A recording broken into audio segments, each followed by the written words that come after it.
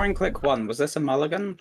This was a mulligan, which drawing click 1 and then taking some time to think is the sign of a not ideal hand, usually.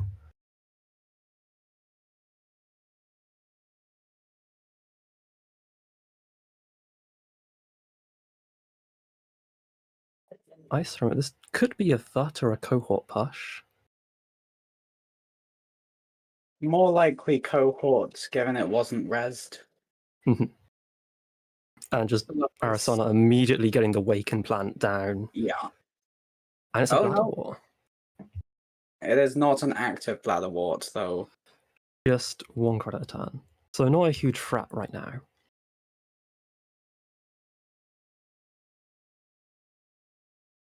You have to expect maybe trying to Ice HQ here with the Wake down. Well, maybe. How spiky can egg decks get these days? Well, I guess it depends whether or not they're on the kind of how many bites they're on. Otherwise, it's really only Fuji that you don't particularly want to hit early. Hmm. Unless they get a thut down. Oh, we're just immediately. So this looks like it might be an Urtica Cypher trap deck, potentially. Or a really gutsy agenda push. I've done it. We all have. It's you've got to love it when that happens. And she does check it. Drawing up to 6 in case it's an Urtica. It's an Urtica. It is. Which immediately, I think, sets the tone for what style of egg deck we're dealing with. Bladderwort also now online. I have seen multiple egg decks which just won a single Urtica. That's true. And losing a deep dive to the Bladderwort. Creative Commission, Echelon, Pikachu, and Simulchip all gone. That's some pretty nasty hits.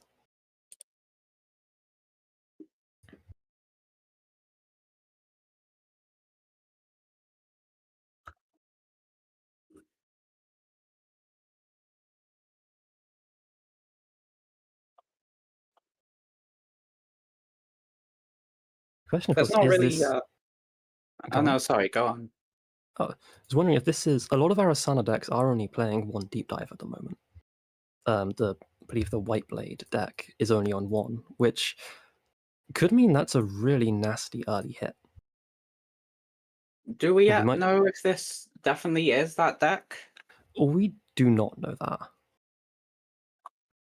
So there could be more.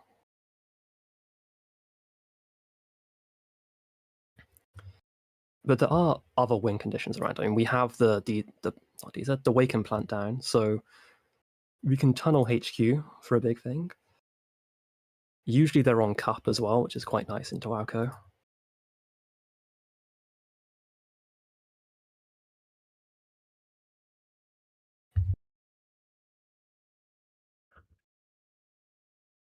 No, they're simply drawing back up.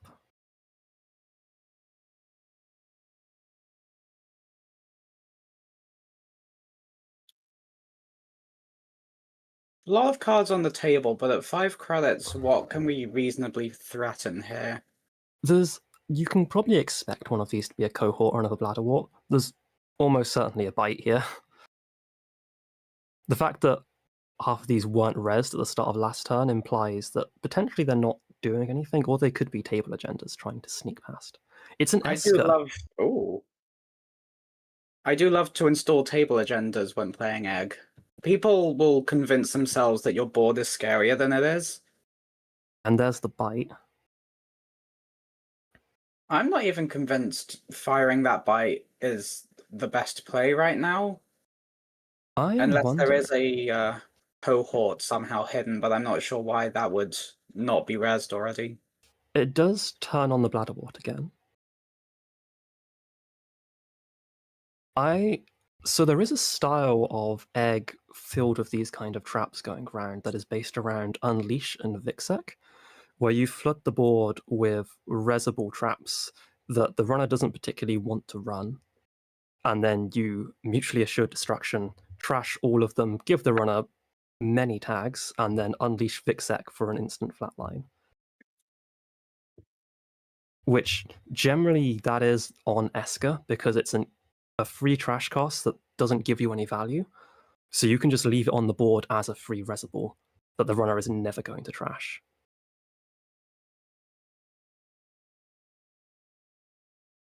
Now that I combo... might explain why we're just drawing here. Yeah, just flooding the board with things that don't seem to be giving value. We've not rezzed any of this. We know 6 and 7 are traps. We don't know what 2, 4, what 3, 4, and 5 are. And just continuing to flood.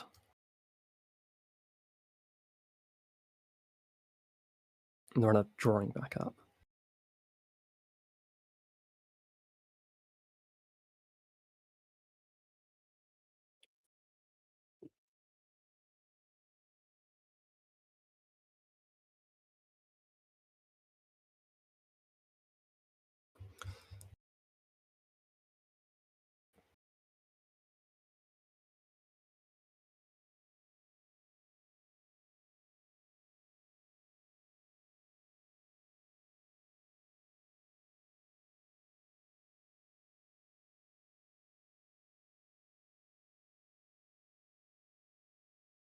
Another Bladderwort ping.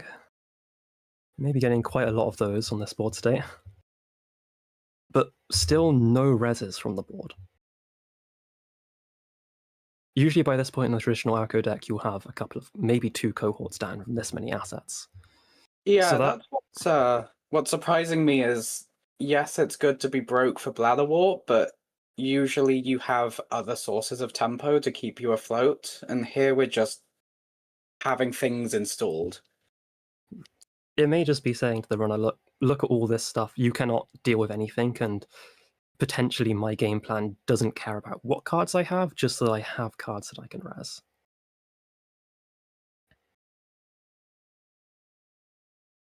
Going to take out the Bladderwort here. Simul chip down, but no programs to trash to use it, so presumably there may be a Muse in hand, if that was an enemy, but no res.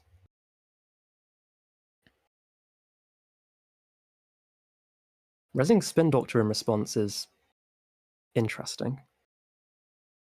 I don't know if there's any reason to do that before a trash. I don't think it changes the maths on trashing it. No.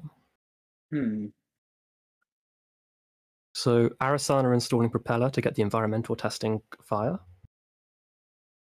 And then Simul chipping for an Echelon.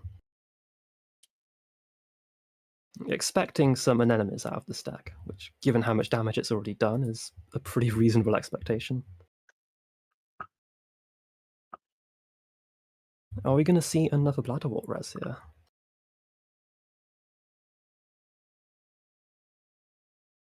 With 10 assets or upgrades on the board, you'd think one of these probably has to be one.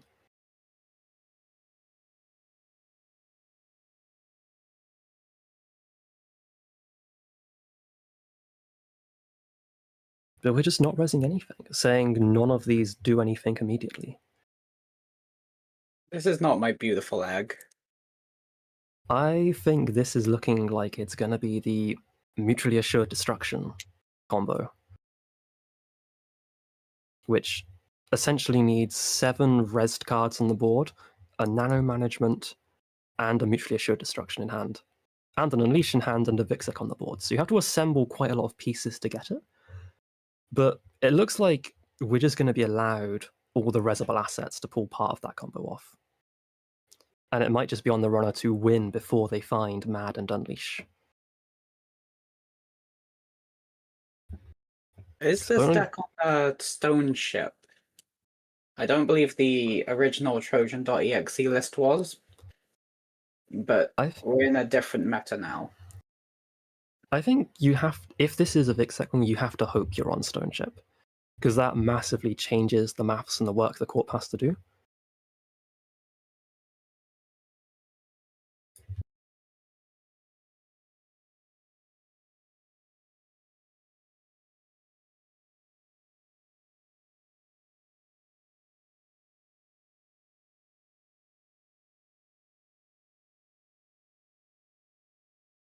And there's finally a cohort.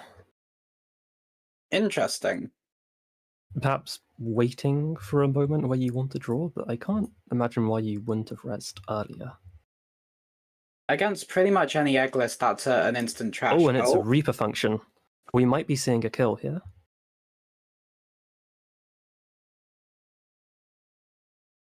Or potentially a blood in the water off the table.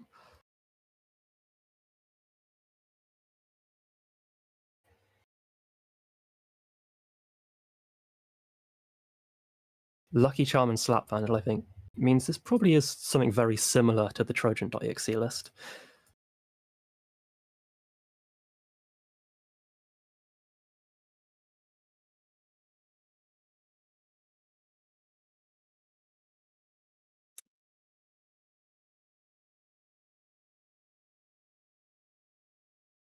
So we are advancing something.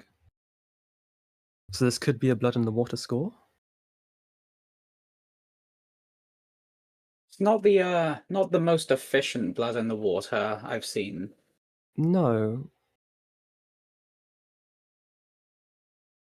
Or it could just be a Regenesis and the Reaper function is for tempo.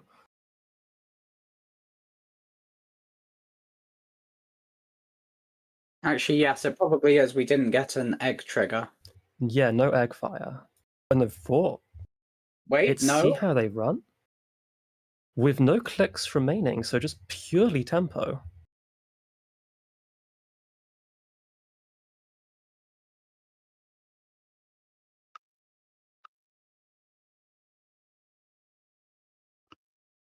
And only doing a net damage. Is this, do we think, just pure grinder, try and do as much net damage and nonsense with traps as possible, Aoko? Perhaps. Ashen Epilogue isn't banned yet, so at least into the general field, that's not a running strategy, but against Arasana, maybe? However, you can always just hope you hit the Ashen and the buffer drive out of hand. That's a reliable strategy, just don't miss. You surely will not regret tempo damage for random pings. And taking out the cohort, which, yep, you have to do.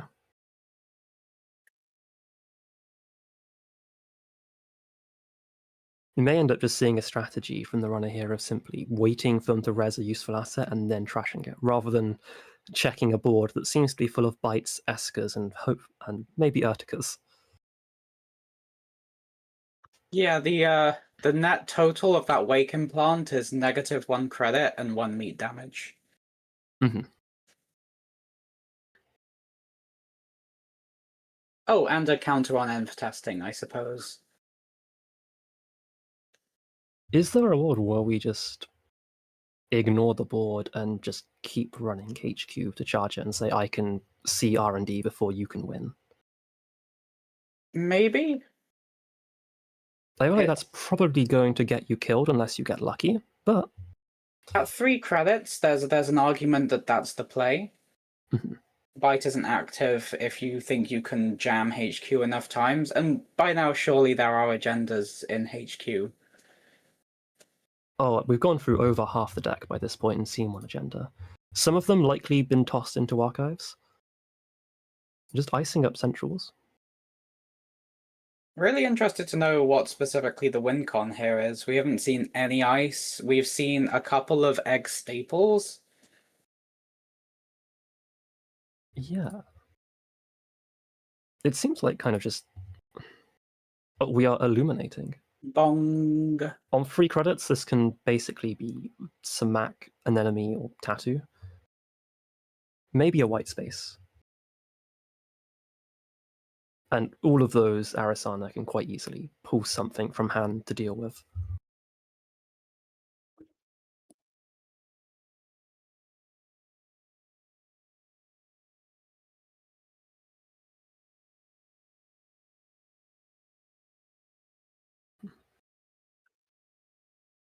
So I'm hearing that some quite low ice egg decks are importing VSA now, which would definitely be an interesting pool for this one. See how they run does imply they care about tags in some way. That that click sorry. Click it Glackle is thinking does suggest this is resable. Yes, the question for the corp is whatever this is worth going to potentially 0 credits for?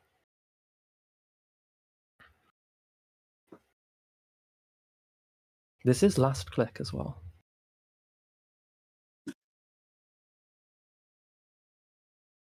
Just the double-click nuker into Illumination to find all your installables. We have no res, so we're almost certainly going to fire this environmental testing here as well. Lilypad, Simulchip, and gas. And we see an Esker on R&D. Just a minor nuisance of a card. Fishy. I think it's very interesting it's been put on, one of these is on the board, because usually it's mainly used for archives poison, or at least intended to make checking archives and turning off Regenesis at least a little bit expensive. Putting it on the board doesn't have much use for just costing the runner a credit, other than, I guess, increasing the complexity of the board state, which is very complex right now. There's a lot of things down. We have a Regolith.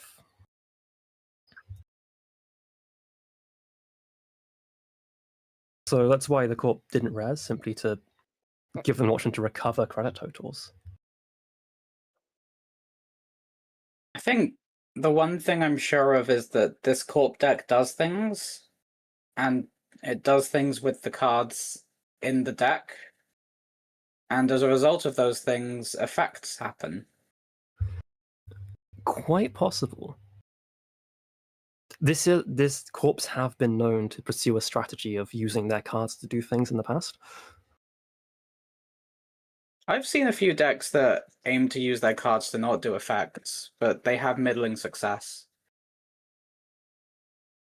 And we are Arasanaing for a stowaway to abuse the lack of a res. That's multiple effects. That's got to pay off big time.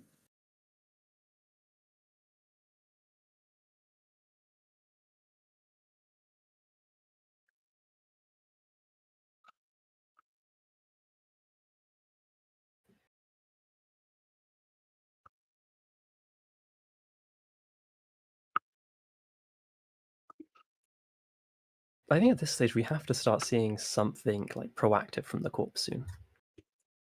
Like, you can't keep letting Arasana get this kind of weight counters stacked up. And for as much as they have stuff on the board, it doesn't seem to be doing anything. Yeah, I get the sense that Lovelace was waiting a little bit just to make sure that it was safe to interact, but at this stage, nothing on the board seems to be actively doing anything harmful to her or proactive for the corp, so perhaps now is the time to just hammer HQ and see what's in R&D. Yeah.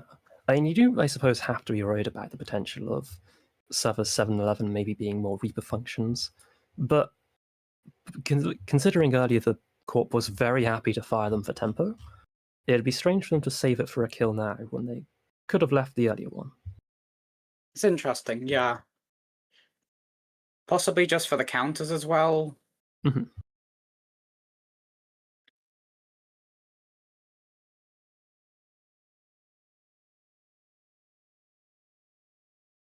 Leaving a nuke on the board is also a good safety net. As long as you can end your turn on 5 cards, you're usually okay, Yeah. short of unleash shenanigans.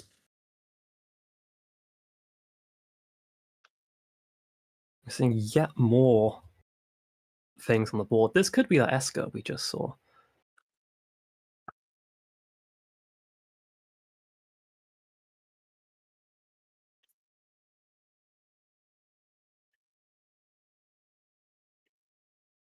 And we're just getting more money.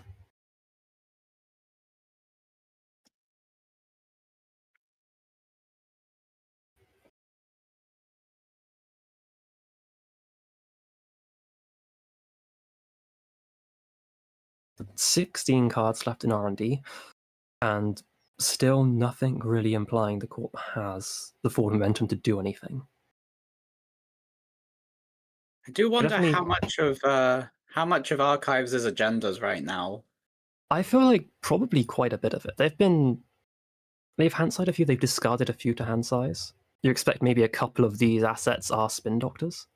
We have the wheels coming down, so we can clicklessly check the board, and on 7 cards, it's pretty safe. There's the It is the Esker. Esker.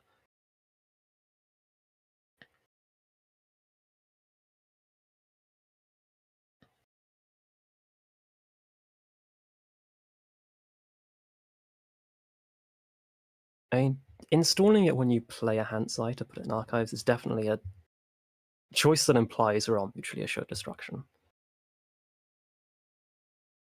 And if we are, that does mean the runner is very much on a pure clock until Egg finds those pieces. Oh no, here it is, nano management. Oh. And we're rezzing the entire board. The clock has already ended. There is a way for Lovelace to draw an additional card during the Corpse turn here.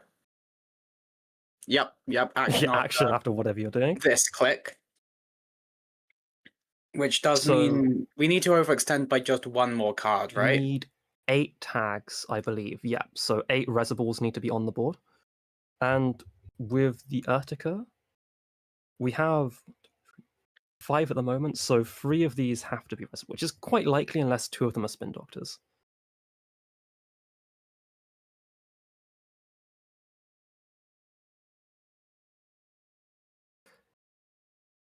Shuffling the spin implies maybe we didn't actually have the pieces, and now we're continuing to res. We probably do. That looks like it's enough, right? That's 9 tags, so yeah, even with a lily pad draw, there's no way out of this.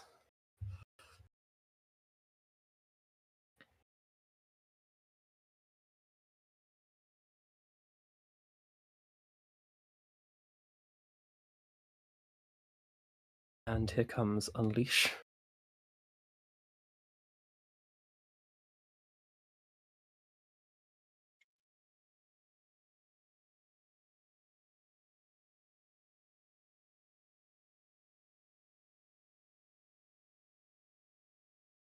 Drawing the extra card just in case. You might as well. We've got double checking if the combo still works.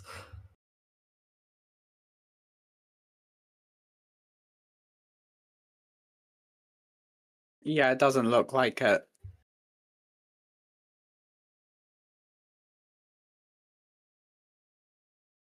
There it is, Unleash. Yeah. There are the bees for 8 net damage.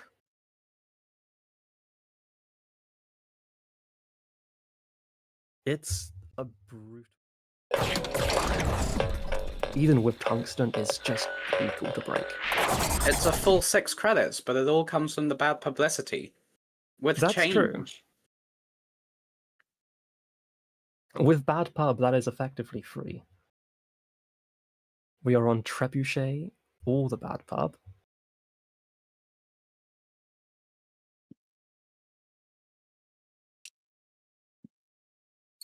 Do we think this is potentially on Big Deal?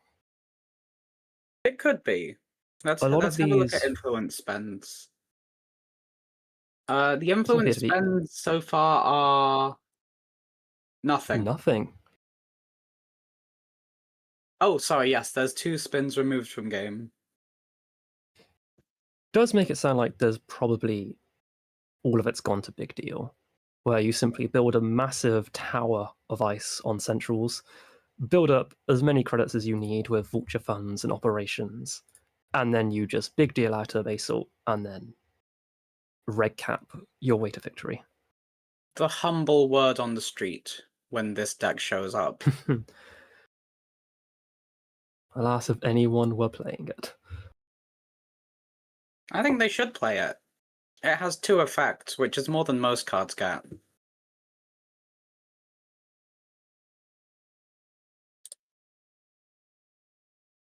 Jaina has once again chucked me out. Finding a Let Them Dream.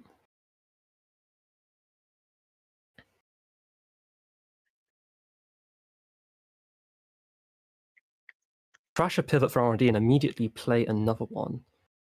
What are we pivoting for? Is it simply another econ operation? Oh, it's big Just deal. finding the big deal. And It's got saying, to be I'm safer going, in HQ. yeah, I'm going to fire this next turn and you are not getting into HQ to deal with it. We've been asked what's in Tradon's heap. A lot of regular Lou cards, so the Strike Fun Steelskin package, a couple of Rising Tides, a Boomerang and Pinhole, Bravado. Boomerang. Yeah. Yeah, this is your bog standard Lou, it seems to be.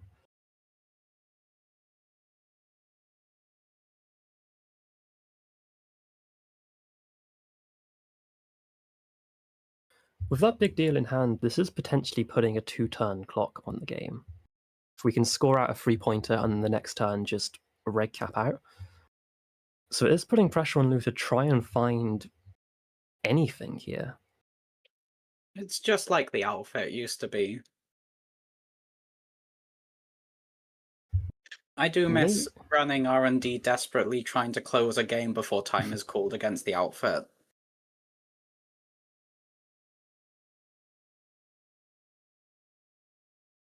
Maybe they do just have to run HQ here and hope they hit the big deal, or force enough ice reses to put the corp too low to use it.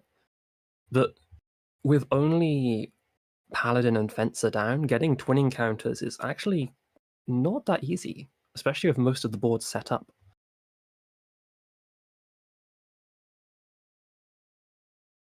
The 2 fermenters ticking up definitely helps.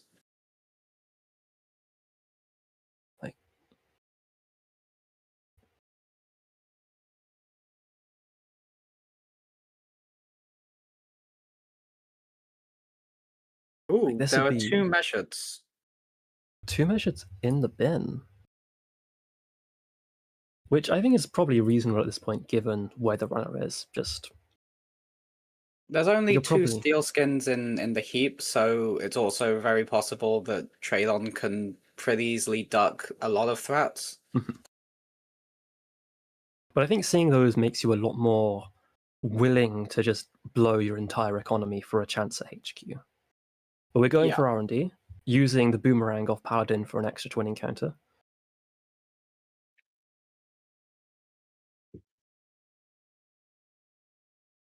This run effectively completely free.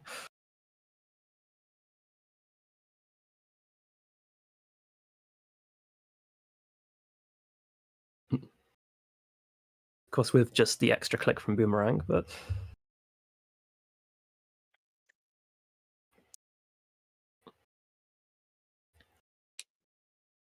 going to see 2 cards here. You kind of have to hope you find something.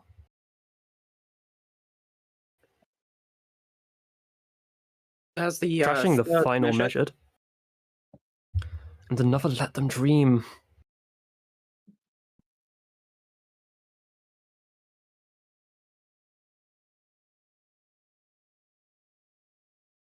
Let Them Dream is a really strong card because it also has 3 abilities.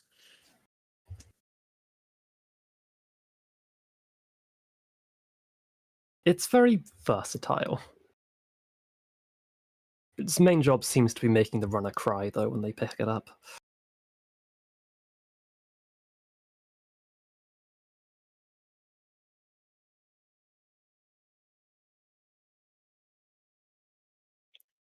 Oh, 5 minutes remaining does mean that if Freeform Jazz doesn't have the points in hand to get a boost over Tradon, then this will be a tie to time.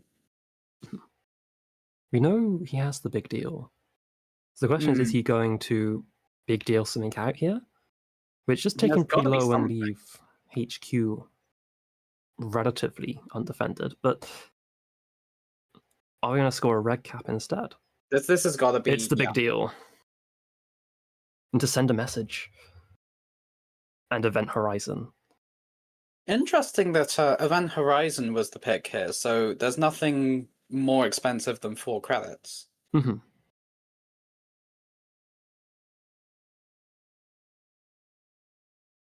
So someone in chat has pointed out about the card do more than one thing of Let Them Dream.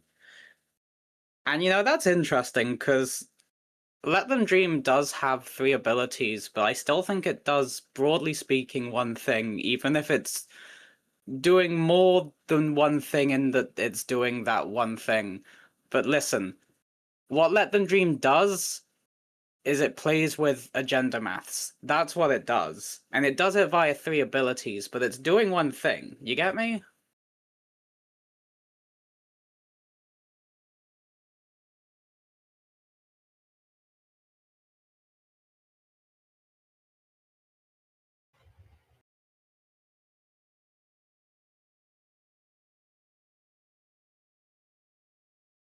And we are seeing the HQ run, which I suppose you have to just try and find that red cap in hand that you assume they're on.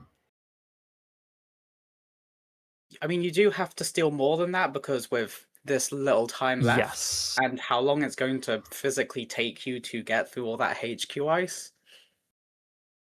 You're kind of really hoping to win on this, well, on the next run when they fire the Event Horizon. Because it seems very unlikely the Corp doesn't win next turn.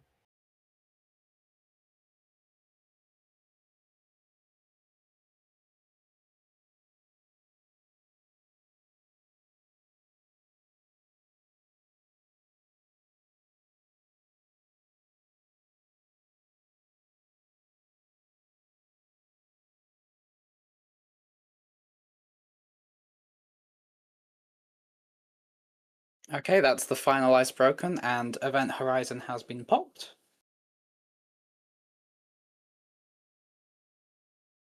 Firing that fermenter for a +8. Even with the bad pub, this is an expensive run. I'm really glad that people are playing bad pub builds even without the outfit. Even without Luana. I think playing them without Luana is a little bit sad, just because Luana's a very fun card. But understandable why they're not.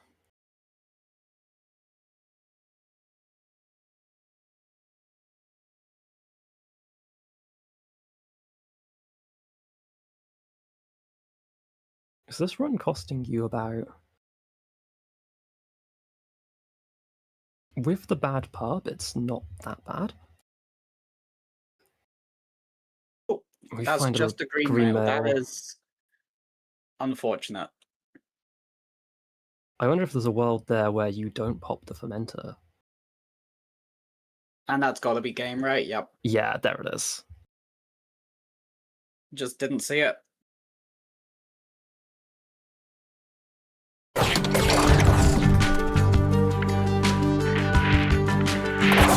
What else gives Ob the money when Extract has gone? Armed asset protection is... They can play hedge fund like everyone else. No, unrealistic. No, they'll be on armed asset protection. Regolith isn't that bad, honestly. I mean, Regolith and Ob is pretty good. It's still a tutor if you can let it get down. Like, it does demand more pressure to actually trash it. Oh, and speaking of... And turn 1, just ice table Regolith. No fancy ob tricks. I don't actually think that's necessarily the correct play unless you're specifically aiming to empty it for Ob, right? It's, if you click it once in a turn, then you've effectively clicked for a credit and also revealed your Regolith. If it gets trashed, then you've spent... Well, you've not really lost resources. You've just given the runner more information to work with. And you do love to see the Click 1 Topan hitting Steelskin. You have Sandstone protecting Regolith.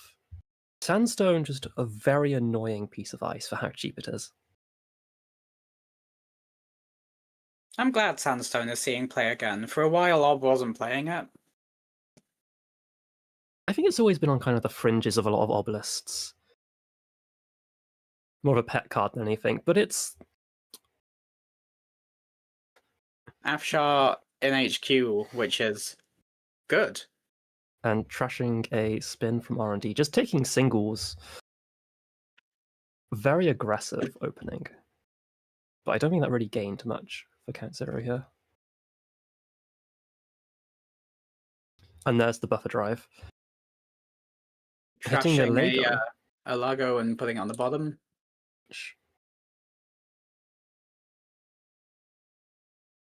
Ob does get its emptied regolith into Tranquility. As the standard Ob line.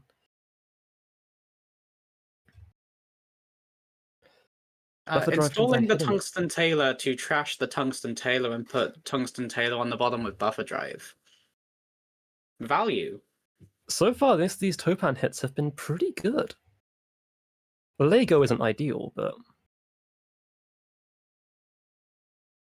losing no free lunch. And here's Mavirus tutoring for another regolith. This Ob wants money. I do love money. There is something satisfying about just taking 9 credits off a regolith. And we're doing that before start of turn, so we're getting 2 Tranquility triggers from Ob, which is pretty gluttonous.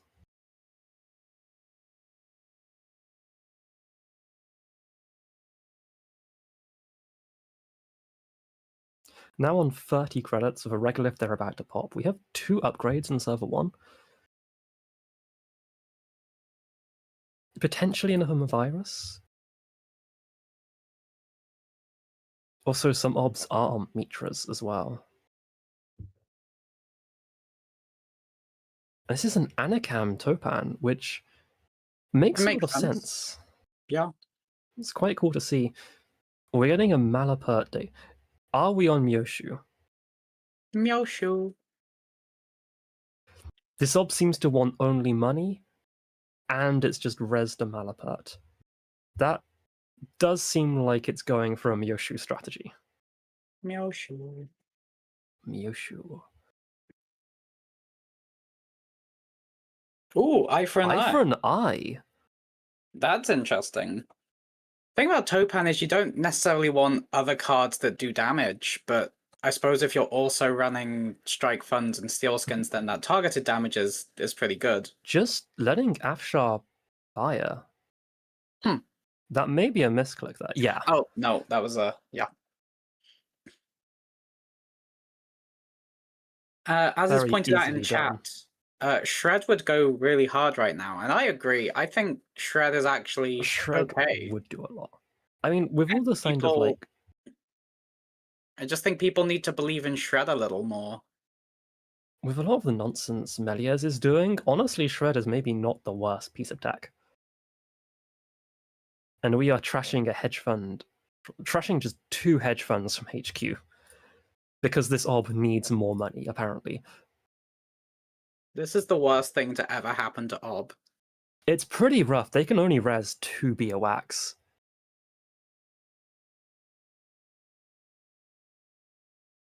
The definition of poverty is only having 2 lizards. Here they are holding 2 lizards.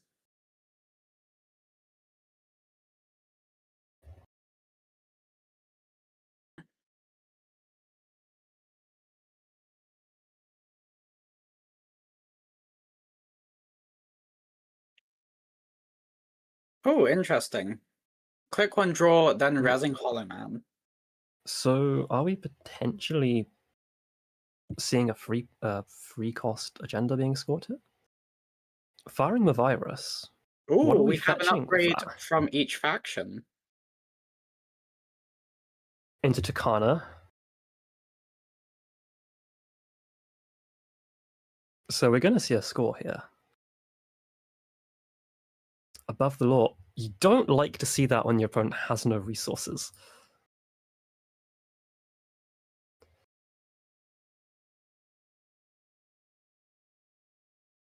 Yeah, it is worth noting the counter zero is on one tag, which suggests he's not particularly fussed about resources. And we have seen a Lego so far. And here's Oh. Myoshu. Myoshu!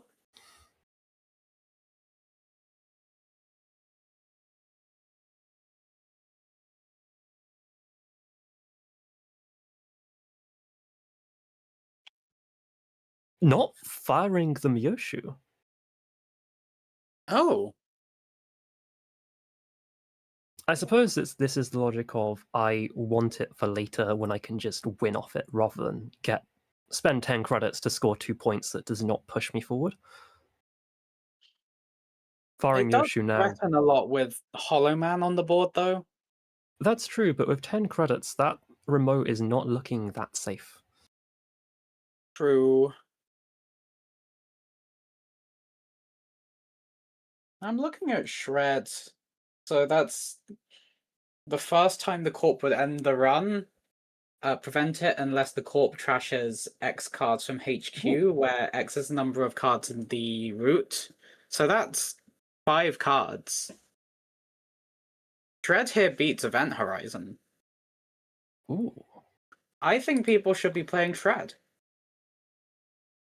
People should be playing Shred. It's a cool card. And we have an Iru down as well, which is still not on threat. We're just, I guess, getting it down so it doesn't be hit by Topan's ability.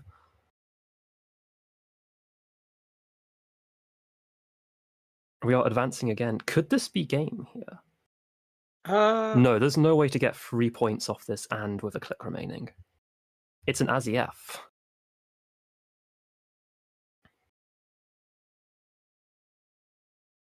Stargate and Strike Fund. Strike Fund. Very exciting to see Stargate again. Stargate's been making some waves.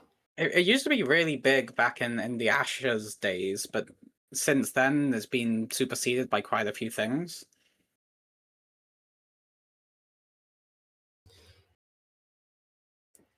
We are on 4 points, which... Measured response in hand from Malapert, which... Oh, and Icing Archives, respecting that Eru. Yeah. That Eru can see 2 off R&D. It is probably the runner's best chance at the moment, because it doesn't look like they have... Well, maybe they could get into Server 1, even with Event Horizons down. It's a pretty effective Breaker Suite setup. It's interesting this Topan is aiming to threaten all centrals. We've got Eye for an Eye, we've got Stargate, and we've got Eru. And if Counter Zero happens to be running Shred, then he's also aiming for that for the remote. I think it's unlikely he's running Shred. We can hope, but given what we've seen so far... I just think it'd be neat. Raindropsing HQ for the extra card draw from Afshar's sub. Finding an extract.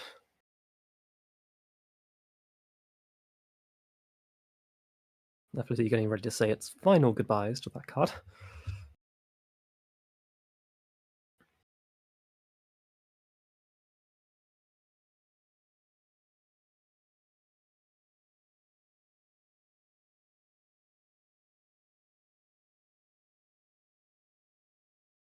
If Ob ever does get banned, then we will most likely be seeing Extract and Cyber Sand and Sviatogor unbanned again.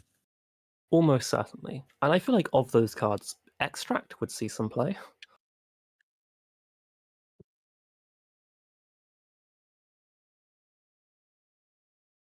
What do you think of the ban list? I think the ban list hits 2 cards I don't play and I don't like, so I'm very happy with it. We just saw an ASIF steal from Archives. From that Eru run. Ending the turn tagged here, which likely means he might be losing that Eru. On Manuel as well, as our possibly multi-axis engine. Manuel's threat ability is active. Manuel famously having 2 abilities. But this could just be threatening the game here. Any agenda in the remote can either be a 3-pointer or a 2-pointer that you can Hollow Man into Myoshu to score. Myoshu. Oh, we are taking it back. And instead trashing Iru with the tag. So, game not in hand right now. Even though we know that Myoshu is there, so any agenda in hand that can be scored this turn would be game. Yeah. I mean, I think if you do jam here, and we just finalitying. Yeah, that seems wise to me. Oh, and it's an Event no. Horizon! You know what beats Event Horizon, but not in this situation, but would beat it on the remote? Is it Shred? It's Shred. It's not helpful here, but... It is not. It's Shred. Is there a world where you run the remote here just to pull Orb out of money? If you can get them below 13, I mean, if you can get them below 10, and he's currently... There's another finality! Oh, no, never mind. We're just going to end the game here if we can. It's a pretty reasonable position.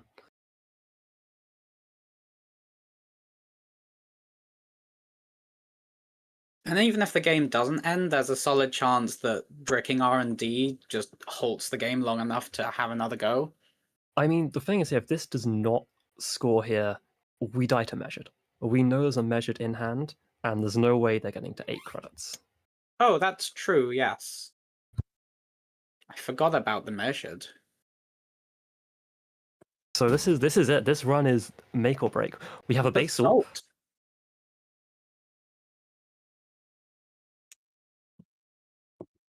And that's it. Game. Yes.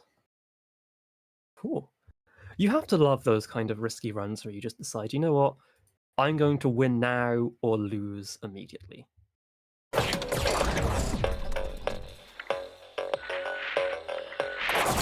I mean, I see it, but like, Nightmare just switches off the Flood the Market server for free. So it's really a question of how else is Thule scoring points if you're not letting it flood the market. Which it seems like Minstrel has done a decent job of. There are 2 in the bin at the moment, which means he probably fired them. And that's how we got the Let Them Dream and the Onto. But yeah, right now it looks like the runner's in a very strong position. Especially with that cupped Tranquility just hanging over the corpse head like a guillotine.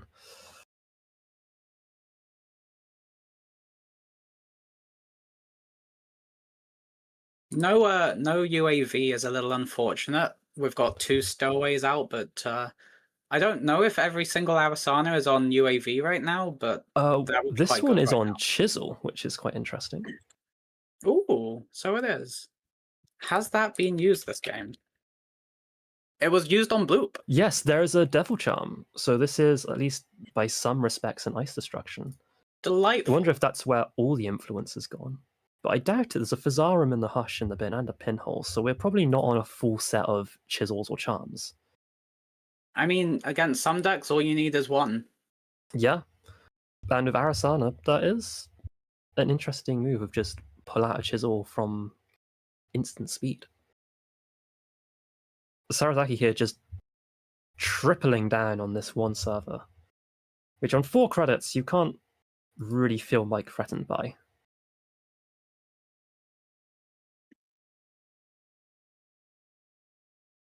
I think that's quite possibly expecting, say, Wave Bloop as that server. Harmonix quite likes to double stack like this just to ensure you can res. And stowaway farming. How was the Bloop resed, actually? I'm not seeing another harmonic on the board. Oh, right. It was server 7's ice was a pulse.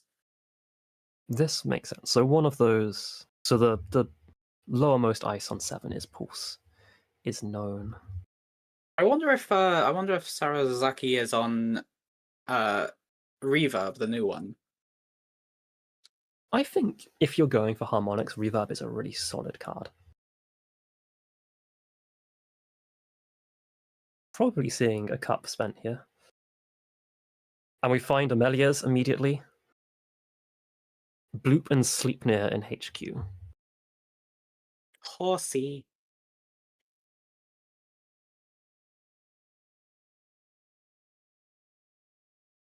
There is still a Let Them Dream and some number of nightmares.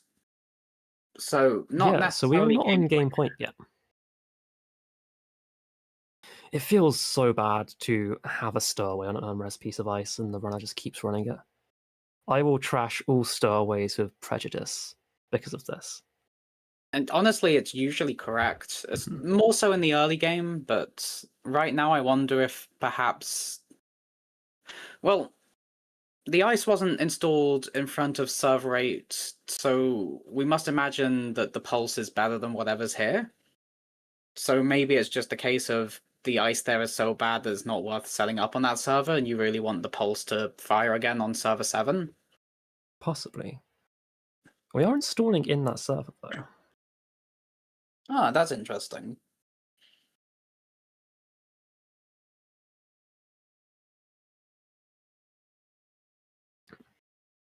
And one in the other remote as well. It's nice.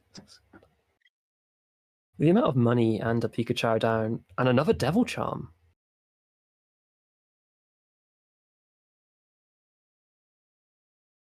So presumably the plan is to simul chip that chisel back, and it's a Nightmare Archives. We're taking the negative point, so we're definitely... Well, no, there's another Melius somewhere. But we're taking the points to turn off the out-of-hand Onto score. Notably, the pulse in this server means that if this is a Melius City luxury line, then it can't be stolen. Mm-hmm.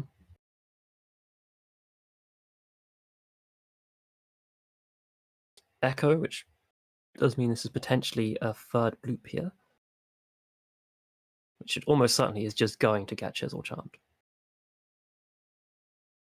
Oh, no, it's a pulse. Second pulse. So there is no clicks for the runner. Either this is an unstealable Melius, or it's an agenda that's going to do a core damage.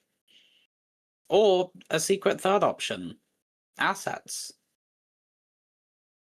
It is the Onto. So it is taking a core damage. A core. So Minstrel now on game, but we are the fast advanced point of the third Onto. Yeah, not an ideal point to hit 2 core damage when you have only 1 Onto left and no money to do anything with it. It's hard to see how the Corp can recover from this position.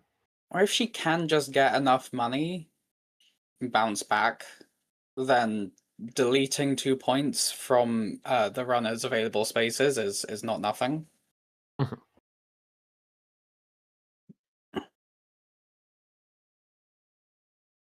I guess you start looking for the final fully op at this point. Assuming you're on free fully ops, which I think you'd be mad not to be on free.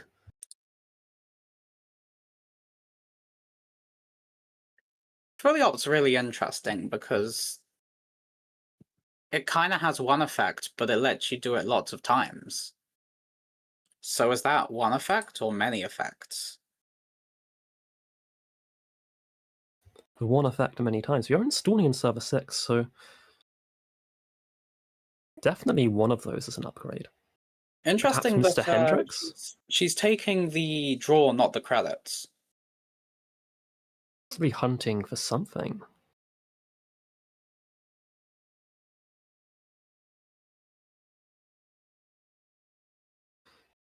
Trashing the regular from R&D. There's not our UAV. letting them. Very late in the game for UAV, but it's here at last. And it's not nothing. We've still got 2 cards in grip, 5 cards in stack. And the ability to just reinstall that Pikachu wherever you want it without spending a simul chip. There is one deep dive in the bin. potentially might be setting up for another one if there's a second deep dive in the deck. I really don't know what this list is looking like. This is a strange I'm not one. It's a familiar cool with... list. Yeah. We'd love to see Chisel.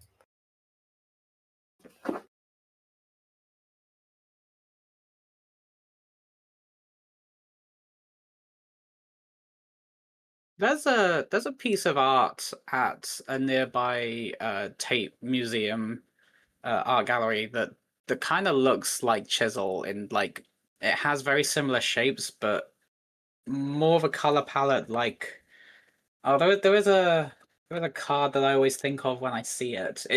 It's odd. It looks really like a Netrunner program art. I can't entirely explain why, but it really captivates me every time I see it. But it's got a lot of shapes like the chisel on chisel. The art on Chisel is like one of my... I think it's one of the more interesting bits of like Ash's art that's more evocative than some of the more deep dream stuff. It really invokes the idea of a chisel for me. Yeah, it's just that it is just sort of a big spike chipping away. It's very nice. Well, installing in server 7. Of course, knowing there is a second pulse there, so it is a 2-click run at least. Speaking of the art on chisel, I did get to meet Krembler at the at Worlds Edinburgh last year, and he signed the Off-World office that was a prize support that event. And like, if you look up the different illustrators of Netrunner, Krembler really has done an immense amount of the art for the game, and is like one of the main reasons Asher's got to have art at all. I'm a big fan of a lot of Krembler's art. He's done some really cool stuff. We're still seeing the occasional stuff, like we saw the Off-World office at Worlds. Castleroyd was one of his, and I think Descent as well. You're finally rezzing this stowaway. Oh, what is it? It is an echo. It is an echo, so we are making this cost 1 credit. So we are now clicking for a credit to get through.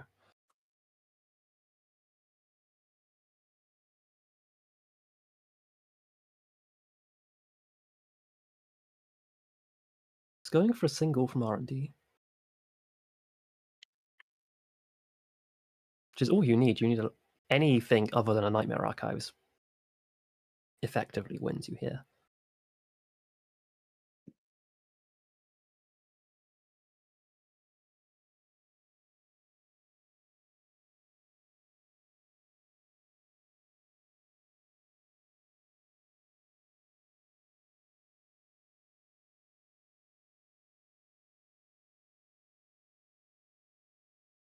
And checking HQ.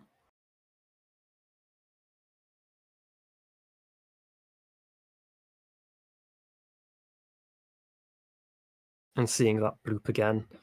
Bloop. Still just a really difficult position for the Corp. From 3 credits, there's not really much they can do to threaten any kind of score. And Minstrel is quite happy to just sit back and keep poking for singles until he wins.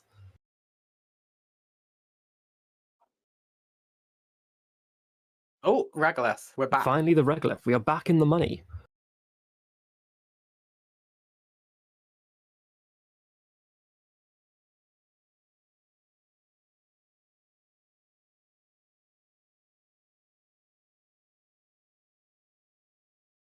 Now, I do hope more events have art galleries again. There was the Worlds 2023, because it was the venue was an art gallery. There was art put up from artists within the community, and then that same year at EMEA there was another one. And I kind of hope that comes back as a thing that we do. That would be really nice, actually. There's a lot of fantastic art out, both from like just official Netrunner cards and the alts that happen.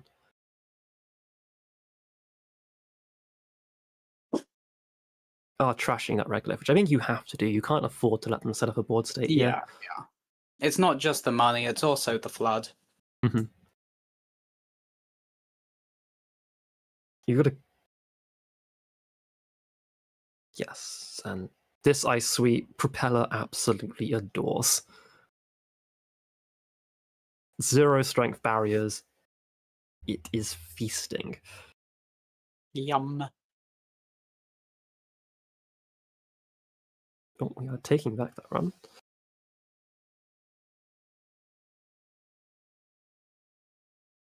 So we know the final ice is a pulse, so if this is Melies, you can steal it still.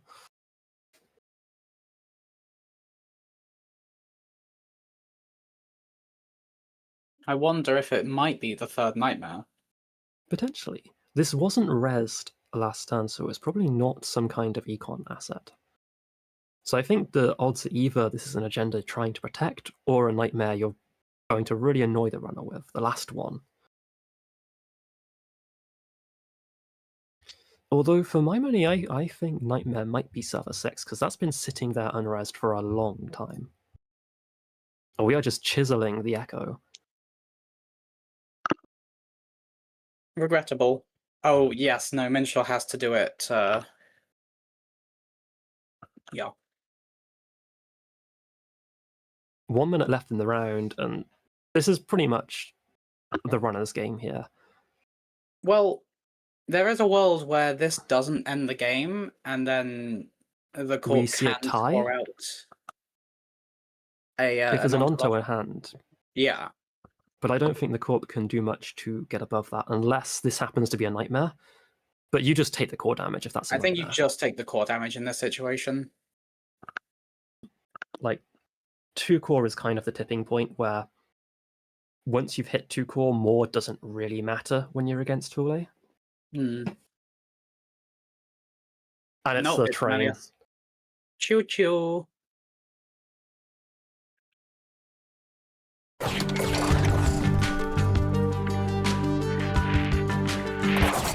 Round has started.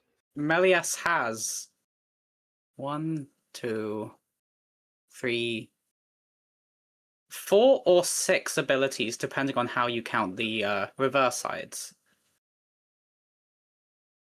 I think I'd say Melies has 2 abilities. Well, that's not for your sex.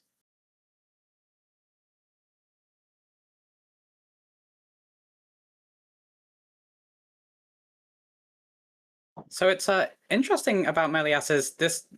Based on this, we don't know whether it's Glacier, because I don't know if you've seen Deck List of the Week, but asset spam Melias exists now. It is a I thing think is that people great. are doing. Yeah, it's cool to see that this is the ID that can do both. There are a lot of different sort of archetypes of Melies already, which I think is just really fun to see. It's a good just... It is nice when we have a corp that can support a lot of different playstyles. And we have the correct Melias cool, but not using it, just using it to simply check the top card is safe and save 1 access from the jailbreak.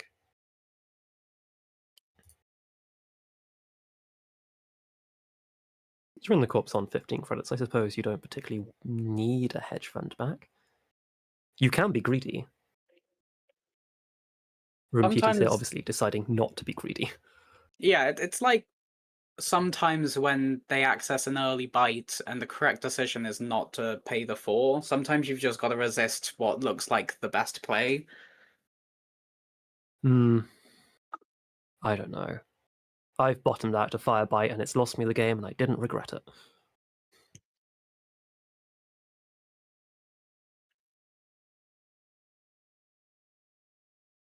So this is 2 in the remote and no reses at the start of turn.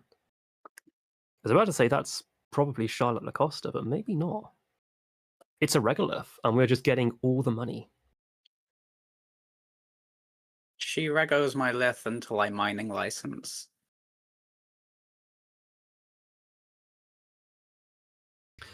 Basilar Simpgland in the bin. What is this DAO doing? Oh, ho, ho! This is a deck. True, true.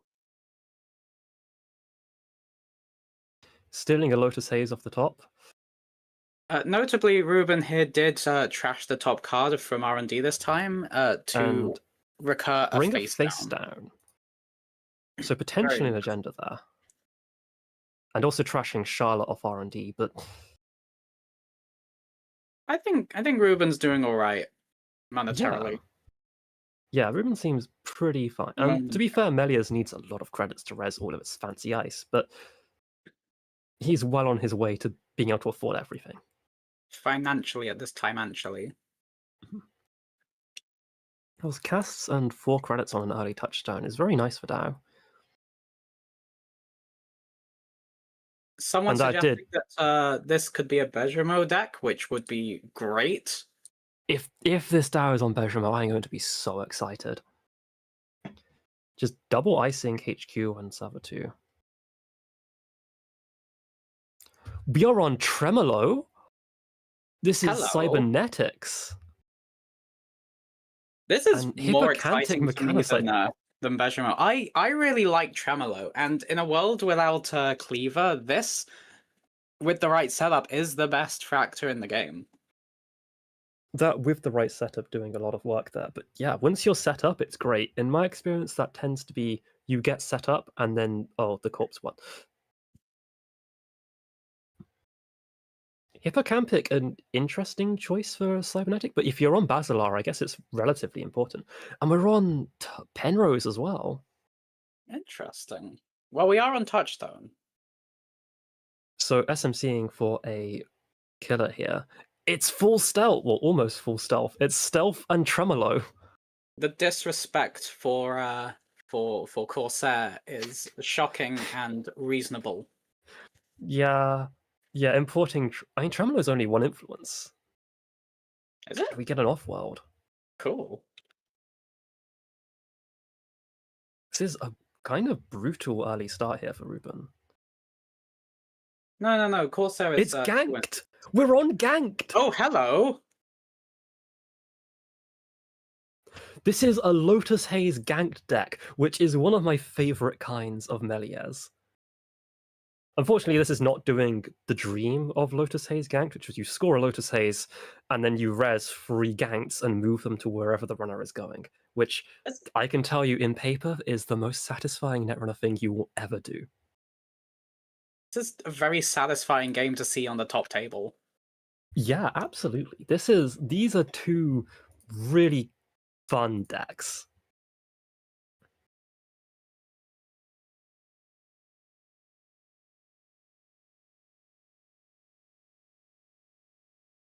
Potentially, it's been told me that Game Dragon would be really nice for DAO here, just to support for Afterimage, which makes sense. There is a lot of free strength sentries in the format right now that Afterimage being boosted is just deletes. And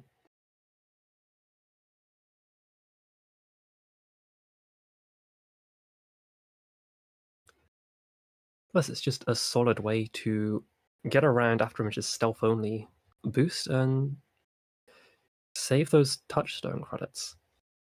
I wonder if we're more likely to see Tungsten, though. I don't know if we'll see Tungsten in this. I do need to count the influence. Presumably, I feel like if you're on Penrose, do you care about Tungsten? Because at that point, Tungsten's really only helping Afterimage. Because Tremolo is you have to boost by 2 each time, so there's not many odd-numbered barriers. So Tungsten's not helping much, I don't think. Hitting Maskarovka is kind of huge, though. Maskarovka exists, and presumably some others.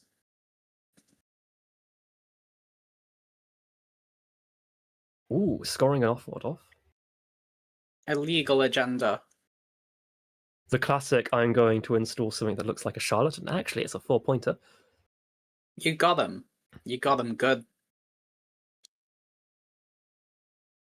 Though for the early lead, they're kind of in the bin right now. Just very little I have credits. But Shapers have ways to bounce back.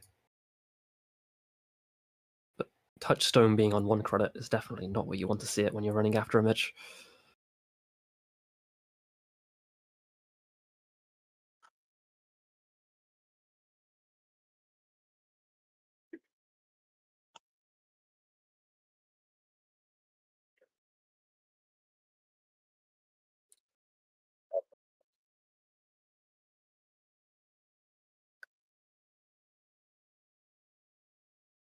Yeah, I mean, Afterimage is just generally a really fun card.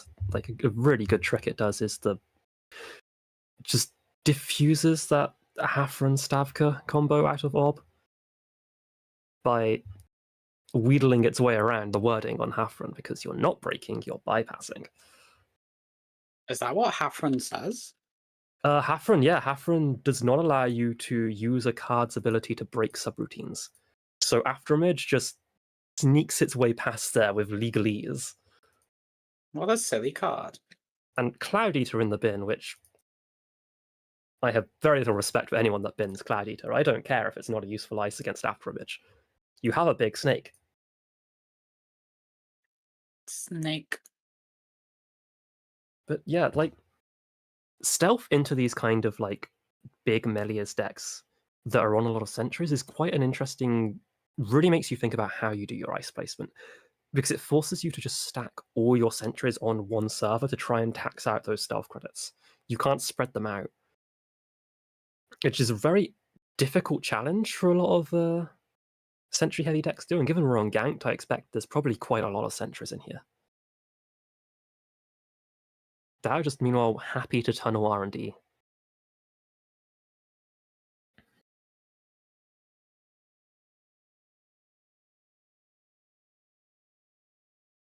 Question about the law. Do you think the students of Melius U are woke?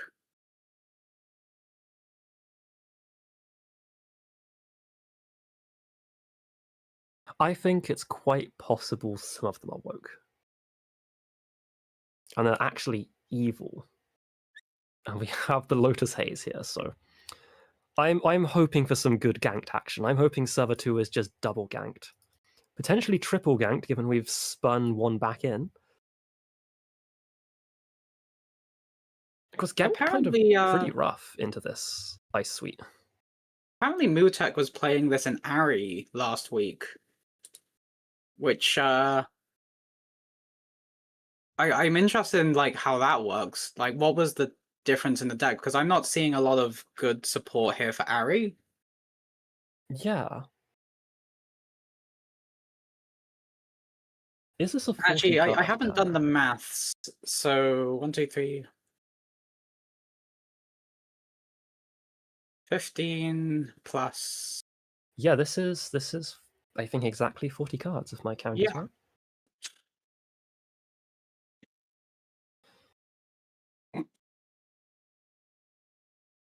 Thinking hard about whether to res here. And I suspect this is likely doing the stealth credits maths of whether you can ganked.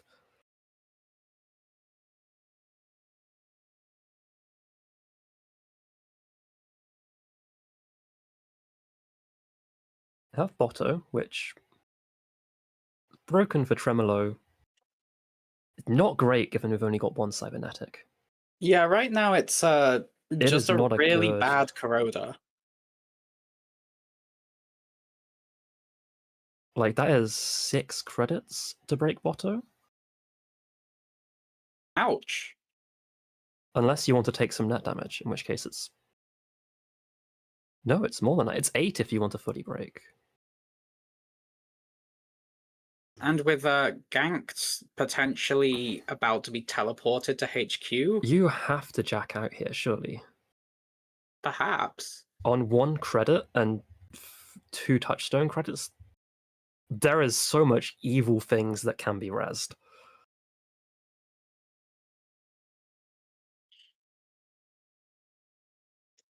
Mutek continuing.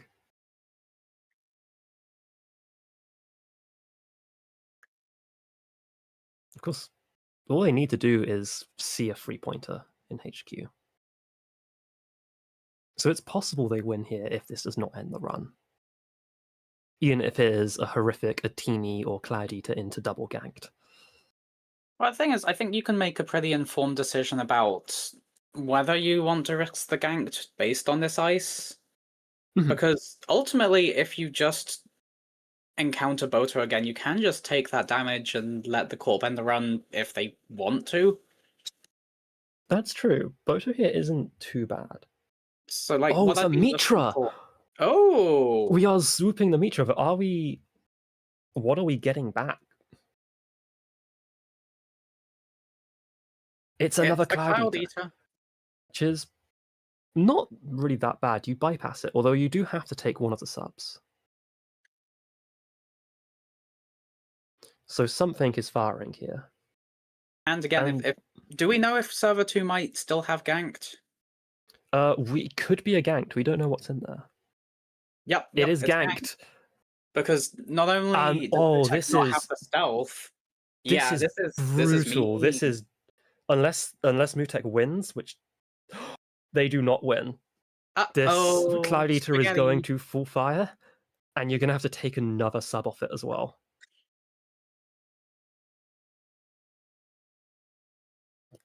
I think you have to jack out after that Cloud Eater. There's too much odds of it being a ganked. Yeah, and I think this is game-losingly bad. Cloud Eater is the thing I was specifically thinking of as what I would be looking for to avoid actually committing to this. We're on Marrow, which I guess makes sense. This is a very fun DAO. With 2 Harmonies in the bin, 4 tags.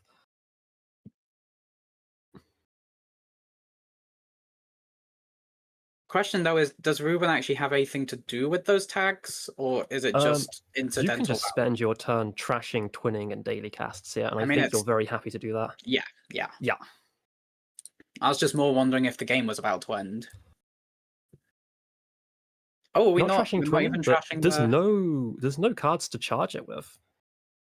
True, and also the daily cast isn't giving you the money to actually clear those tags, so possibly we're just going to see them trashed next turn. Yeah, most likely. And at the moment, without any of these cards, all these cards gone, Penrose, Afterimage are effectively worthless. Tremolo is just bad into Botto right now as well. This is the only thing you can break is barriers, and you break them very expensively. Disastrous. This is a horrific position to be in.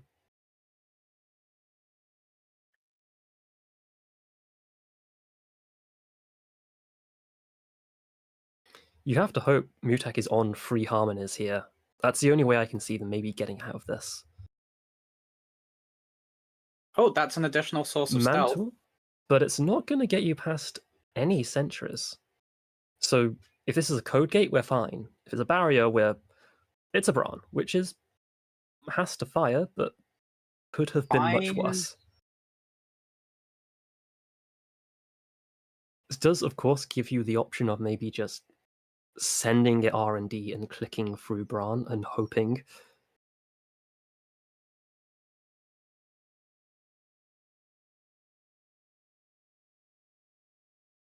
Yeah, just boosting Afterimage to get a twin encounter. Yeah. That might be one of the only outs you have. You only need to hit 1 3-pointer. But given we're on off-offs and Lotus Haze, there's probably only 2 in the deck. There might not even be any. We do get it surely Ruben's on send a message, right? With all these huge ice. Oh, very likely. I feel like it'd be strange not to be. And there goes the twinning. Yep. I think right now Ruben's in a state of not necessarily trying to win as soon as possible, just making sure that he doesn't lose. Yeah, this is just make sure my opponent can't do anything. On 4 credits, you're not happy, but there's enough ice here that you're fine. I mean, it's Melia, so yeah, we're going to see a Hansei review at some point turn up, I'm sure. And every run on Essential that's successful has a risk of bringing it back to hand. Yep. And there's a lot of ways that Ruben can really skyrocket up in value. Especially given Server 2 threatening 2 potential upgrades. That could be ganked, it could be another Mitra, and with the Lotus Haze, those can be anywhere. So any run is second twinning. Direct access! Yeah, baby! What are we doing? How are we getting through Bran? Just clicking the end of the runs and saying, you don't have another ice. You don't have anything that can stop me now. And on 4 credits archives in R&D, do it. I'm not convinced on 4 credits there is an ice that can stop Mutek here. Event Horizon? Oh, Event Horizon is pretty nasty. Would be very funny.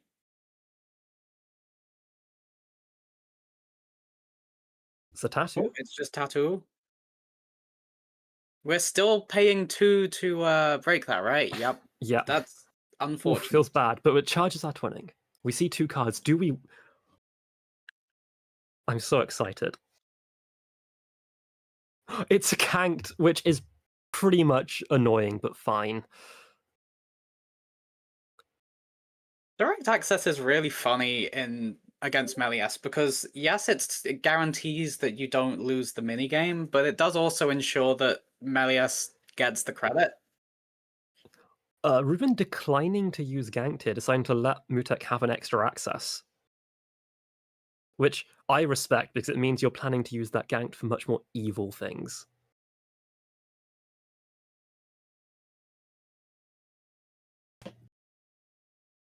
Yep. Winning gone again. Just keep the runner down. Just clicking for free and up to show a gamble.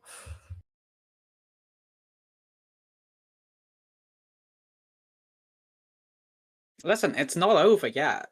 It's not. There are ways Mutek can swing it. It's just, it's such an uphill battle, and I'm kind of rooting for them.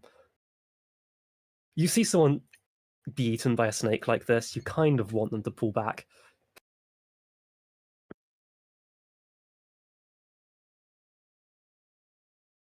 This is a very lizardy deck.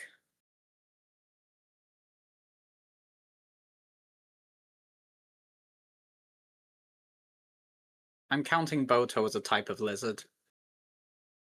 Boto is a mammal. Yeah, but I'm counting it as a lizard. I can maybe see the argument that Empiricist is lizard-coded. Advancing Server 2, this is... I will not elaborate. This is threatening the win here if that's a Lacosta in the remote. Yeah. And of course, with that many upgrades, that is also a potentially very lethal remote. Although you win before you die. We're digging for something. This would be the best time to pull out Finality. I don't think there's influence for it, but actually, let's do some math. 6, 7, 8, 9, 10, 11 on direct access, 12 on tremolo, and then 15 on after image. Okay, yeah, we're not seeing any more imports this game. Any run potentially very lethal again, though, if there is a Mitra in the remote, because you can pull a second Cloud Eater. Credit perfectly. I mean, I think more pressingly, Analytic Void is probably somewhere. Almost certainly. We're just going for a single here of R&D. Though it's a single, Ruben can't check if it's safe or not, so direct access. Oh, that's actually very real, yeah.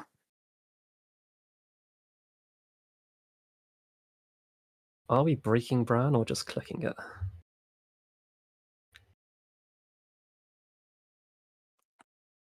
We do know there's a gank. There was a ganked in hand, and presumably that's gone straight into server 2. So quite likely a ganked is going to move to R&D here if that unres dice is nasty.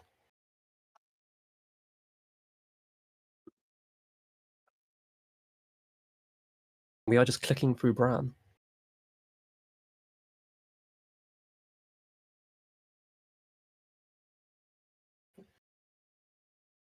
There is a world here where Mitra Man is sent to R&D to recur that Cloud Eater. That's the world I'm hoping for. It's credit perfect.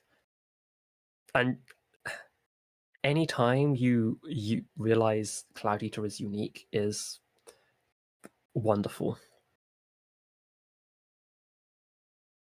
But a Cloud Eater Fire here just knocks out Tremolo and kind of essentially knocks Mutek out of the game. No res, though. We are just letting it in. Yeah, I think hoping that and Lacosta sure is this. Yeah, it's the 3-pointer. Yeah, that was a very valiant effort to stay in the game, though.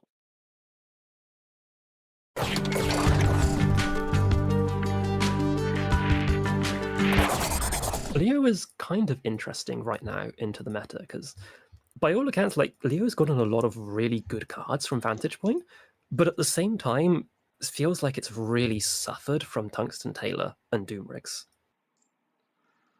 Mm-hmm. I do find the hype and excitement around Tungsten Tailor a little bit interesting, because yes, the -1, like the strength reduction is good, and the 1 credit on breaking something with very low strength is good, and also, like, we had Ice Carver for years and years and years, and Ice Carver was not seeing ubiquitous play everywhere. I think it's primarily Buzzsaw, right? There are so many kind of important 4-strength code gates in the game, and so Tungsten hitting that breakpoint. Tungsten hits a breakpoints for pretty much. I don't think there's many decks where Tungsten doesn't hit a breakpoint you care about Mm-hmm. on a lot of regular ice suites. Also, I think Tungsten hits a lot of very important, like, the breakpoints for Audrey are also very important. Yes, absolutely. I mean, Propeller is pretty solid for. It's really only stuff like, and at worst case, Tungsten is a card that is saving you a credit each time you break with like a card that doesn't hit a decent breakpoint. And Yeah. if you get that down relatively early, if you're making a lot of runs, that pays off, especially considering the extra I gain an extra credit from 0 strength ice. Yes. I mean, that text definitely is an improvement over what Ice Carver offered. But yeah, it's interesting because Leos are all on Caveat Emptor now, which as a card is, well, you can play this without spending influence for Hansei at the expense of gambling the runner can't do anything with that extra click. And that's a very dangerous gamble to make when a lot of your ice can be broken with clicks. Mm-hmm.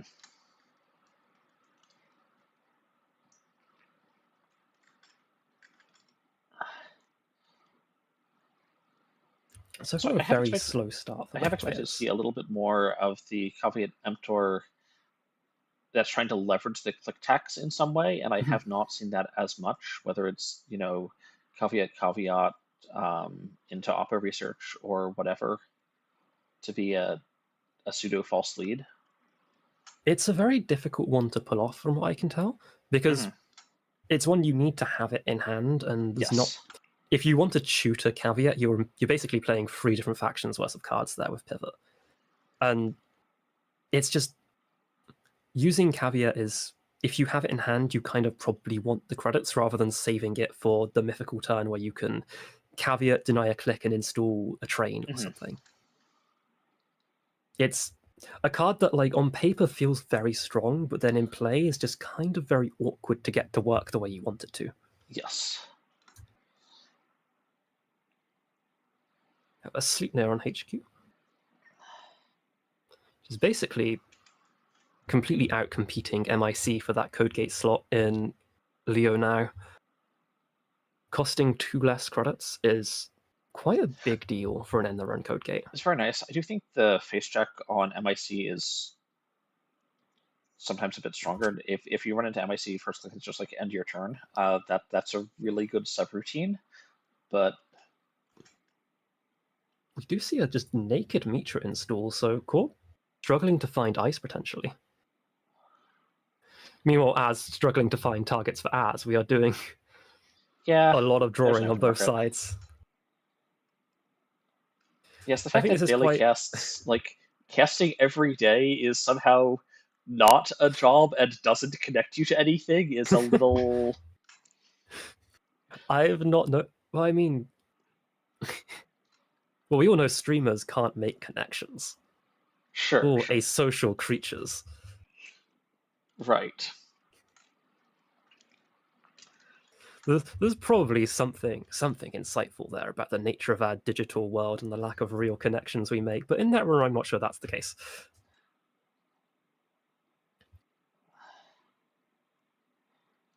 Shuffling the spin for safety there, so definitely agendas thrown out, and we're losing the humanoid. It's just a very slow start for both players. which is probably the matchup you want to... If you're going to have slow starts, I think this is the matchup you want it in. Leo generally very good into the late game, even if it starts slowly enough. It sort of gains that momentum like a little... It snowballs eventually. And no matter how much you try to keep it down in the early game, you're probably not going to stop it building up some ridiculously expensive remote. And it's just a matter of winning before then.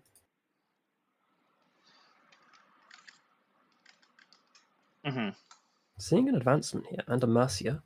This could be an agenda. Yeah, it could also be a Charlotte. There have been a lot of Leos trying Charlotte recently. And we just have the full rig down. And a click spare, so very unlikely Ruben does not get in here. Well, Leo. With the extra click, you can, unless they spend MIC and Mercia to protect this. And yeah, Ruben going back. I think if they fire the MIC to protect this, you're pretty happy. You're pretty happy. I'm just thinking about train, right? If this is a train, train is protected. Oh, if this is a train, yes.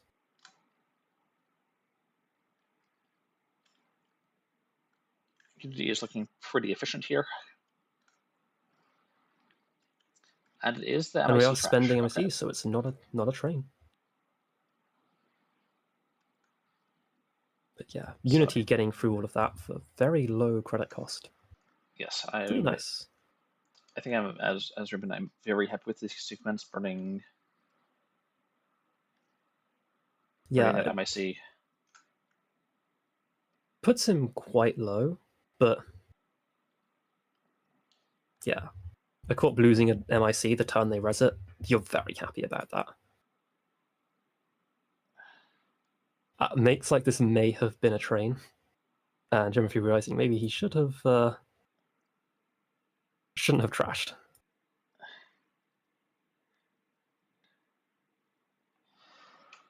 Chat pointing out that Delicast and Word on the Street having no subtypes are both very weird, and wants Climatic Showdown and Light the Fire to be eroded into events. Oh, right, because Climatic Showdown is a resource, isn't it? Climatic Showdown is a resource. It's one of my favorite things of all time to sell to Aesop or turn off with Dr. Lovegood. It's like,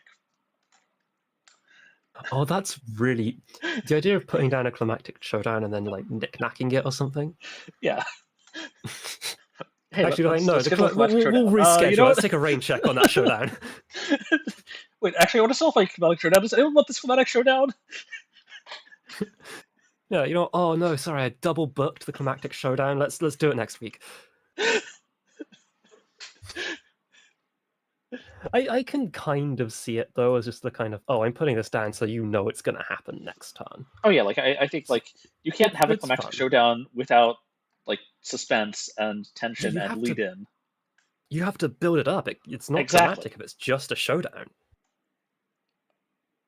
Which I think means it needs power counters. Climactic Showdown should be the runner equivalent of Borehole.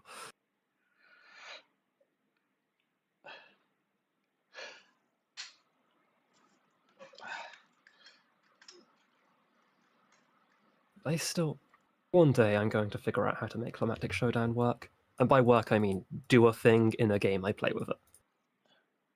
Don't expect it to be good. It's just such a fun thematic card. Mm-hmm.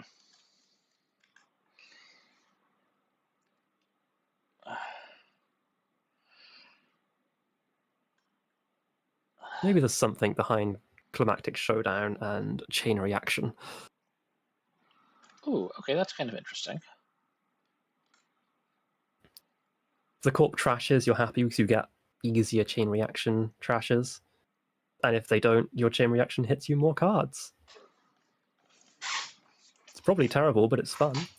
And the Climactic Showdown ending in a Chain Reaction of explosions is incredibly appropriate. True.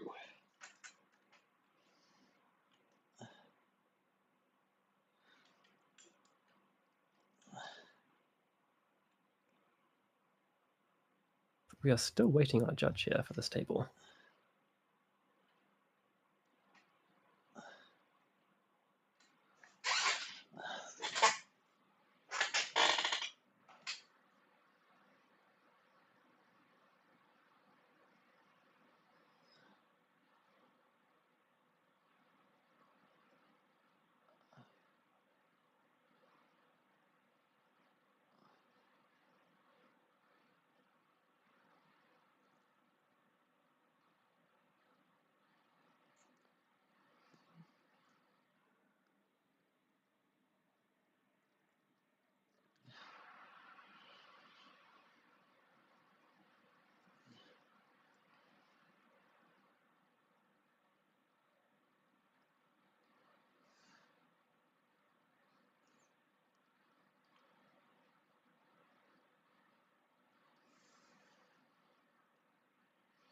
Light the Fire is kind of another interesting card right now. And it feels like it might actually be worth playing more than people are. Yeah, I mean, And I know similar to earlier today we Shred, saw we had the list with one upgrade of every faction in the route. Like, you can certainly get some big Light the Fire there. Absolutely, yeah.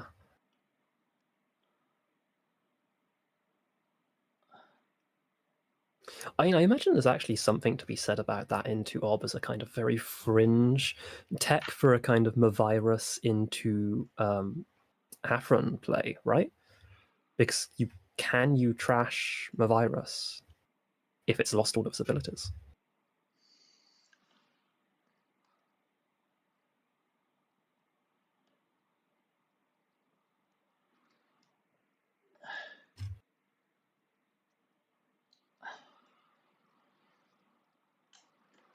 Yeah, it definitely think like the fire is one of the things where the core damage can feel awkward. Yeah, it's a pretty heavy cost to play for an effect that's frequently a little. It's fundamentally a tech card, and it's not taking core damage to disable, say, an Anoetic Void is. It's not a card you can really play multiple of.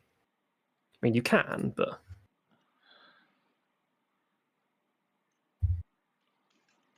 yeah. But like, it looks like we have even the last aces I've seen have not had a Light the Fire. Yeah, I don't think I've seen Acer on Light the Fire ever, honestly. And I feel like the main thing people, and yeah, it is a train in server 4.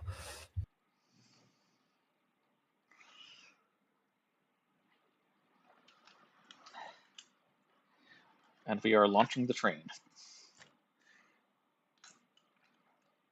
Personally, I recommend putting your train on tracks and not sending them to space or whatever, but I think trains in space are very cool. And you just have the tracks in space. Although the tracks are like glowing lines. These are the best kind of trains. oh, true.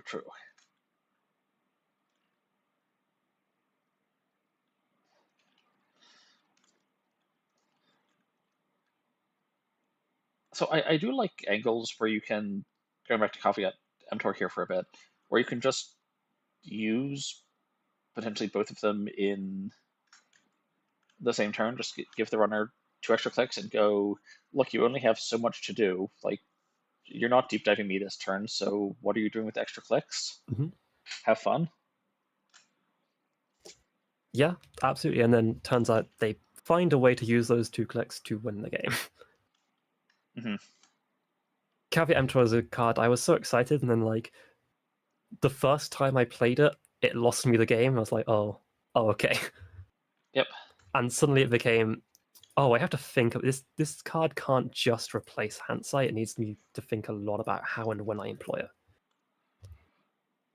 Because it has the real problem of a lot of the time, if you are jamming with Leo, you kind of don't want to play the caveat for money, even if you need the money, because that click can be worth more than the ice it allows you to res.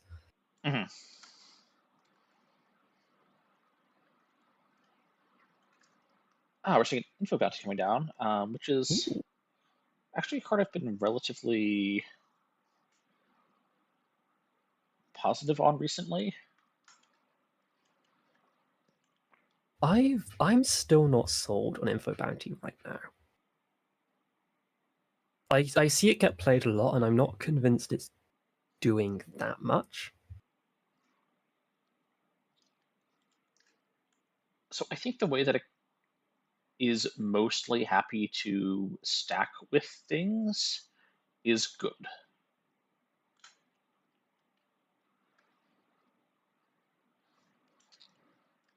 Yeah, it's just an extra piece in a kind of run event-based economy you build up.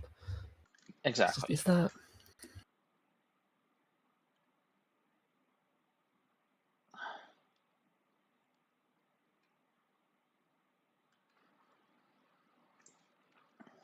And like all of those, there's times when you end up just clean getaway, archives when you know all the cards because you need an easy mark. Like it's much better if it's not an easy mark and you can wait around. That's true.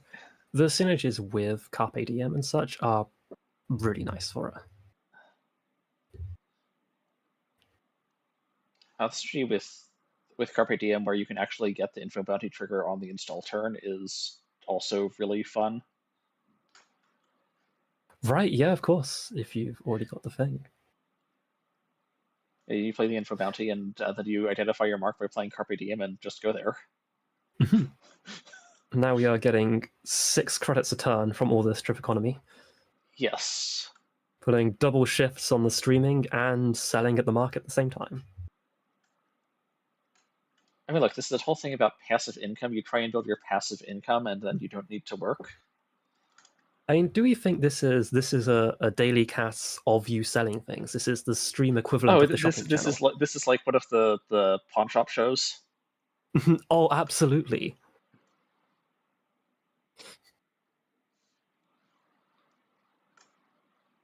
I have Humanoid from Leo here, which is always good when that survives. Mm-hmm. I do love it when Leos are on Mitra. It implies they're doing something silly and fun. And there's nothing quite like Mitra-ing into a tier.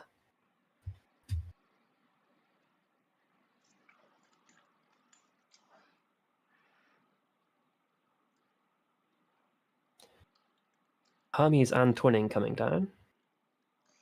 Boomy Raz. Going to C2 here, and I guess hope you find an agenda to knock Server 4, but no. Getting a Mercia is always solid, though. That is second Mercia in the bin, so only one more in the deck. Mm-hmm. And those are so important to keep down.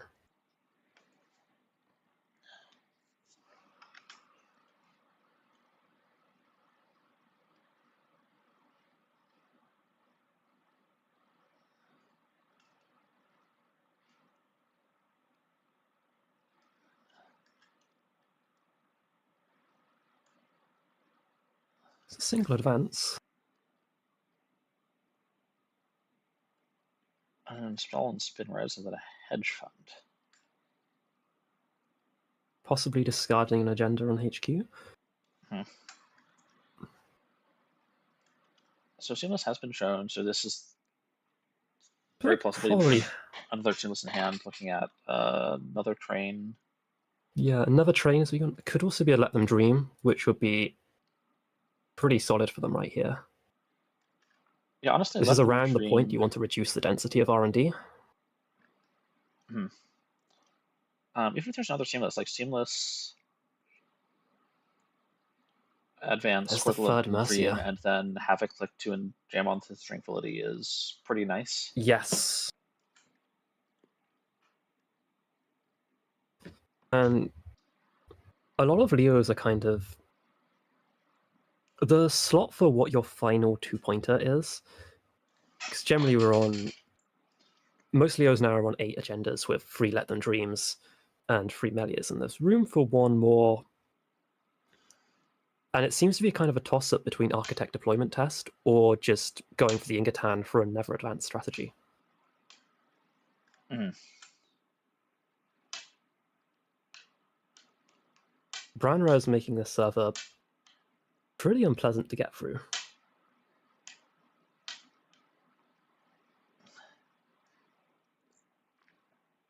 And yet just letting it fire. Yep, Brenna is big enough to be happy into the Kurapira. But 5 cards in hand and no ice installed off Bran. Transfer.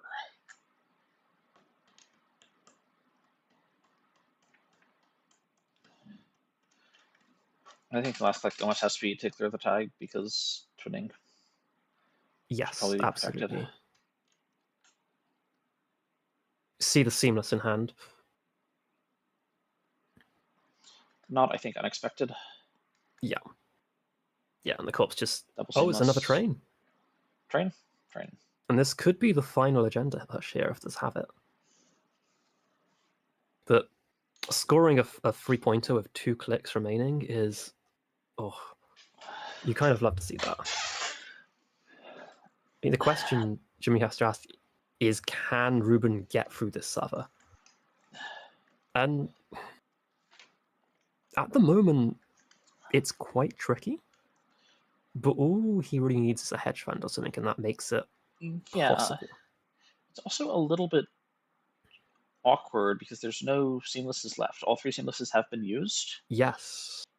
Which means that a 4-2 can't be never advanced. Okay, there's the seamless coming back. So seamless and a face down, so definitely almost certainly an agenda almost there. Certainly an agenda. Because otherwise you just spin back the 2 seamlesses. Just going for R&D and saying you're not running Ingatans, you don't have it in 7-4, which I think is a pretty reasonable assumption to make.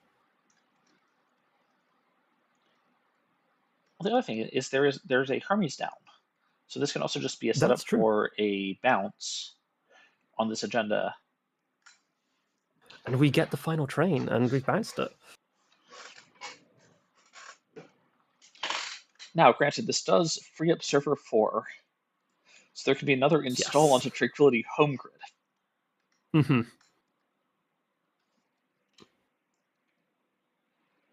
Are we going to see an advance here? We are, so... Just saying Ruben is not getting in. And I'm not convinced that's... Bravado onto R&D.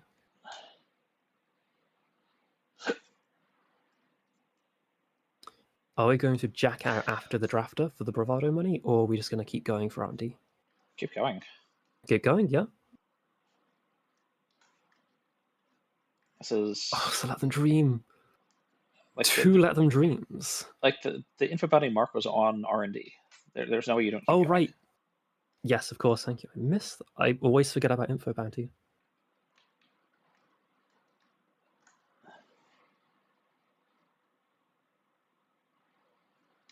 I like to run HQ. That you're as I was just thinking, even for a single, you know that something here. You might as well take the 1 in 4. Myoshu is completely irrelevant. Yep. Interesting cool to see. It. Good to know about. And there's Let Them Dream. Final Let Them Dream. Stealing 3 agendas in 1 turn, and that's what you get out of it. It's painful. Yeah, this is where you play punitive Counter-Strike. Let Them Dreams are still 2-footers. They're just...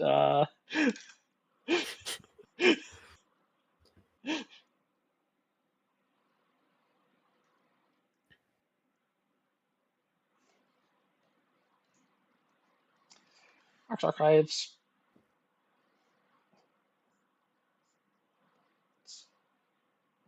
Just continuing to tunnel R&D.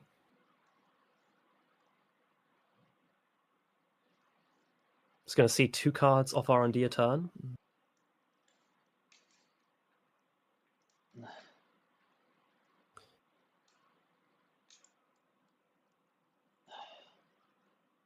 And we see the Leo fire off that, which, yeah, is probably not wrong.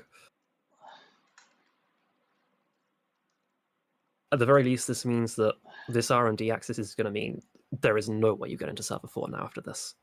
Yes.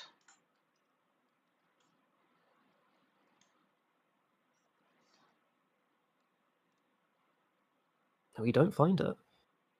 So unless there's something in HQ, that might be curtains for Ruben.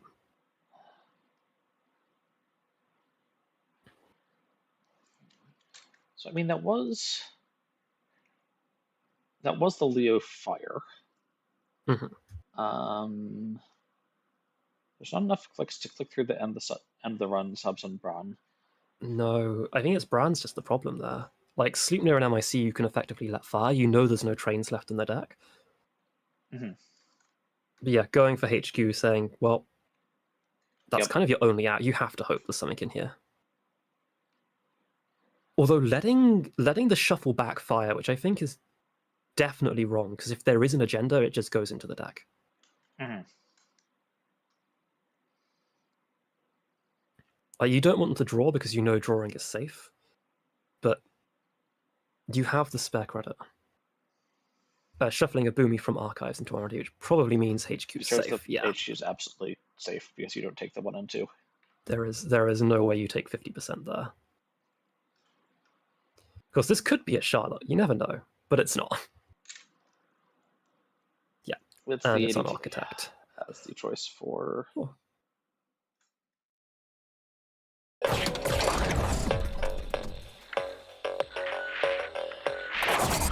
Winchester on the remote, which you kind of always love to see that there. No one expects it. And it's still a 4-strength sentry with 2 subs. Like it's actually... Yeah, it's a good sentry. It's worth playing. Like 4 credits of 4 strength and with some level of like rig shooting, that's really solid. Mm-hmm. Then who's really like installing a killer to check the first remote on Ob? Right. Everyone knows the only ice Ob installs is Maskarovka. I'm seeing some interesting stuff here out of Vaz. There's a verbal plasticity and a poison vial that are currently down. Poison vial seems pretty like standard right now for Baz, just as I think makes sense. There's a lot of free sub ice that's very popular right now, especially with Melias floating around. So just a way to ensure your boomerang will get past something, and yes, you don't want to be in a situation where you have to boomerang a logjam. I mean, each of the poison block powder counters are, I mean, these days at least 2 credits now that Cleaver's gone for the most part. Yeah.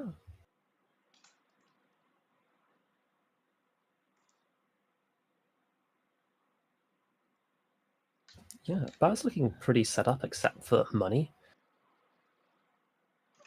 There is a Chesva. That's true. I mean, you do have a cast ticking along. Yes. And let's be fair, there's not very much expensive on the board. Like Kessleroid, Event Horizon. Event Horizon's annoying, but I really extracting do like this. for a Regolith. Also, extracting to trash the Maskarovka. There's a Chesva down and a Kurapura. If you have any fear of having a big barrier at some point, yes, that Maskarovka needs to go. I think the Maskarovka's easier to keep than the Kessleroid, though. Like if you, if there are envelopments in this deck, I think you do just want to farm Kessleroid. Yep. I think it's very easy to want to make one return anyways for prognostic key loop value, and so the thing about Maskarovka is that it's on HQ and there's the Wake implant which needs charging.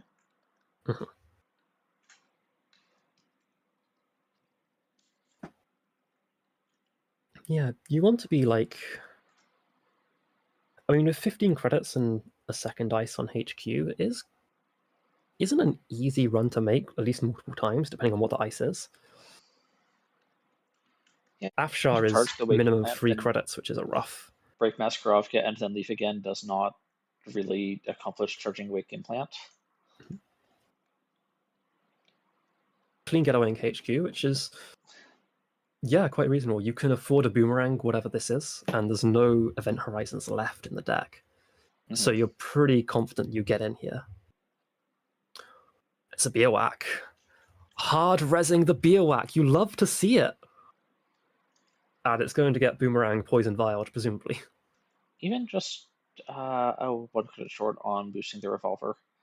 Boomerang.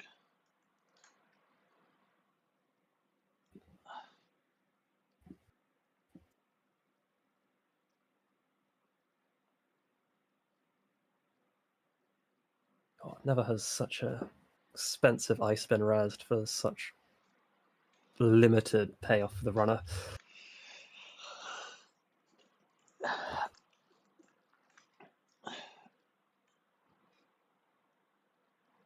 And so I think it's highly unlikely, but a Mega Electric coming down would have been very... Oh, God. off the prognostic. Unfortunately, not quite enough credits for that. But we are getting through Afshar without losing any money, which is always nice. Get Boomerang and then finding an Aziev.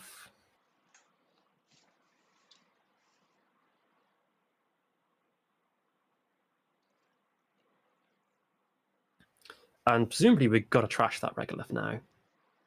You can't give them a way to recover from 1 credit.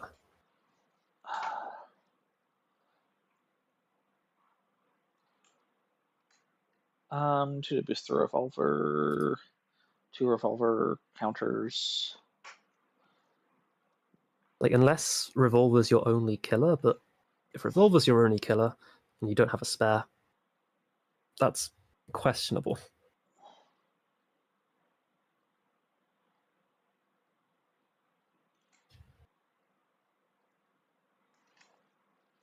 I can use. You can make your revolver counters go further with your poison vial counters. That's true. You can do that. Use poisoned bullets. Unfortunately, Winchester. I don't know if you want to spend a poison vial so for it's 1. Not, yeah.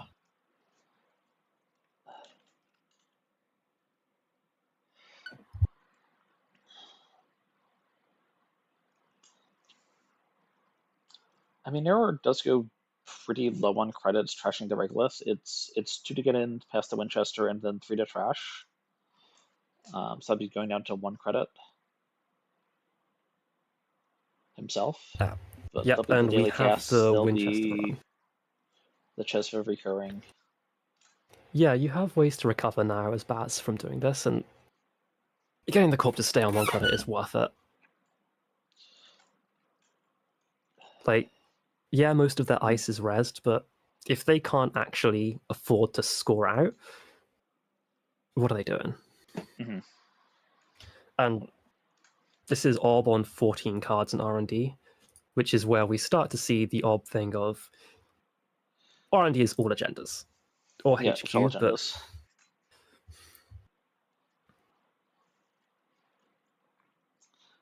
I will say this 1 click per turn of drawing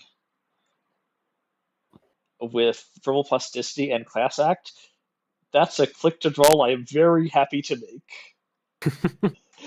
Oh, and we are de-resing Event Horizon to get in. That is beautiful.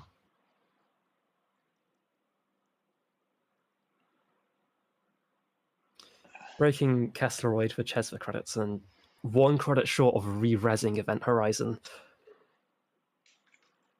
I mean, the Corp gets the re-res for free off of. But if you bounce it with Hermes, yes, which we have done, Hermes. Excellent. And that's SDS. SDS. Yeah, the orb of all the agendas are in R&D there. Mm-hmm.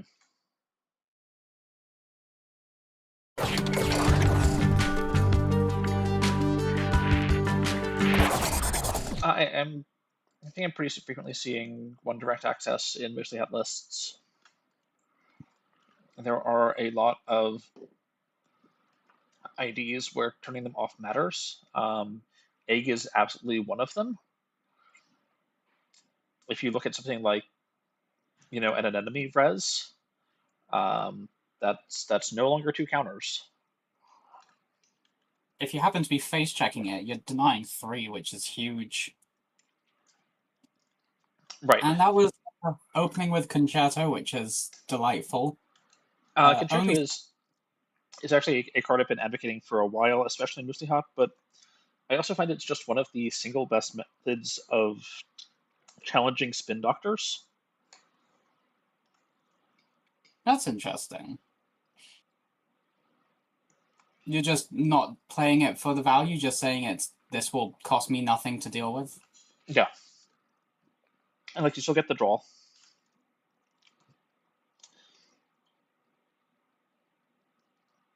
And it's also just sort of very soft anti-asset tech. Yeah. If you can make it line up with a Shogamble, that's deleting pretty much anything. Mhm.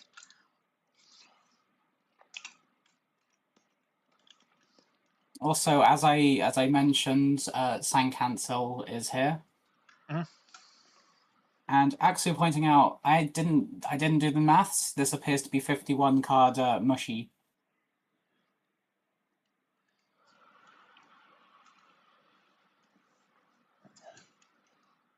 45, 49, 50, 51. I agree, 51.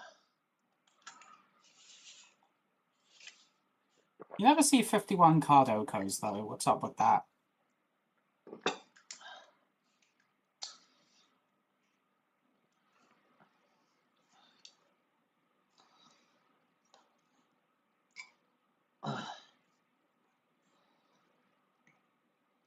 Transfer off the mushy. Are we risking it without a killer, though? No, we're risking server 3. Doesn't look like it, just bravado. Oh. And that is the anemone. That is 3 counters. Mhm. But hitting Although cohorts... crafting the cohort guidance program is very nice. I'd take that deal.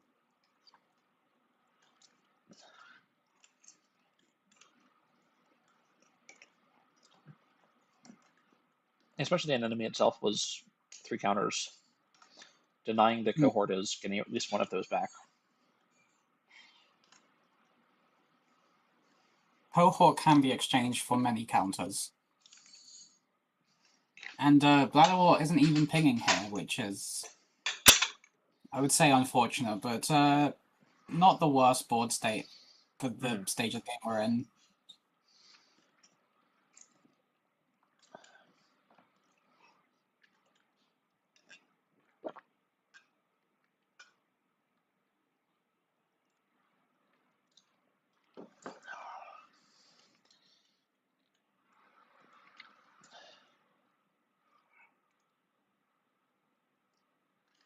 Transfer didn't get pinged by damage either, so that's still a risk.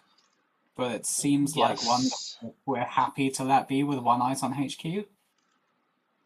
Mm-hmm. And I would be less thrilled about landing a transfer in this position than trashing a cohort for 3 counters and 2 damage. Well, 3 damage. Mm-hmm.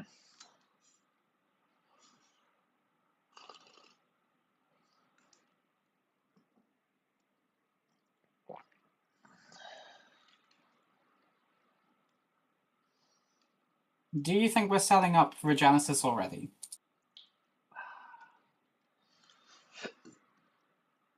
There is the Ice Oh, Archives hostile. Okay. And hostile setting up the Bladderwort to fire. So it's going to be trashed regardless, because otherwise it's get the 1 now and then still get 2 meat later, which is not a great feeling.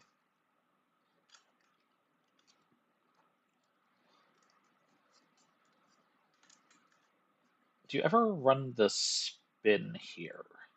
Right, because hostile architecture is the first time each turn. Yeah, it's an option, but I think getting a class act out, if you have one, that does make more sense.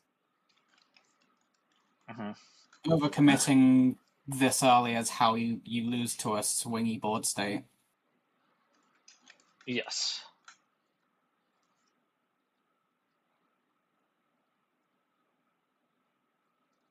Upgrade on archives.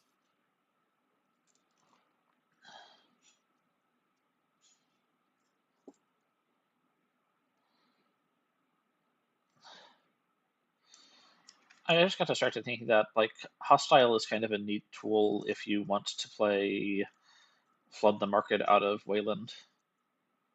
Yeah, that's true. I haven't actually tried the flood decks in Ob yet, the floobs. I really should. I really enjoy flood as a card.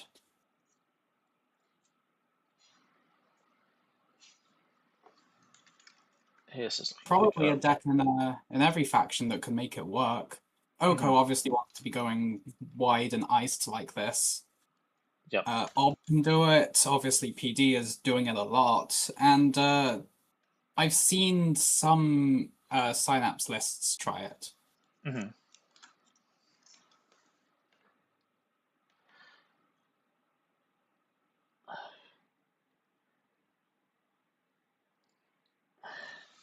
We finally see our first foot. That's the foot.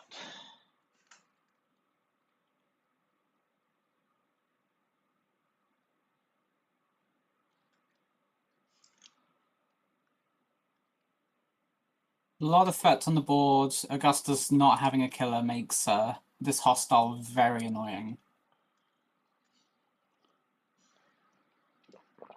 And not really enough credits to go on a big trashing spree.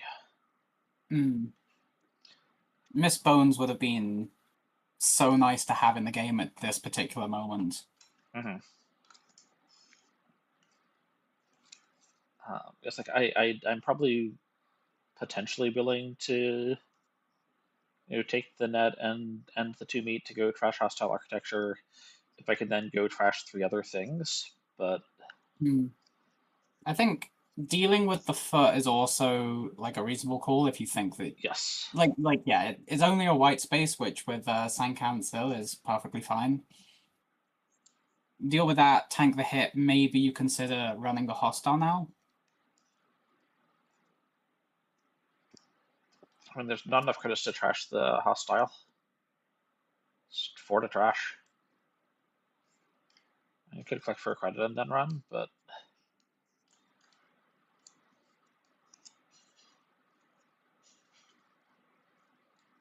Times like this, I really wish Inside Job were back in the game. Mm-hmm. Inside Job would actually make a huge difference against these kinds of lists. Yes. I mean, we have like window of opportunity, I guess, but what? Sorry. Like we've got things like window of opportunity, but that's not nearly as clean. We have Fransophia Ward. Makes ice cost 1 more to res. You does something forgot else. The second ability. It's a 2 ability card.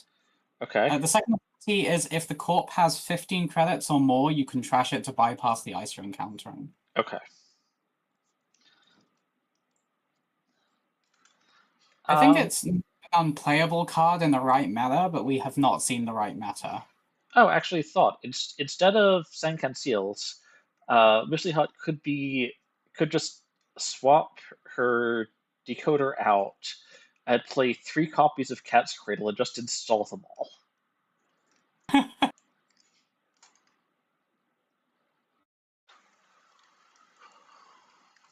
I do remember people talking about that when Cat's Cradle first came out, and then they did the maths on installing 3 2-credit cards to deny 3 credits sometimes. Not to mention the MU in Crim. Yeah, so I've had lists actually where I have done the install multiple Cat's Cradles, because my pet runner card has been Kashuk for ages, and sometimes you just need to have more 2s on the board. Yeah, that's fair. I do enjoy every time a set comes out, and there's always a resurgence in Cusack decks. Because ultimately, cards that cost some number of credits is a pretty general tribal to have. It is pretty likely that there will be cards that cost 1, 2, and 3 released in any set, yeah. Well, it's possible. Does it also not hit 0 costs? It does not hit 0s. You cannot do 0s. It completely ruined my Adam. Like that's why Kashuk Adam doesn't work. Well, okay, it also doesn't work now because Adam's rotated, but I've never actually played Cusack, but I've always missed. I've missed that 0 cost restriction. Very similar to In the Groove preceding it. Mm-hmm. Oh, and while we were talking, we've had the Regenesis push finally. Yes, Regenesis, Fuji score, and that's a red room hanging out on archives. Mm-hmm. Now with a counter. 5 face downs in archive, unknown ice. Could be scary, but only 2 credits. This red room This on might be to transfer if have one. This red room on archives is a little bit interesting because red room is only an ETR on other servers, so this can't actually protect a face down for Venice's push. No, but it does suggest there's something spooky in archives to worry about. Unsure exactly what that could be.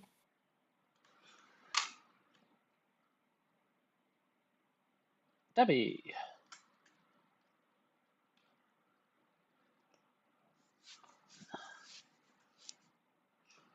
I really should make a Debbie Mystic Touchstone deck and just make all the money off events. You know, that's what I'm that's what sort of the direction my list is in, and like I have ground Glacier out of economy with Woosley Head built for it.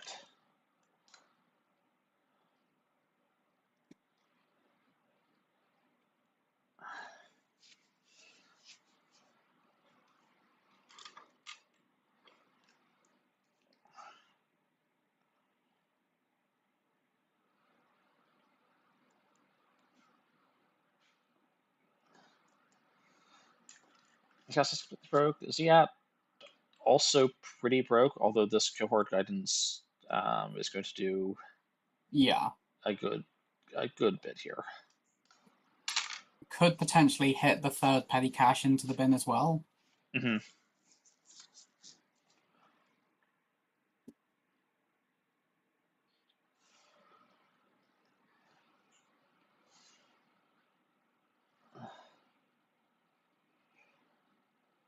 No idea what server 5 is, do we?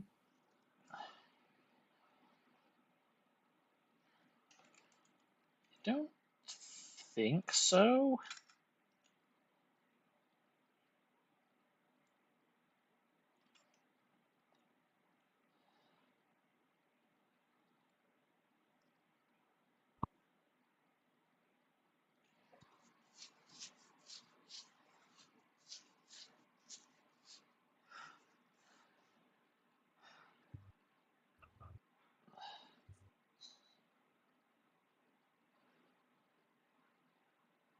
Ah, there's our killer.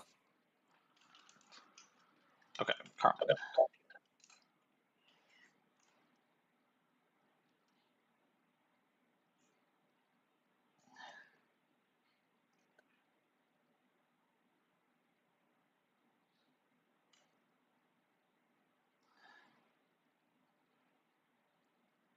Just got to see how Augusta's going to get out of this economic hole. Clicking for a credit. Do we have any other way of getting up?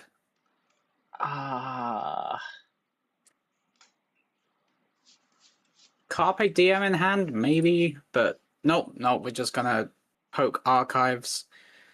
And we can trash the red room between Fencer and Debbie. And Debbie, yeah. Really depends. Oof. But there's an enemy. So what are we hitting? Oh, we lost the Carmen. That is unfortunate. And a reprise, which would have been quite nice. Mm-hmm. Do still get into archives. Keep in mind, we're also losing cards to hostile architecture. This could be dangerous. Yes. But that's assuming the red room gets trashed. Yeah, so you check archives first, and then... Oh, no. Double Fuji. Yeah, double Fuji. You don't even need it. You don't even need the architecture.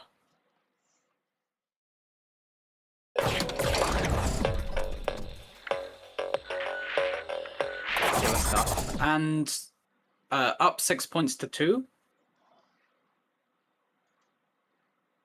This is a very advancement-heavy Earth station. We're seeing a Silendra, we're seeing a tree line. There's some other face-down ice that has some advancements.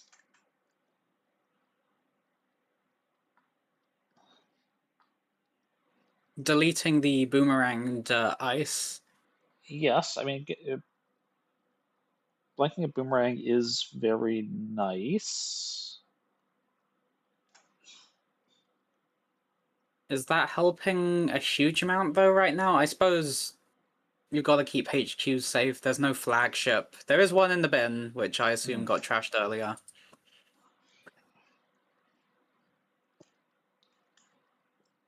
And Earth Station is currently landed. So there is the additional customer HQ, runner pays 1. I have seen that add up sometimes. And when there was that really big wave of ASA, spring of 24 or 23, I think that's spring of 24. I actually kind of liked Earth Station into ASA when ASA was running very low credit builds and like relying on big Chachushka pushes. I found the actual econ cost appreciable, but just leaving Earth Station on the original side just to keep taxing it out. Yeah, I mean sometimes.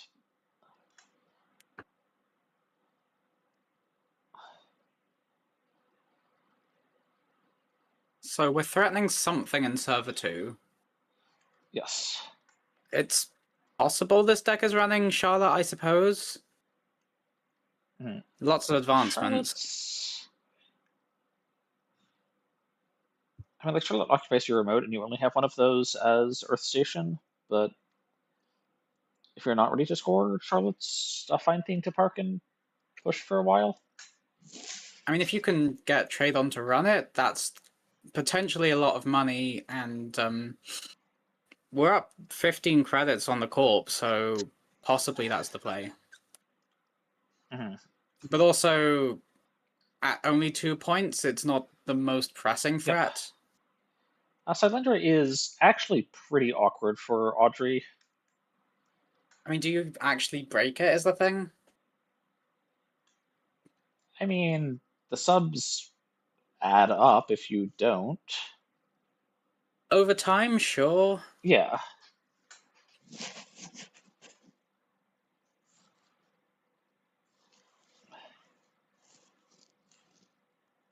I don't know, I've been mixed on Shailendra. Sometimes it seems really good, but then I think that's just it having the same numbers as Mausolus. Mausolus giving the tag made all the difference in the world. Yeah.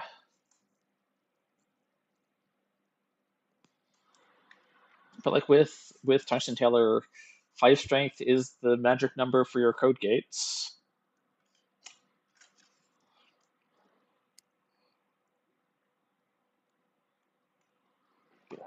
For both Buzzsaw and Audrey.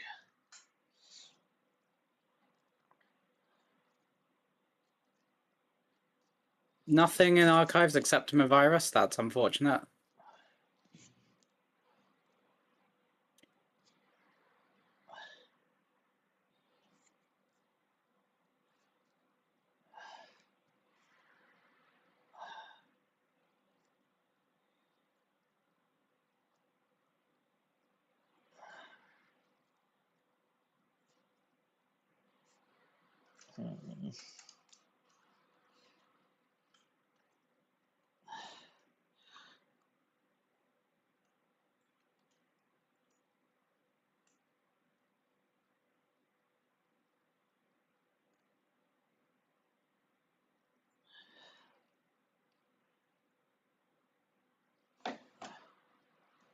There's some interesting things to think about here.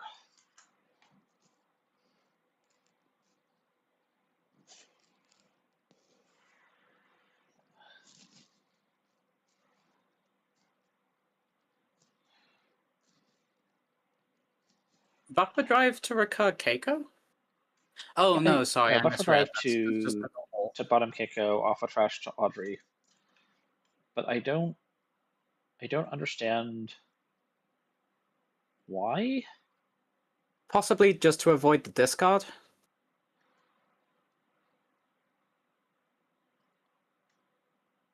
Yeah, but I'd rather have Keiko in my bin than on the bottom of my stack, I think. Against this deck, yeah. Like with Keiko installed, and especially if I'm trying to get down to the point where I can, do loops with Strike Fund, Steel Skin, or whatever.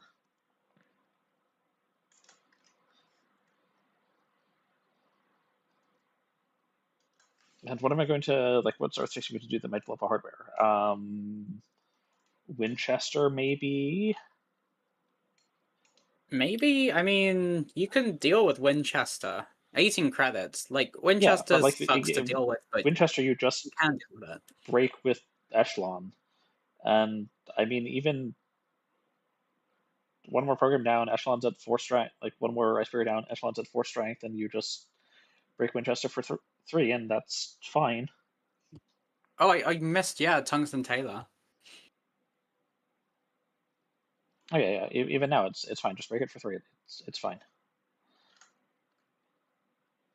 Science is not about running R&D. It is about running R&D. Unsure what the difference between these two runs is. It's timing window to Audrey. Yeah.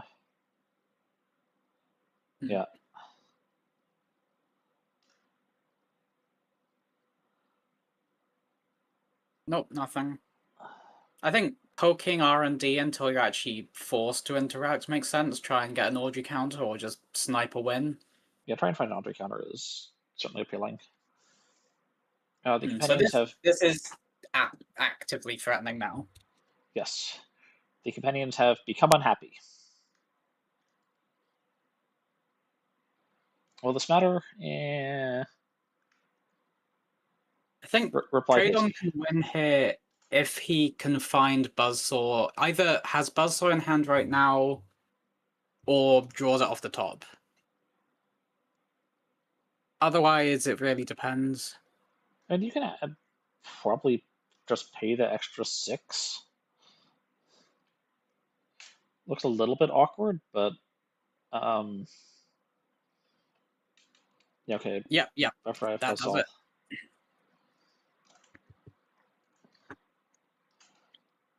Like this looks I think like... you do. Yeah, you do pay the 6 just in case.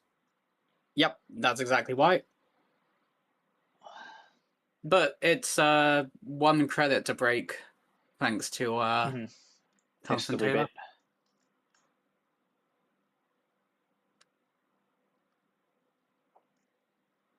Fun fact, Tungsten Taylor actually refers to the cake. Not rezzing that second ice, okay. Probably means then that this is it. No! Dang! That's a double event horizon. But flat broke.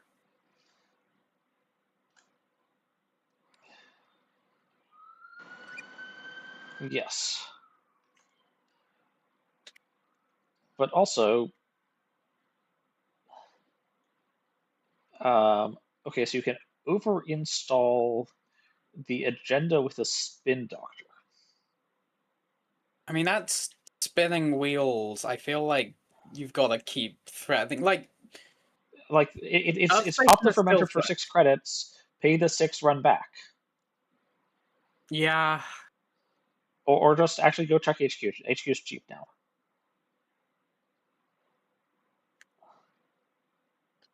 Yeah, nothing. Dang.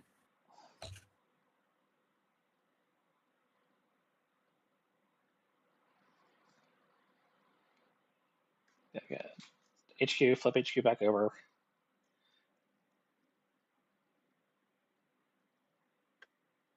Just a few more credits, and this would have been a really, really cool swing back for the Corp. Mm-hmm. We're not even breaking Shalendra. I mean, really, really funny if Server 2 is Urtica now. This would be an Urtica line of all time.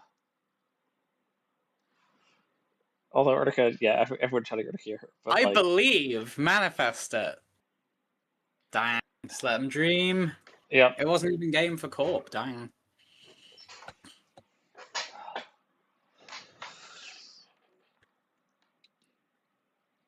Yeah, I think he could pop Fermenter. I think just in case it's a safer line, just check HQ, switch it off. Mm-hmm. I think you could still pop Fermenter, like if you want.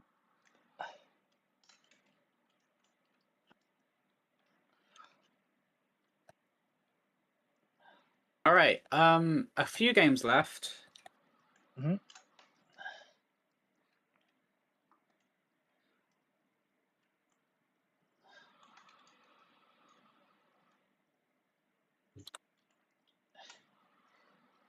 But maybe So,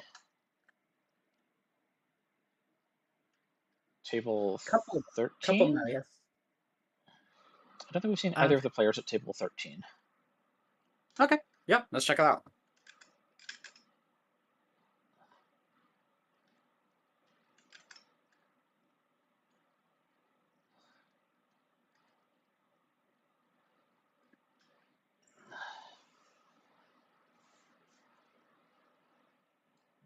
Oh no, I think we have seen this Zaya deck already. It's the rotary one. Okay, so I think that was the one that you joined, told me it was over, and I never joined. Okay. Phones. It's So Magnus is playing Manuel and Rotary, which have the unfortunate, not anti-synergy, just there's this one interaction that you'd want to work that doesn't. Mm-hmm. But at 5 tags, they work. Yeah. If only Rotary were installed. Mm-hmm.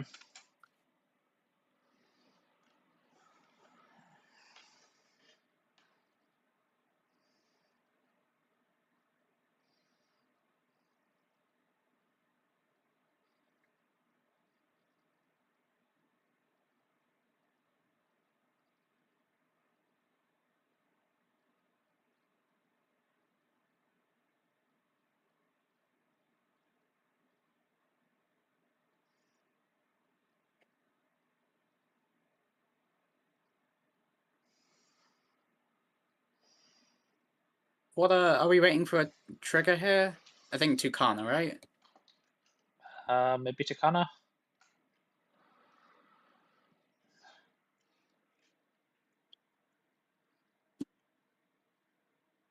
Shuffling R&D, especially this late in the game, I'm feeling like digging R&D might be the play.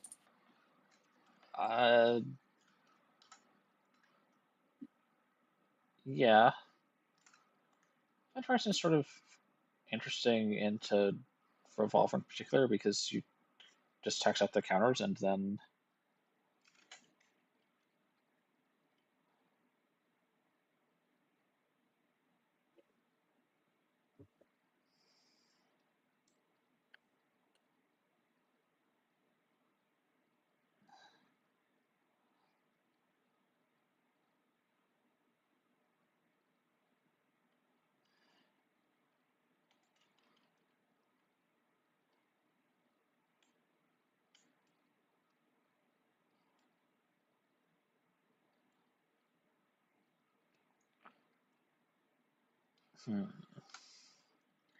I would you say Cat's Cradle Trash? Interesting.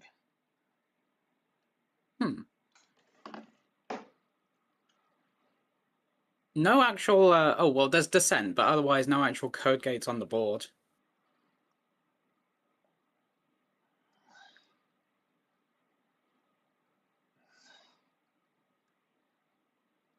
Just gonna bypass, not spending our well, we're spending our Jezza counters on the Castle Raid. Mm-hmm.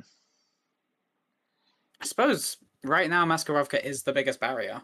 Yes, there's a bigger barrier than Kesseloid.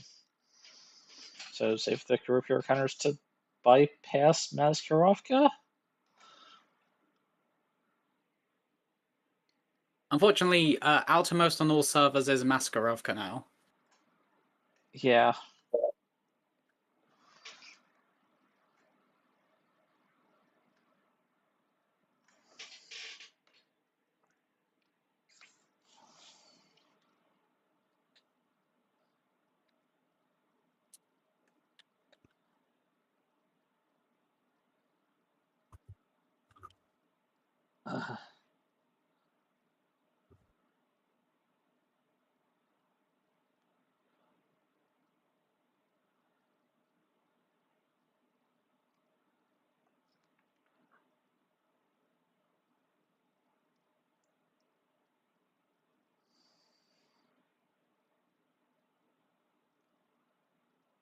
Oh, I've been asked in chat to list my top 4 crisp varieties.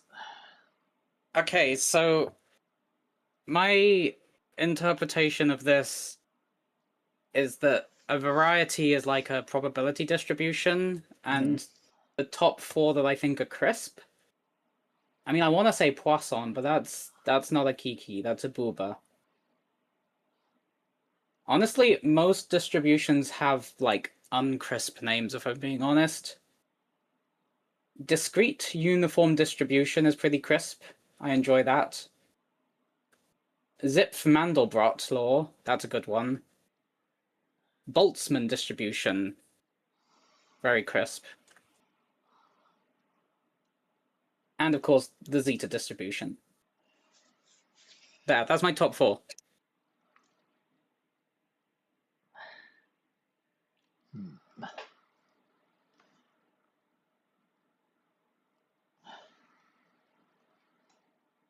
Some nice value run there.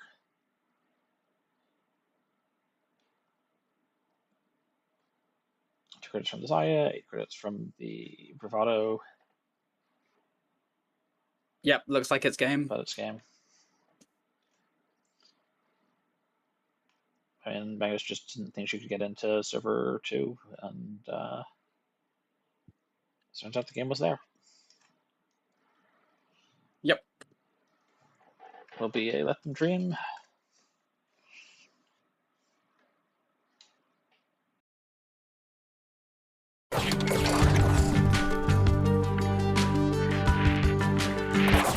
Egg is a pretty weird matchup for Mercury because usually facing into Mercury, you just kind of tend to ice all your centrals and then slowly win. Egg can't do that, so Egg just has to put down foots and say Mercury's going to kill themselves running centrals. Oh, we are respecting Mercury's there ability, is some respect, but depending on what variant of Egg this is, those might not be end the runs. True. Generally expect anemones out of Egg, but Tattoo Bowlers are just clean getawaying server 1 immediately with the cup.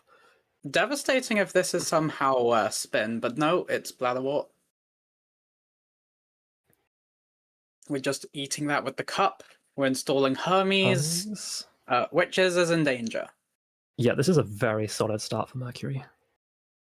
Have you seen any Mercuries play Chain Reaction yet?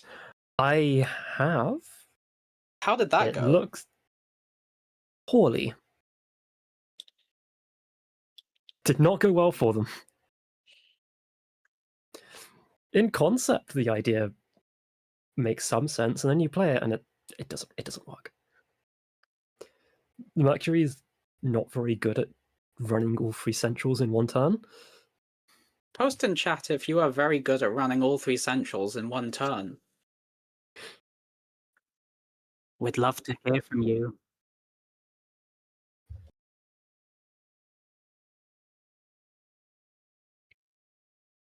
Oh, hell yeah, maintenance access. Just don't. Yes, the classic Mercury card.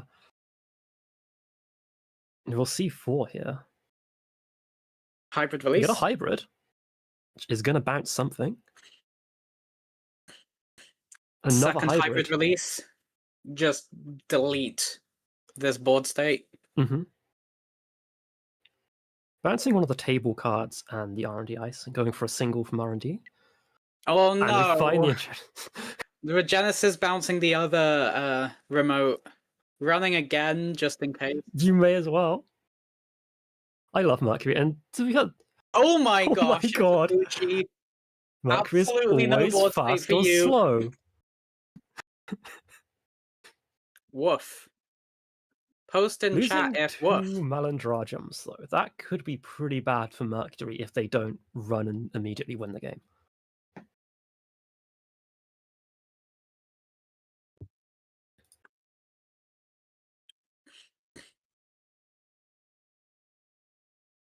I was going to say something about, like, well, stealing 2 hybrids is only 2 points. Getting hybrids out of an egg deck is pretty solid because it really annoys their scoring plan. Such as also does that is stealing Regenesis and a Fuji as well. They really don't like that either. Most corps don't like it when their agendas go away. Yeah, weird, honestly. If they didn't want them to steal the agendas, they shouldn't have put them in hand at the top of R&D. Post in chat if you don't like it.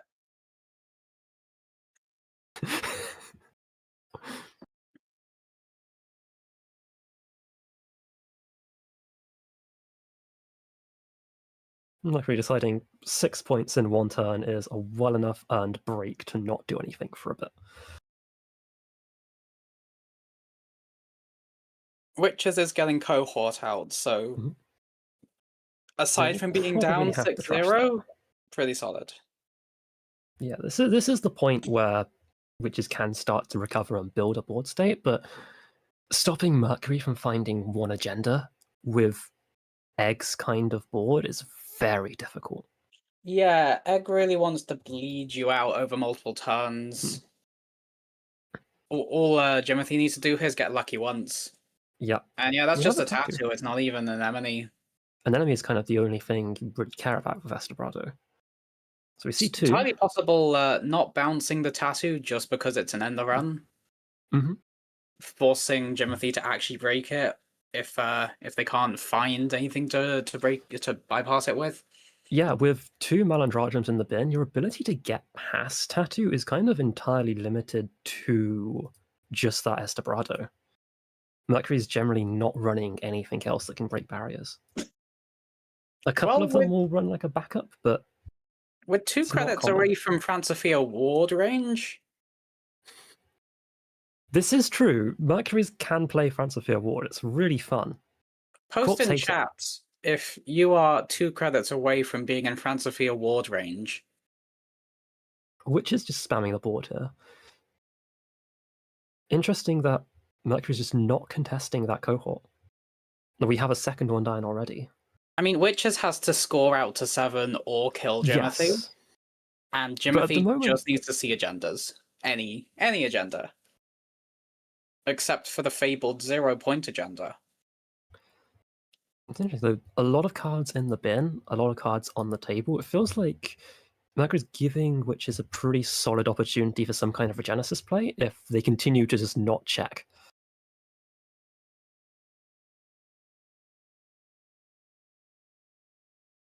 Might be a case of just waiting for that bypass tool and then hammered centrals. Yeah. Generally trying to either draw into another Estebrado or your final Malandragem or Eru, which is probably what you want right now. Pinholing? What are we pinholing? Are we trying to see what is behind the ice? Or maybe try and hit the Spin Doctor? Threatening the Spin Doctor is possibly here. But I think there's a decent chance there's a second Spin Doctor on this board. Post in chat if there is they are hitting the Spin Doctor. But it's Egg with like 6 unres servers. There's probably 7 Spin Doctors and some Moonpools, but nothing in archives. Yeah, I think Witches probably would have spun there for safety. Right, we're setting up for an R&D dig, so something presumably in hand to deal with that Tattoo Bowler. Possibly, or just needing to get it down for hand size. And we are now notably in Francophia ward range.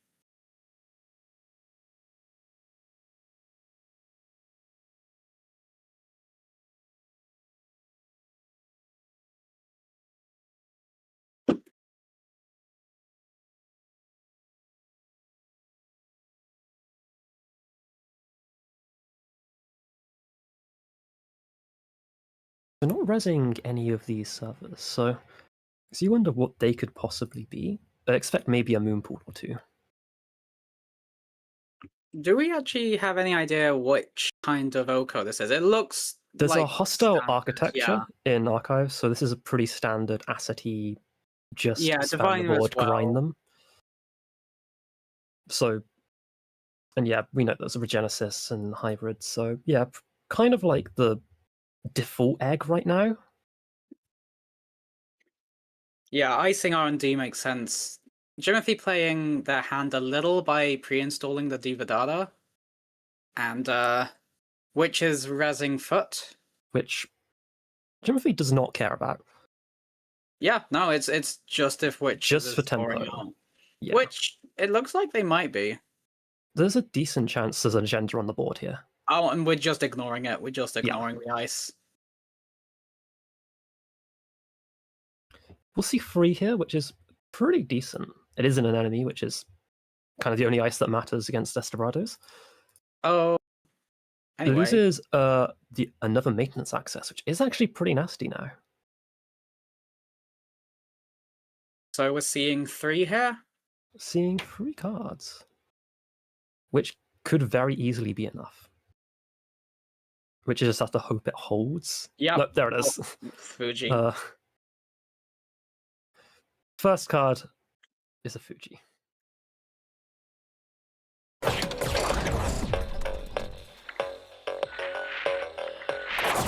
So it seems to be your bog standard Glacier Melias here. I don't think we've seen any sign of that Decklist of the Week asset spam Melias, which I'm a little sad about. I wanted to see it in action. At least we got the ganked Melias, but yeah. Yeah, that was fun.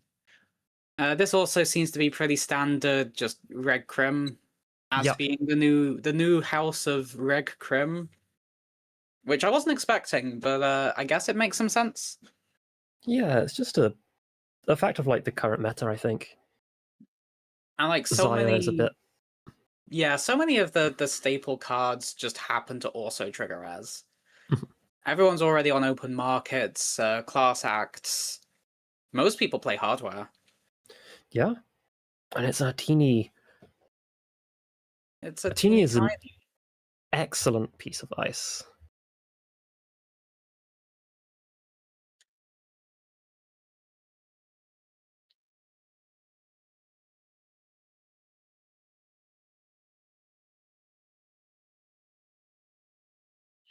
Oh yeah, one downside to Az is he discounts cards that otherwise might help you spend paladin counters for the twinning. And a bunch of cards like Nuka are 1 credit. We've just lost the entire hand to a ganked Atini and a Fuji. Oof. But wait. Ruben could have broken this. Augustus has decreed that actually maybe you didn't want to.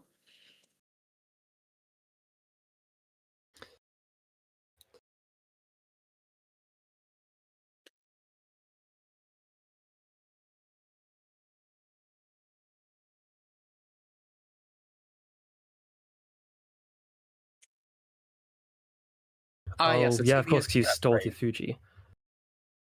Yeah, people tend to assume Atini is threat 4 because most threat effects are around 4. Atini being 3 is nasty a lot of the time. Post in chat if you are active at threat 4.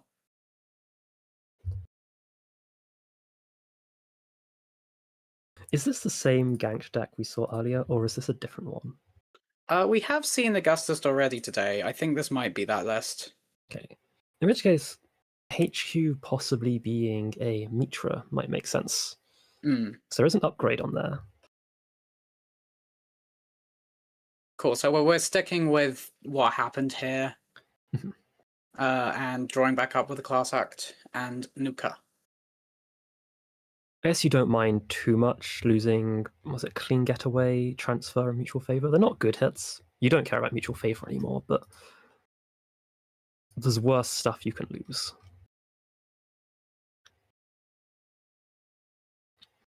Augusta's seemingly happy to just continually button up, just build this Glacier as tall as it can get.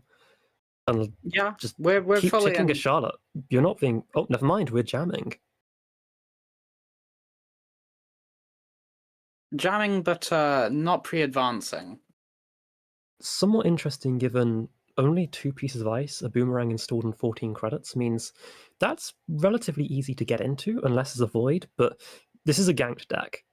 That could be an extremely expensive server to get to the bottom of.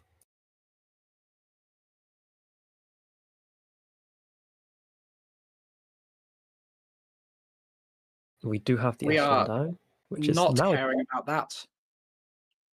is a discount on the Atini, which is nice. Unity now breaks Atini for 4 credits, which still feels bad. Atini is a very, very solid piece of ice. We're not, Augustus is not scoring out that agenda. Maybe there's another Fuji. Potentially. Might just be feeling safe to slow roll, which I think in this situation you probably are. Could be a see how they run. Maybe. I don't know if you're on see how they run and ganked, but I can maybe see it. I don't remember from earlier. Post in chat if you remember from earlier.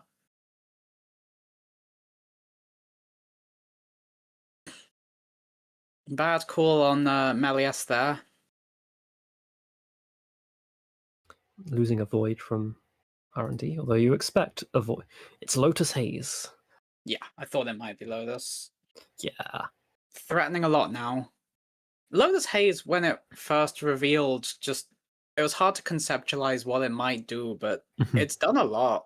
It's a really good... It's a very much an agenda that, like, once you've scored it, it can either be game-winning or do absolutely nothing, and it relies entirely on how well you've managed to maintain a board state. And if you have got a board state when you have Lotus Haze, that is so much tempo against the runner. And if they've been pinholing you, it does nothing. I really like that it's a playable 4-2 that's not actually producing any value. Yeah. Its value is the potential for the future, and based entirely on what other cards you've built around. And its art is covered in delicious flowers.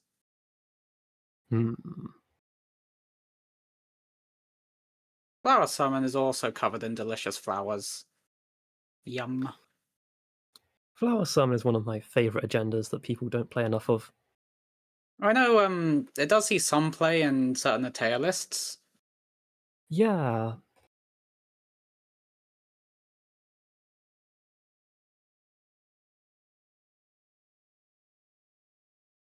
Oh, it was kind of good back in the day with Ginger City Grid. Just an additional way to be drawing stuff. The FFG days, before my time. I am too young to remember them. I'm too old to remember them. Back when you were playing with dinosaurs and pharaohs and Netrunner. Post in chat if you ever played Netrunner on a dinosaur.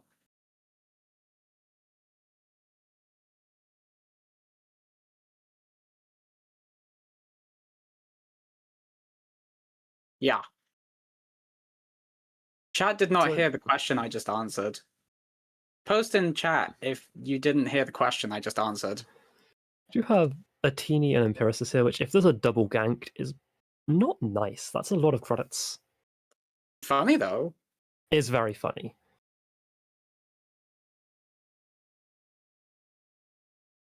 But I guess, do you use Lotus Haze counters for what? 8-ish credits from the runner? I guess you don't. Okay, yeah, we've flipped the R&D, so no Lotus Another here. Void gone from R&D. How many Voids do these tend to run? It depends. Some of them are on 1, some on 2, some on 3.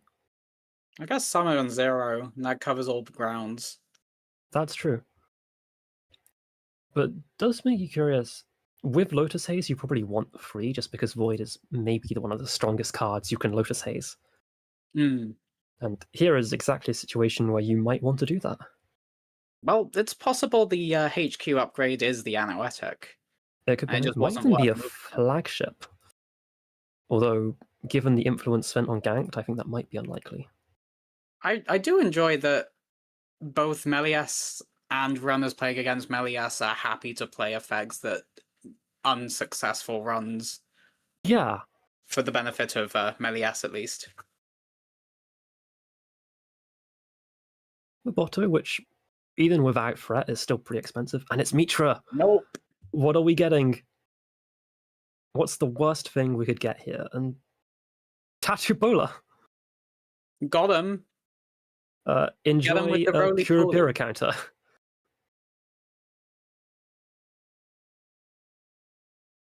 This is making money from a transfer run, which is pretty nice.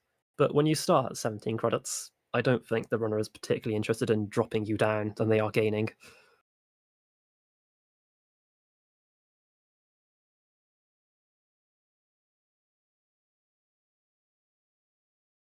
I think I've said on stream before, but my interpretation of Mitraman's flavor text is that they physically propel these little pods with clones in at runners, like from the giant towers in Just elevation. like a giant pneumatic tube. Yeah. Just smashes through the window into your like living room while you're hooked into the net. Yeah. It's like Flare. Mm-hmm.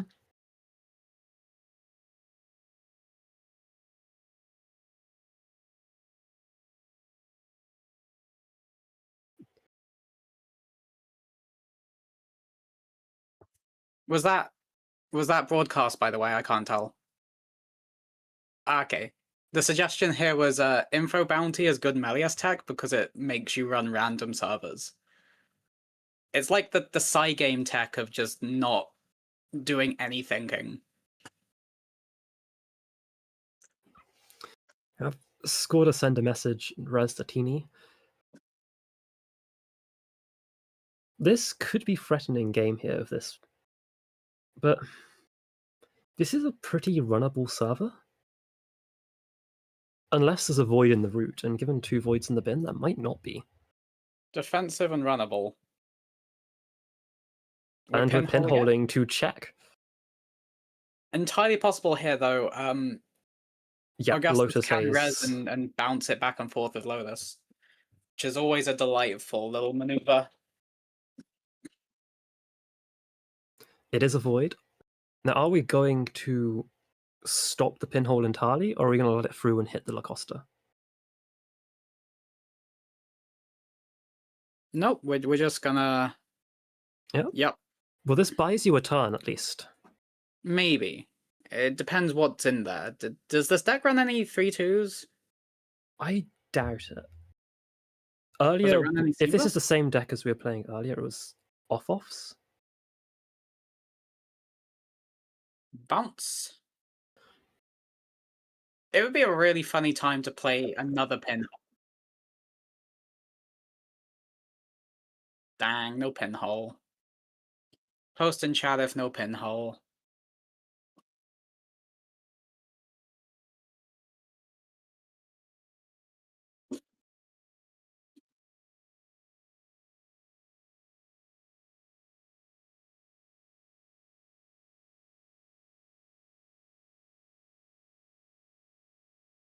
And that's just some more stuff.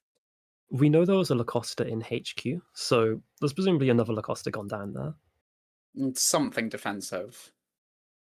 Lotus Haze down to 1 counter means we can't bounce something away for safety and then bring it back. It's just permanently gone.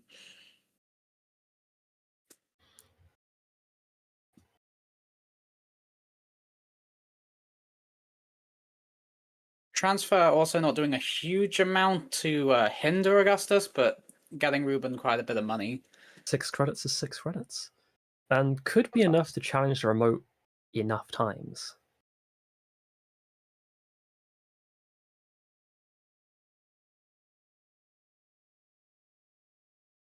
Bolo did cost 6, though. That's true. But also... net 0 credits is net 0 credits. +2 with info bounty, which he may use to remove the tag. So 2 clicks to gain a Kurapira counter, which actually isn't nothing. No. So now running R&D, we'll see 5 cards here, which, hoping for a Hermes bounce on the remote is, I suspect, the intention. Or just winning. That's a decent that too. number of That's also possible. Oof, and we do get right, that right, it could happen. We don't know which of the cards in server 1 is the agenda yet, though, so... That's true. You can make a guess it's the... Oh, nope, never mind. There's the game. Matter. Sometimes you just win the game instead. It's easier.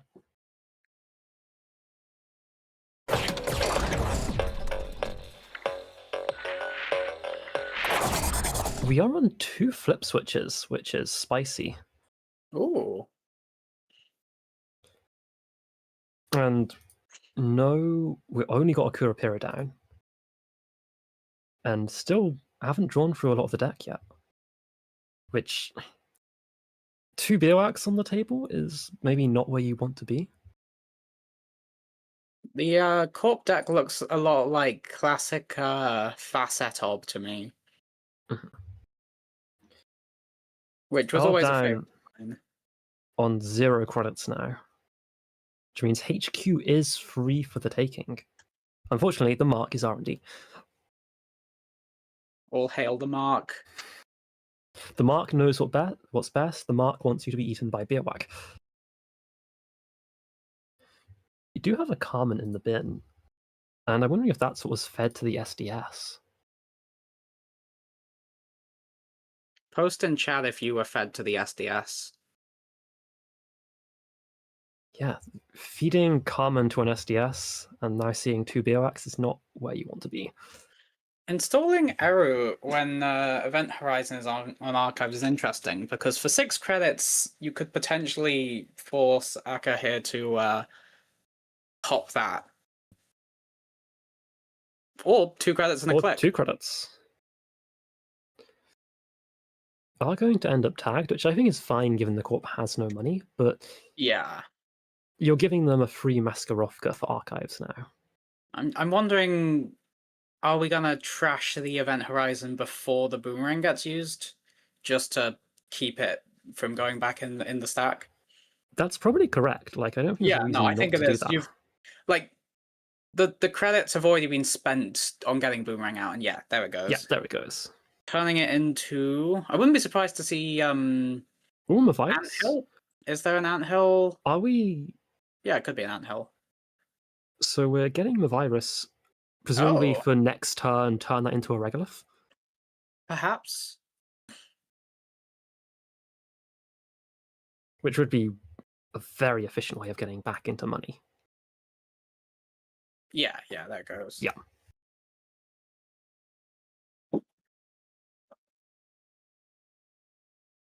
Regolith in Naked Remote suggests to me server 1 is an agenda. Yes. I mean, server 1's probably the safest place for one right now with the lack of killer. How many sentries are there right now that end the run? There's a couple. We have Ansel 2.0. Beerwhack is the most important one. We have Event Horizon, which kind of does it in subroutines. Technically ends the run?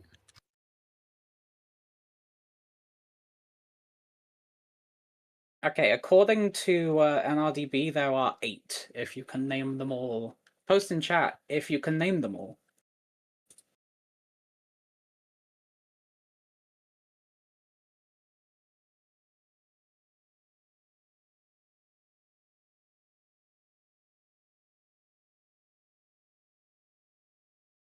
Clicky Clacky is seemingly ignoring the Regolith, which, fair. Yeah. You kind of just want to end the game, credits. not control for the late game. Yeah, with this having generally Dick's going to be on 1 Carmen, so you probably just want to get this game over before the Ice Archives. Yeah. You need to find 1 agenda. Well, 2 agendas given we're on Eminent Domains, but just not finding it. It's hard to say, because 2 Eminents means that it could just be the only 1 pointers are already out, or I've seen versions which are 2 green mails, 2 Eminents.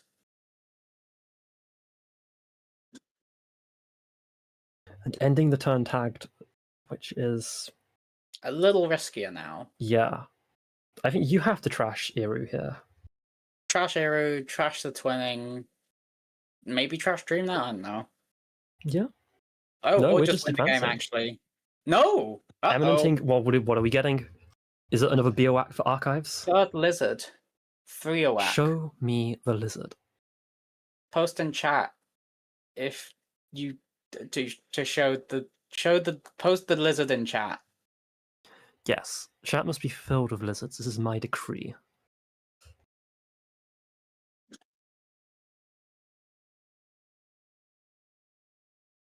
Two end the run sentries have already been posted. Oh, pointing out in chat, because I've seen 2 more cards there with a single boost on Jesper to boost the twin. It looks like they missed the pretty interaction as well. Ooh. By clicking pretty before Iru. That's rough. Unfortunate. Yeah, the UI is a little unclear because it just lets you play it in what is almost universally the wrong order. Yeah. And so many like on success triggers don't matter for the order, so it's really easy to get into a rhythm. And that is green mail. Yep, eminent domaining green mail out. Just saying I'm gonna win next turn unless I'm under 2 credits. Which is actually no, Regolith, you also need to trash the Regolith. Honestly, somewhat dangerous given... Oh no, there's no Hermes on the board. In which case, yeah, this is relatively safe. Well, safe except... No, there it is. Okay, Tucana brings the Event Horizon. Now it's very safe. Because Eru cannot see those cards in R&D. 1 credit is going to be very difficult to get through Beerwhack. Yep. I dare say impossible. You could potentially... you're out as HQ. HQ is kind of your only hope right now. But and I don't think it's that feasible. Given they eminented for a green mail, maybe implies there wasn't something in HQ. Although I guess they didn't have the clicks for it. But it is like, your out. Yeah, if you I have to take had it already, I would just tutor an ice that makes it trade down. Sure, I'm not losing this game. Yeah. So it suggests to me HQ is safe. We don't care about HQ. Put the 1 ice that completely dismantles Eru on archives. Don't even bother trashing stuff with the tag. Yeah.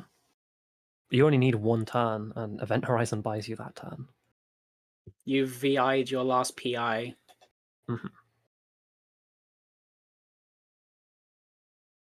VI'd your last PI.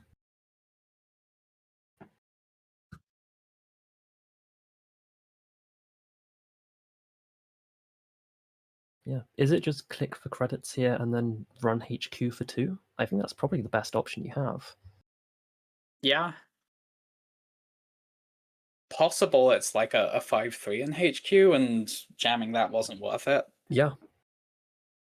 I mean, you could also follow the info bounty and run into the Beerwhack with no Sentry Breaker.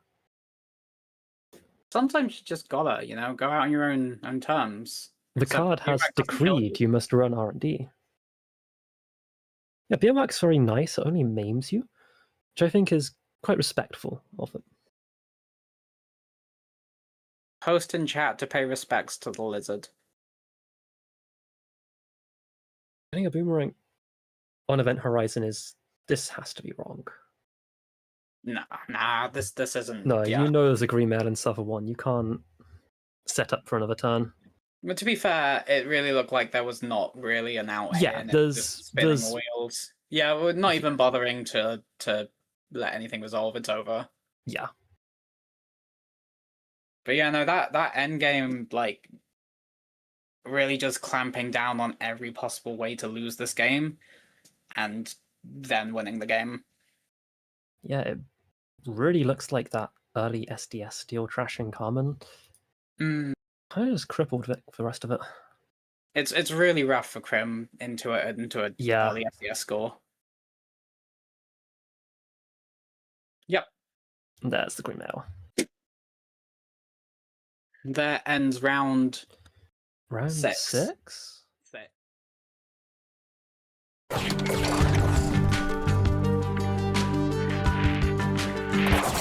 YDLs plus Midnight 3 for a lot of money. Score out with Big Deal and Seamlesses.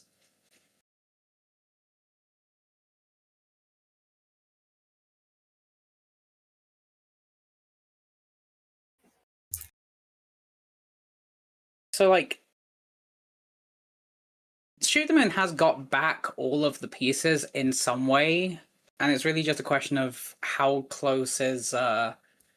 Well, Melias is obviously close enough to Ikawa for most purposes. The main difference is Rashida getting replaced by Humanoid, and Humanoid... I think it's not the worst for Shoot the Moon, just because Shoot the Moon is already on a lot of events, operations rather. It does unfortunately make the ordering kind of unfortunate, where you're installing your cards and then hypothetically playing YDL. We do have a very quick answer to what kind of PD this is, with a Cyclotron on the cup and a Warm Reception res turn 1. So this is almost certainly Flood or some variant of it. That's what they're saying. Rare for a Flood deck to be able to actually use Warm Reception's second bit of text to de-res and get an extra draw from the Spin Doctor.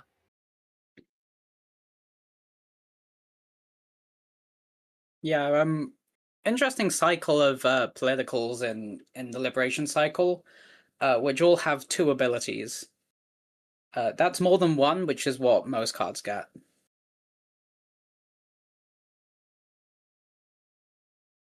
You see just spec working the cup, not intending to use it for HQ, which on 0 credits makes a lot of sense. Would you trash this ice to get rid of the Stowaway? I will trash any ice to get rid of Stowaway. I actually think I would also trash this ice. There are lots of ways runners can click for 2 credits, and I don't mind any of them except the one where they're running on my ice. How do you feel about open market? Not open market, open bounty. Info bounty, I don't mind. Info bounty is fine, but like if the card that gives you money is on my card, rage, despair. Hateful card. What horrors bespeech those who dare printeth it? I think the one saving grace of Stowaway is that Wawa is in the name.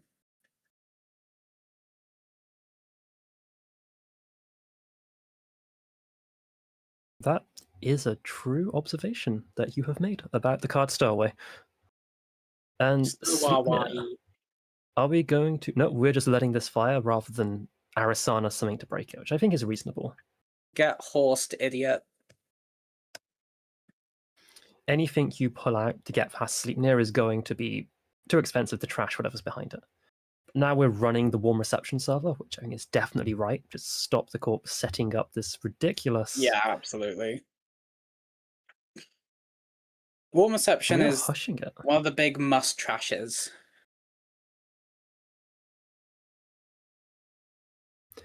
Interesting to see Hush go down. Do you think Lovelace thinks that's potentially an ablative barrier for later? Possibly, but also just getting the trigger out while you have it. It's also triggering environmental testing. Yes, you just want that counter. That 1 credit is actually worth 8 credits. And we have another Warm Reception for another Spin Doctor fire here. Spin Doctor has been drawing a lot of cards. He has been spinning. Spin Doctor also has 2 abilities. Do you ever think about that? I don't think about that, Ams. I've never thought about Spin Doctor having abilities. No, I think about it because it's another interesting example of a card kind of doing more than one thing. But is it? Because like, look at the individual abilities on it, and a card that draws 2 on res, that's less than 1 card, and a card that shuffles 2 back, that's also less than 1 card. So the card's doing 2 things, but the sum of those 2 things is 1 thing. You get me? Yes.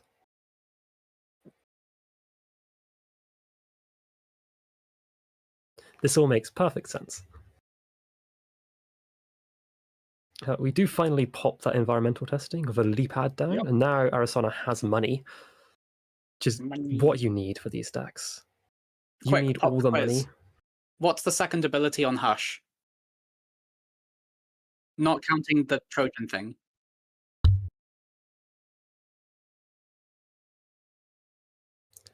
Oh, you can move it. You can click to move Hush, a thing presumably someone's done before.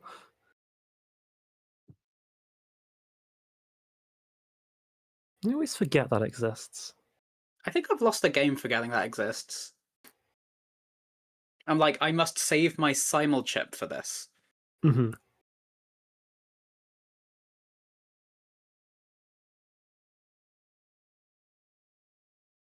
Continuing to build out here. And you potentially expect a flood. Simply because We're she's definitely gone in through flood half the range deck. now.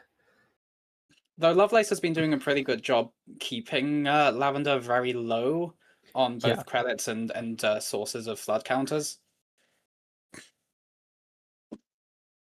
And we get another Derezzing spin. Spindo.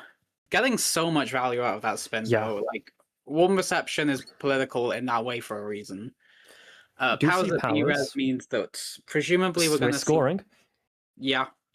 Fully up for money. We're not drawing anything. We've got it all set up, ready to go. And now, is there a synchro cyclotron, or is it just double click for flood? It's double click for flood. Yeah. Sometimes it's fine. And it's an off. Extremely tempo positive.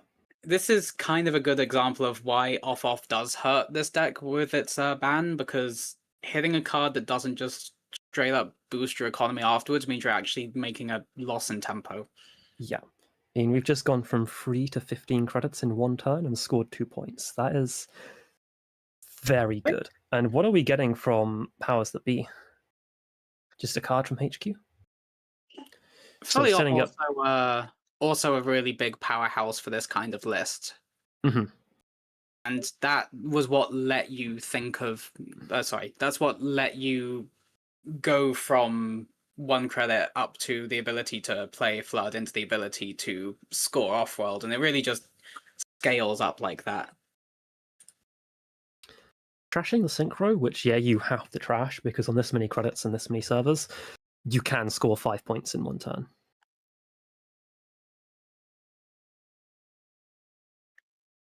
There are a lot of combos that can do that. But we have another synchro. It's a so we can potentially see a humanoid install here into Flood the Market for 5 counters. No, for 4 counters, but that's still very impressive.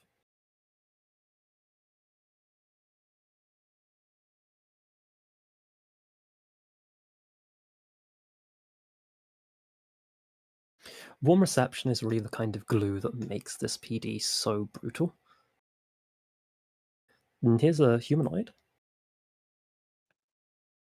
Cyclotron being res does mean that this could turn into a Flood play. Yeah, we can get, if there's an ice in hand, which there is not. The tragic thing, of course, is if you install the Cyclotron with the humanoid, then you can't res it before playing that operation. Scoring another off-world office. Not a 5/3 though, which does at least mean that it's not guaranteed the next agenda ends the game, but you really do want to be stopping this from continuing. You need to shut this down now, and this is a very difficult board to shut down.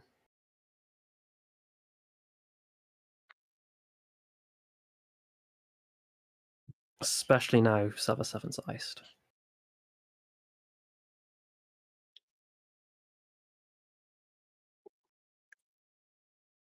I think a second Powers That Be. Trashing it because you have to, even as painful as that is. It's a big mistake I've seen playing this kind of deck myself, where people will see a card like the Powers that's already rezzed and not bother to trash the copy, but it's a body. It doesn't matter what the text on it is. It's a good reason Tranquility is so strong in these lists. Like, yes, Tranquility is crazy good card, but 4 credits or a free Flood counter, that's a lot. Yeah. So yeah, we've trashed 2 of them. So it's still very possible for Pouch to score out a 4/2, but a little more effort to get a 5/3. Yeah, 5/3 is very... I don't think it's possible. With Cyclotron out, it's very possible. Just install, score. Oh, yes, of course, yeah. But just a little more. And sometimes just a little more... We're just going for Yeah. Are we just advancing? No, it's another off. Okay. Essentially, I also forgot that don't you have could the just 5 manually 3s in advance hand. things. Yeah. Post in chat if you're manually advancing agendas.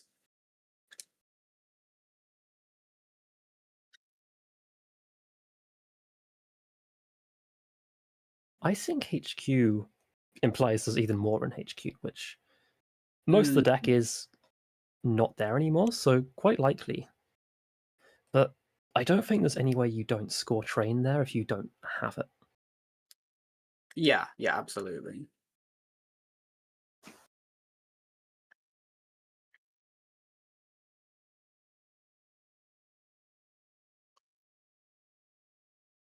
Continuing to hit whatever's in server 5. Right, we're getting Fizzerin back. It's a humanoid which needs to go. Good hit, good hit. Getting the spin.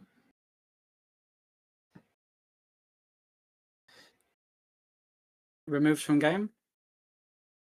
What are we I feel like you have to give the cyclotron server a go, right? Yeah, like I think I'd cyclotron's be running too that important. right now. Yeah, Fly Swatter, that's rough because that also takes out the Fizzerin again. Yeah. All it need, if there's an agenda in hand, this is game. With this much draw throughout the game, I feel like it's gotta be, right? Yeah. That is. Yeah. Very, very clean flood game here. Yeah, just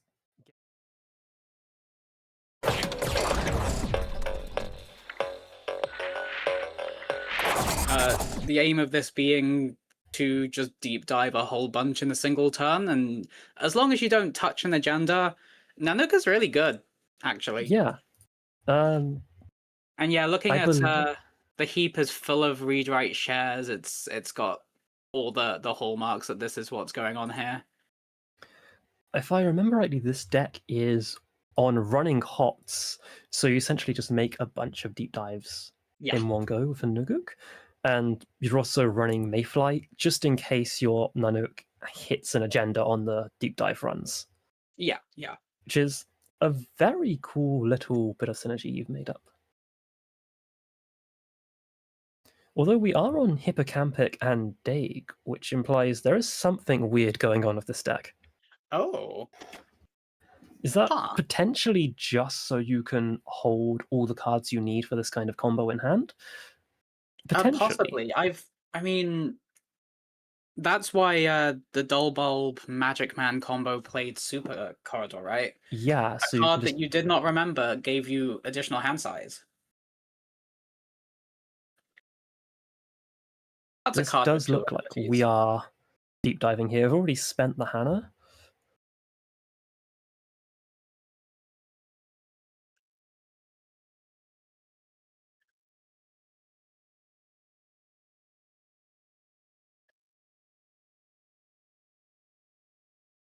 F2 Pooch is still 4 credits for Nanook to break, which is not nothing when you have to go through a bunch of them.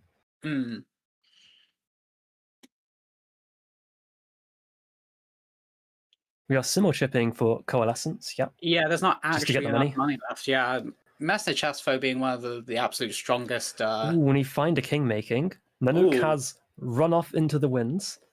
Fortunately, that's both the iced servers, right? Yeah, you can just run archives now, and you have 2 clicks to deep dive. We find an Oracle Think Tank. I'd like to take this moment just before the deep dive to point out that Nanook's flavor text is wrong. Nanook never leaves. What'd you call that? We're playing running hot so we can get more deep dives, even though we don't really have the money for it. And there it is. There's all the agendas. Oh, wow.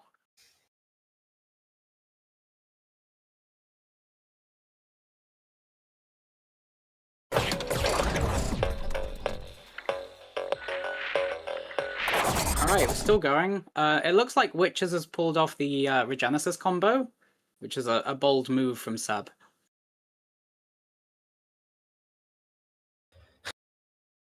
Seems so. This Phoenitria does imply this is an Unleash deck. Yep, we have Unleash in the bin, 2 bites in the bin. The Unleash and Regenesis is an interesting combination. We are on 2 Oppos as well, so it looks like we are forgoing the usual Unleash out of agenda into a Unleash out of Oppo. Yeah. And into Seb, you do want to see that. Seb loves floating tags.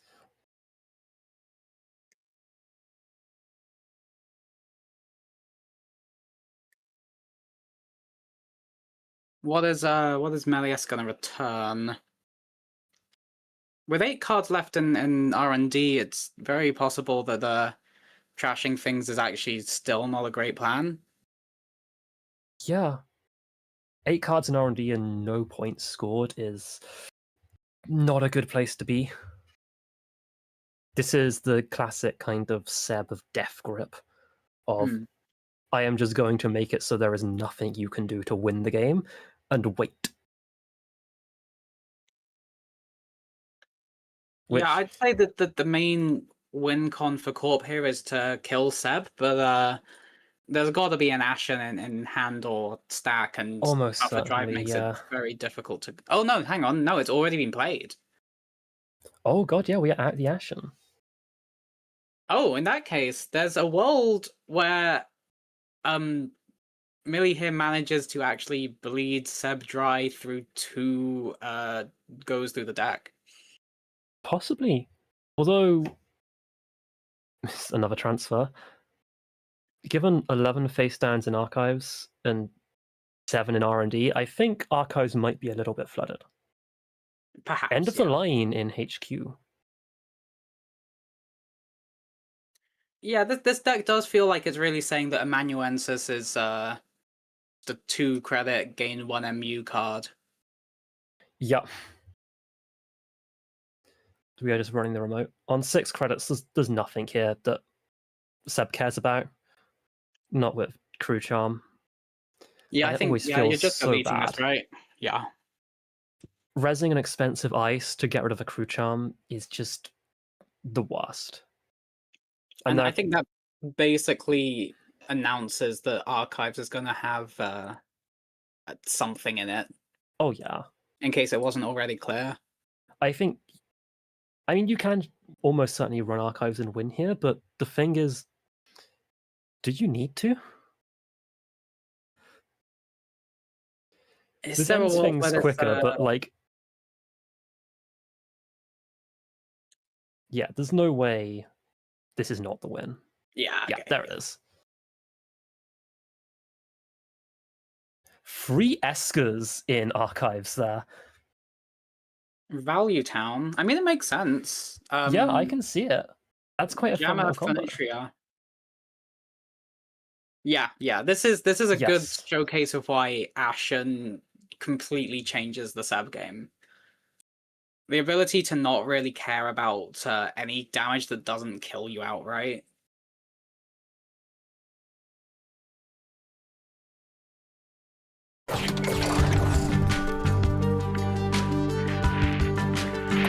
We yearn for Nuveng. There's a few different things Nuveng's doing right now. I guess if this is one of the ones on Bad Pub or not. It's a Bad Pub and Myoshu. What else is Nuveng doing? Those are the main ones, I think. It's kind of been put aside a little for Zwicky, because Zwicky is just very solid for the kind of Bad Pub Red Cap strategy. Zwicky.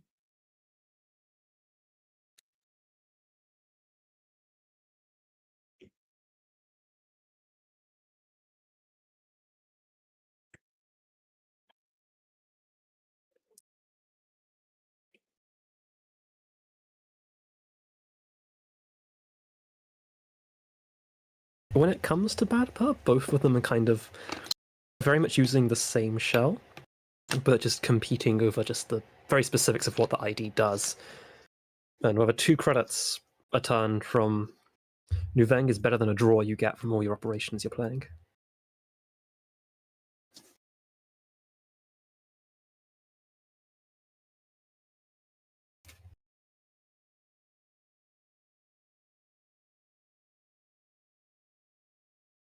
Well, we are seeing the big difference between Nuveng and Zwicky here, in that Nuveng is creating a remote. Yeah. Also, leaving HQ Nope, there we go. It's the KPI into Ice HQ. You do not want to KPI is leave HQ also uniced. just a little more flexible for Nuveng than Zwicky, because you aren't forced to take the credit gain to trigger your ID. Immediate Cat's Cradle down here. Pretty happy to have a Maskarovka fire there. Love to see it.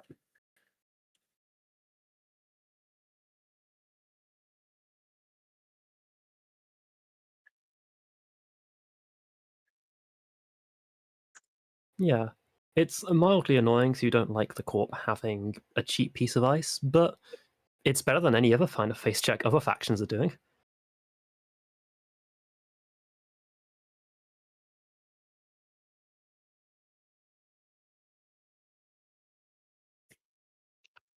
Many runners would rather the Corp gets 2 credits than just immediately kill you.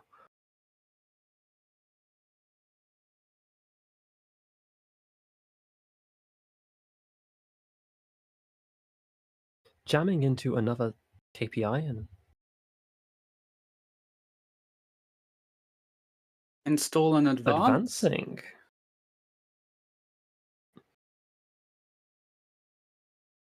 Is this? Yep, it's green mail. Green mail. Show me so lizards. We must imagine, yes. For now, we must imagine the lizards, but soon they shall be real.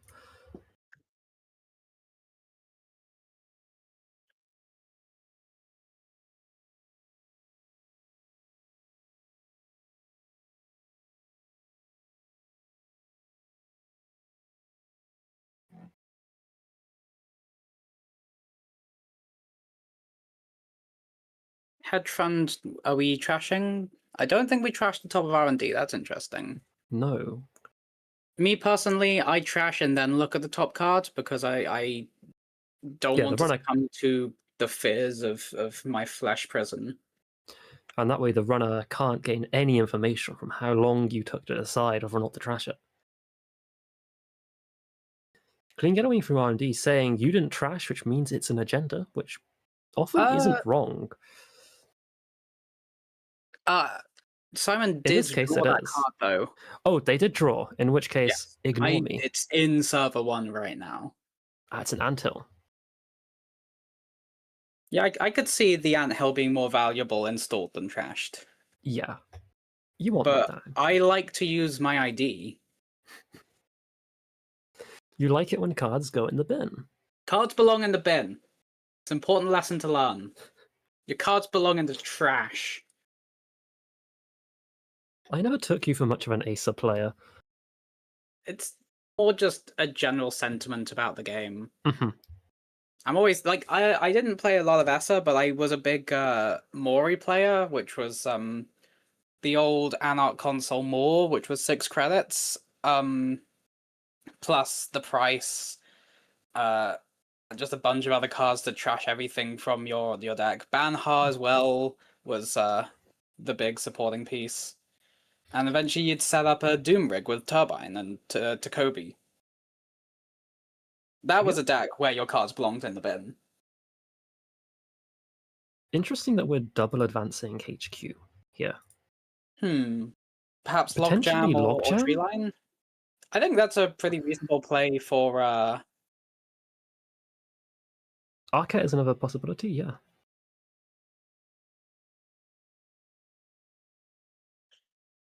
Arcat, actually, yeah. Arcat here, once fully advanced, is just going to deny Kurapira any counters, as well as just being kind of annoying to break.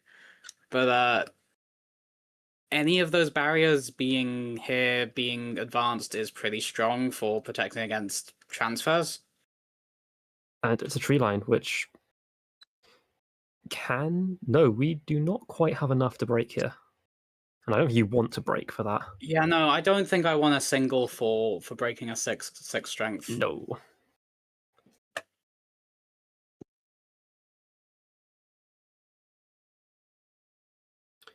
We are going for transfer. We are doing the transfer. So this is credit neutral if you discount the tag. Well, we're losing 1 credit, including the tag, so... So Simon does go down to 5 there, and then it's really down to can Magnus actually get rid of the anthill? And it's just banking on there not being something cheap here. Which, with that, I think probably means this anthill is going down. I'm not sure you res that. Especially paying an extra credit because of Cat's Cradle. I think the only thing I'd be rezzing here would be like a Winchester or, I mean, probably not even a Winchester, actually.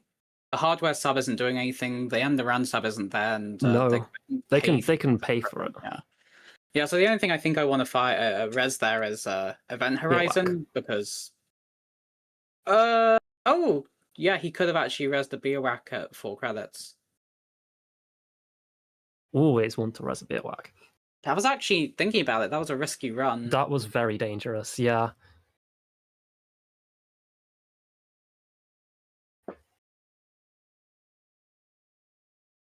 Do we have any indication if this deck is on any kind of tag punishment? I don't think so, and I don't think New Fang is really... I would be surprised. It's not generally a shell for it, but... It's measured, right? Yeah. I think generally, if you have no resources, you're pretty safe to float tags on this board state. Especially when the court had 2 credits.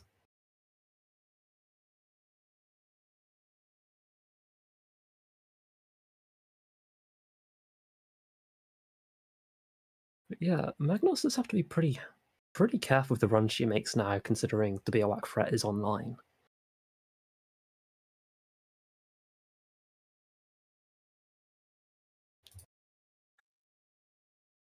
This specific board state, though, I actually would prefer Archer. I don't know. I mean, it's just not as cool. Phones. Rotary! We are on Rotary. Hello, yes, this is Zaya. So this is a Zaya that is going to be floating tags. Well, I mean, do you want to be floating tags? Rotary has the sneaky resource tag. This is true. I forgot about Rotary's sneaky text.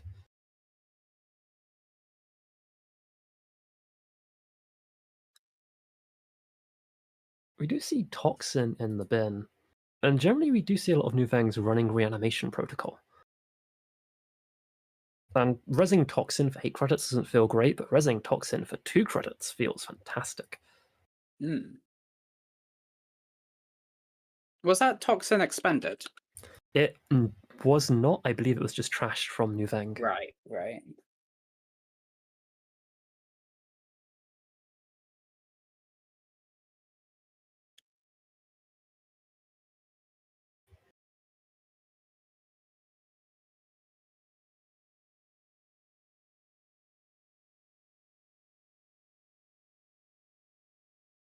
It's second Maskarovka.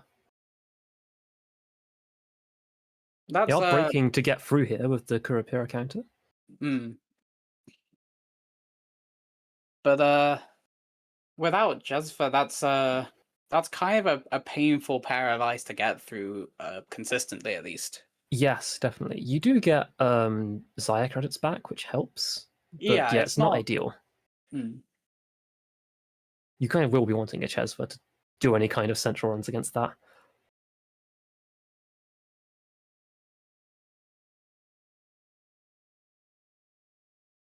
And Master Offer is kind of just a step above farmable to get you through the big barriers. 4 credits is kind of not a great spend for a third of a free break.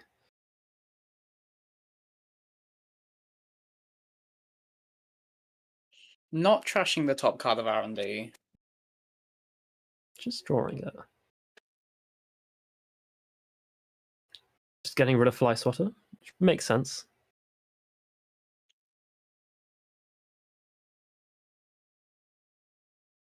Corp credit is more valuable than the runner credit in this case, apparently.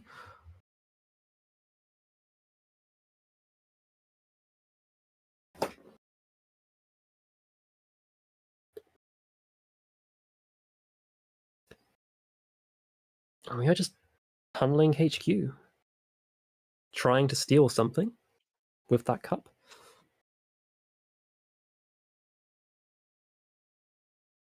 We do see both cards. I wonder, are we going to remember that Rotary has that text? Though I was just thinking that I feel like at this point you definitely trash Rotary here. There's not much else you are doing of this turn. Like, you want to be jamming and trashing that, but it's so easy to forget that a card like this has additional text. Yeah. You remember what the card does, not the exact text of the card. Yeah, you know what the card does, and therefore you do not read it, and therefore you forget all the extra text it might have. I don't read cards. Cards read me. On this many credits, you can't keep giving the runner. Games read the rules, and the rules read cards. I do resent anyone that decides to read a card. I go off the pretty pictures and decide what they do based on that, and it's never failed for me.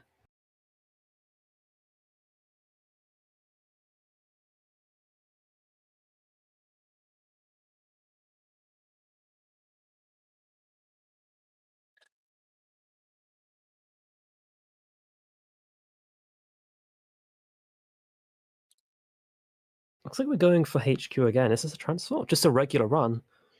Are we going to pop Copulation to see both? Oh, no, we're not, because we have Rotary. We don't need to, because Rotary, yeah. Having 2 cards in HQ is usually really good tech against Copulation, because no one wants to spend a cup to see an extra card. You lose the value. Oh, Measured. Measured and Reanimation Protocol.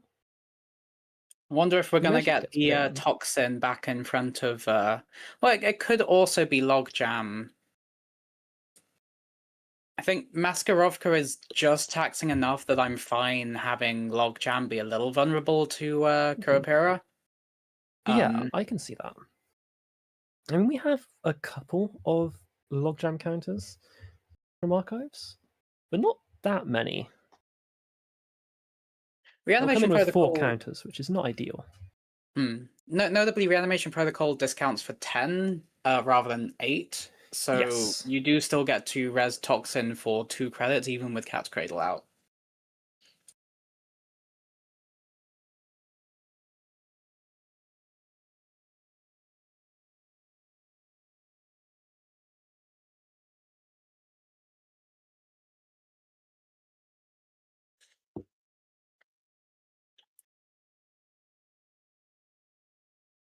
Just immediately firing Spin Doctor.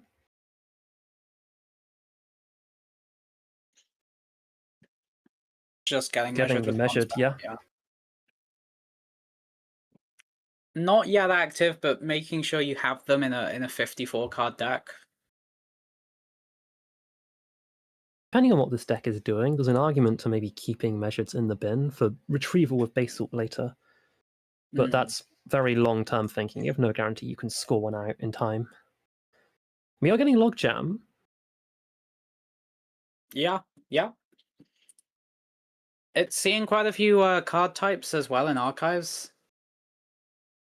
The one downside to reanimating a Logjam is it is contingent on Archives being mostly face-up to be its best self. I'm not hugely convinced by Logjam being the ice there over Toxin. With the current breakers down, I think Logjam is actually cheaper, unless you're planning to just advance it a bunch, which... I mean, possible. We have tree lines. Yeah.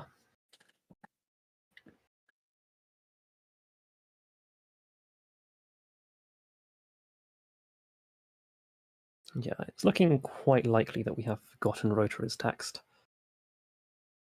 Hank, no. Hank, it can be trashed for a click and 2 credits. Power drawing for something. Just throwing out a lot of stuff.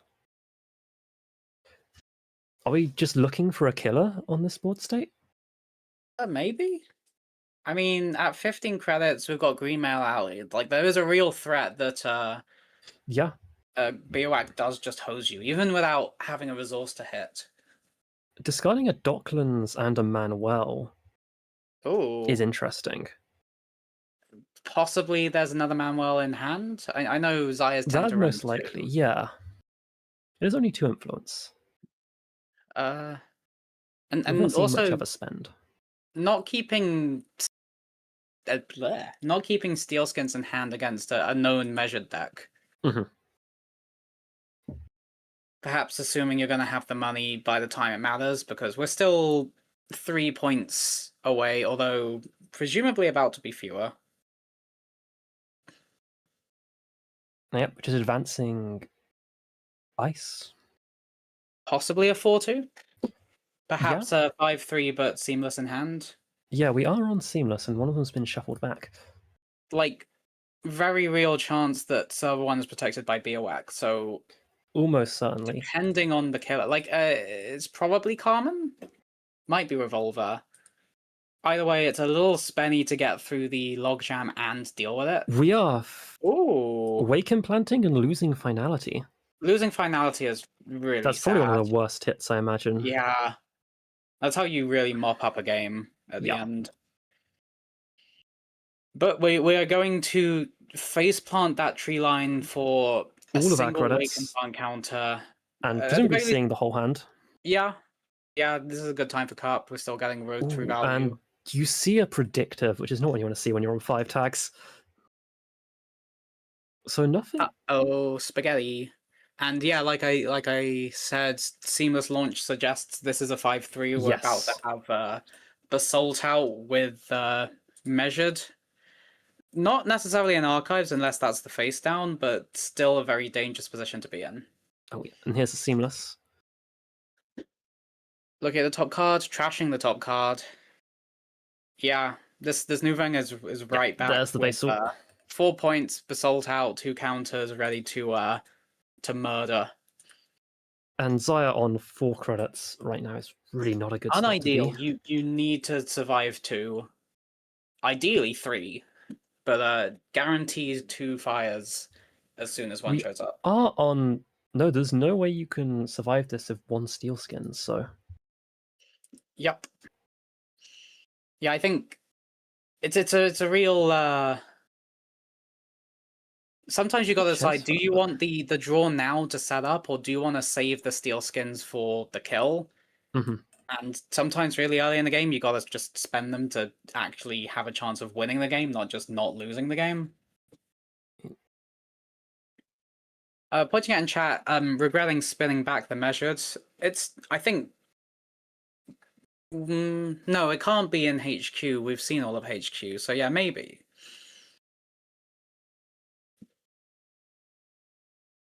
But also, yeah, we're getting both. We are getting free cards, free credits, predictive. Which you'll have to see. I feel like if you're the corp, you're just jam here. Yeah. There's nothing that really implies that I can get into that server. I mean, even if she can, like, instant death. Yep. Like getting that Basalt out has completely changed the shape of this game. Please use your rotary for value. Would love to see Zaya making runs here. Because this is the point where it very occasionally can be a line to bait the corp into rezzing Bioac to get off threat. That is real. It's something you can do. It sometimes works and is useful. It relies on the corp not realizing. I want to use the Basalt for that. Because it's funny. Yeah.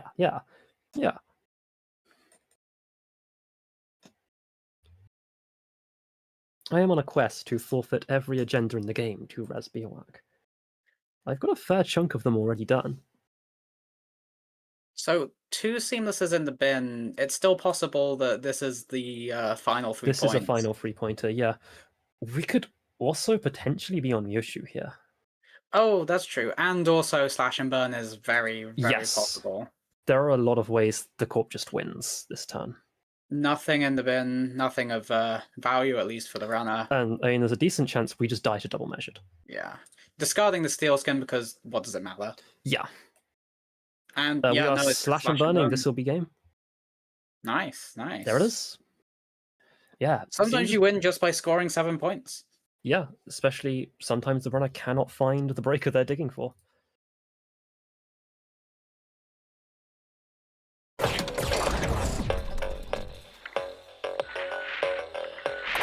So yeah, we're looking at a pretty good setup from both players at this point. Audrey's got a counter on it. We've got the crew, we've got Devil Charm, but Jimothy's also got ice on every server and a pretty good remote going. Yeah, this is looking pretty solid for both players. Aku on 1 credit. Empty is giving 7 additional click. Which can be very meaningful.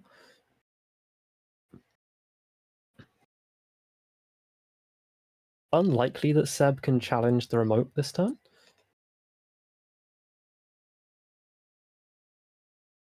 And just showing up R&D.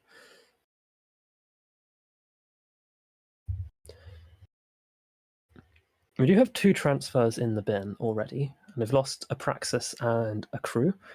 So Seb still has quite a lot of resources left to do a lot of damage before eventually ashening.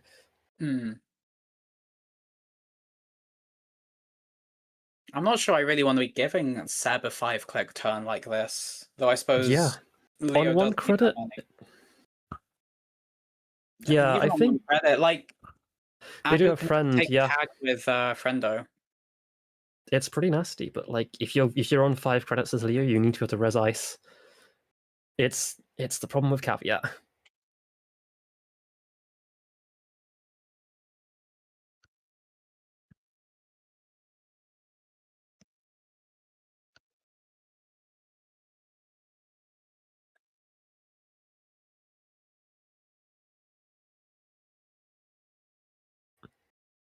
I'm kind of hoping to see a Bioroid here to shut this down, but it's just a drafter, which...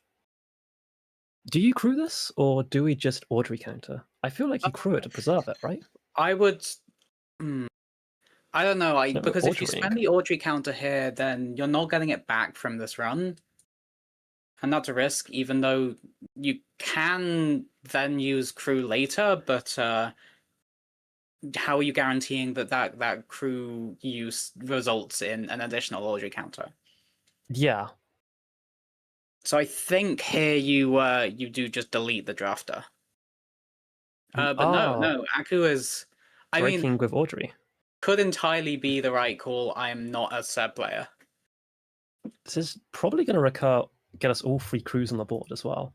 So I guess if you have 3 crews, do you want the Audrey counter as much? Maybe not. I mean, getting Gorman actually does mean that you are basically guaranteed the... seeing an agenda does change that.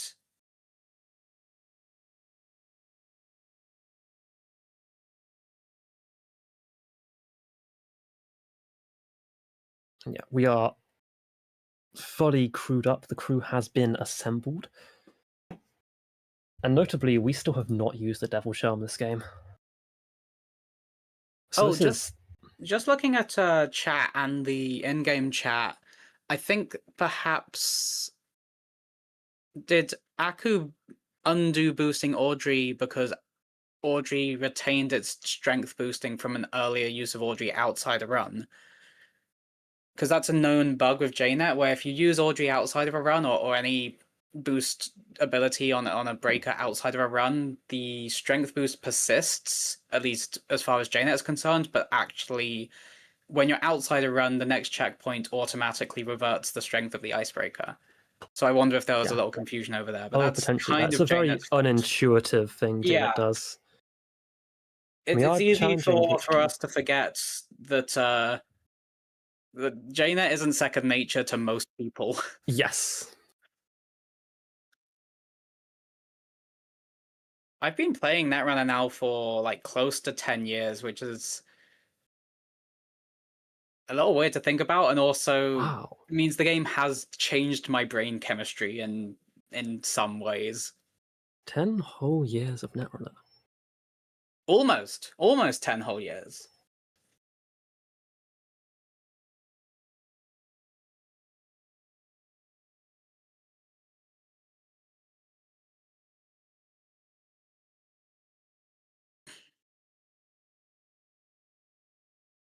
Just working out some whether they can take back. Potentially this means we are going for a Manuel, but there's no Manuel down. So it might just be undo click, install Manuel, run last click. We're getting a judge call. Yeah. Depending on how long this takes, we could check out a different game, but it might be Yep. a quick one. This is a no new info, so it'll probably be fairly quick, but we'll see. While we wait, We will start a stopwatch. Post in chat your favorite unsolved mathematical problem.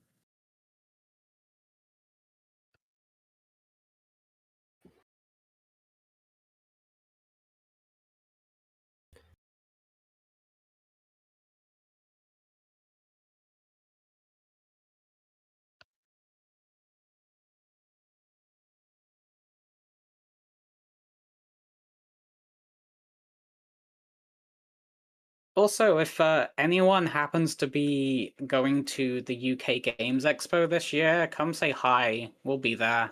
We will be there. I'm gonna be there so much.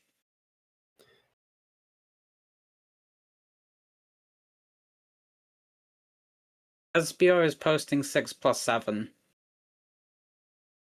Post in chat if you are posting 6+7. There will be meet and greets at the Games Expo with Beerwack himself. Potentially, maybe not. I might not bring Beerwack with me. If you want to meet Beerwack, go to a UK tournament. They don't like the kind of noise or the lights, and his fee's getting really high.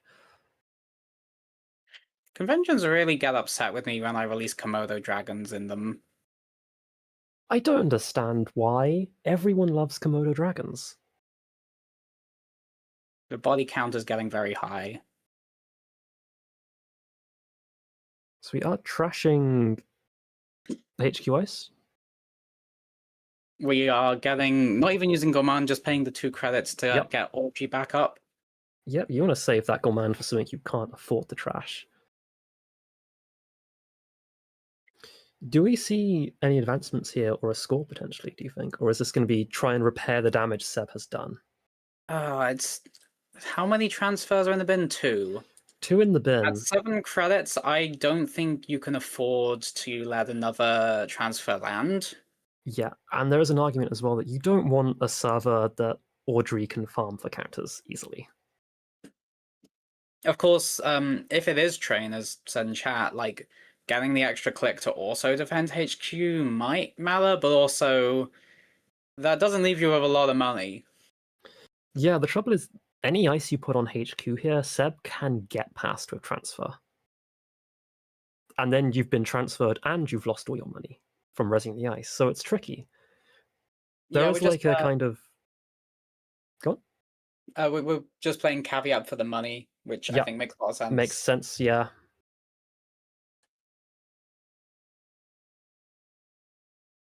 Against Seb, it's important to know like the specific lines he can play, because being unprepared for praxis and transfer is how you instantly fold in a single turn. Seb is very much kind of games that dangle on a pinprick, where you can feel like you're doing fine, and then suddenly one turn will go by, and you have lost any chance of winning. It's a deck that punishes overextension brutally. And it's very hard to tell when you have overextended into a Seb. The first you know about it is generally when you have 0 credits and all your ice has been destroyed, and you don't quite know what happened. You click for credits and then they're gone again. And they've used up all of their crews, but then they run archives. And you didn't think about archives, so they just get in. I think it's not necessarily correct to immediately ice archives, because Praxis is better after Threat 3, obviously, but it's also not nothing before Threat 3. So I think as soon as you're stabilizing, that's when you want to jam something in front of archives. And Drafter is a solid card to have there. I think you generally, as Leo, you probably just want to be putting Bioroids on archives and HQ, really. Leo, you want your Boomies there, because you can turn off those run events. Which is generally why Seb was not favoured into Leo before. Though I think with Tungsten, maps has changed quite a bit. Yeah, Tungsten Taylor makes a lot of a lot of Leo's ice so much worse. Like the big one is MIC. Yeah. Tungsten Tailor makes a lot of HP's really obscene ice just kind of fine. Like Sleipnir being a 4/4 with 3 subs is so much, but actually it's just 2 credits. Yeah, it's rough for Leo. And we are trashing the Trank grid out of HQ, which simply purely for Audrey counters and the Gourmand draw there. And you gotta keep him up. Yeah.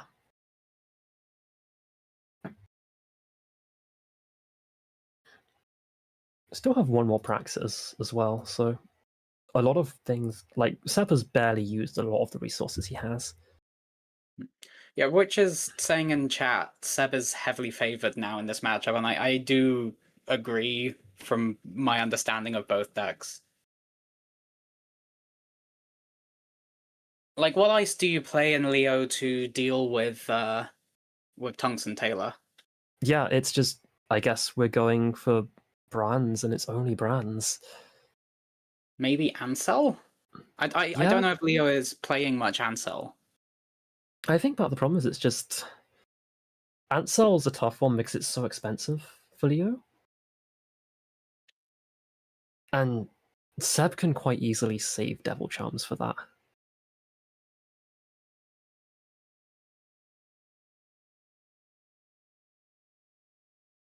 Like, Seb as like a question posed to the corp is suddenly your expensive ice doesn't actually have any hit on tempo to the runner at all.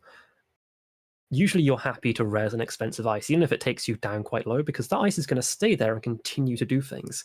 Here, you just can't afford to res ice unless you know you can res that and afford to res the rest of your ice at the same time. Which gives you some really challenging questions the corp has to answer.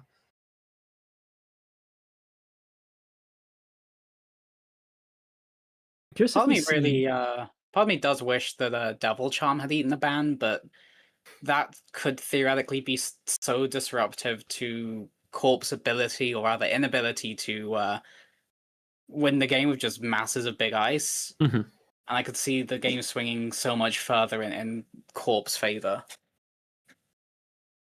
I wonder if we're going to spend both Audrey counters, or we're just going to let one of these subfires. I think you have to let a subfire here. Yeah, without a Gourmand to guarantee it. Like, you're seeing 2 cards of R&D, and it's Leo, so they're not likely to be trashables. Yeah, there it is. I think often you can afford to let one of the subs on Sleipnir fire. Yeah, I think most of them are generally fine to fire. Shuffling back a card from archives, especially in a deck like this that really like uses its cards as one-off resources. Oh, getting back a Managom, getting back a humanoid, getting back a Mersha, kind of huge. There's a lot of context where that's quite bad, and generally letting them draw is going to be the better option. Yeah. It's the early game when I'm really happy to let that second sub fire. Like, it's it's like firing a draft at turn 1. They don't get anything out of it.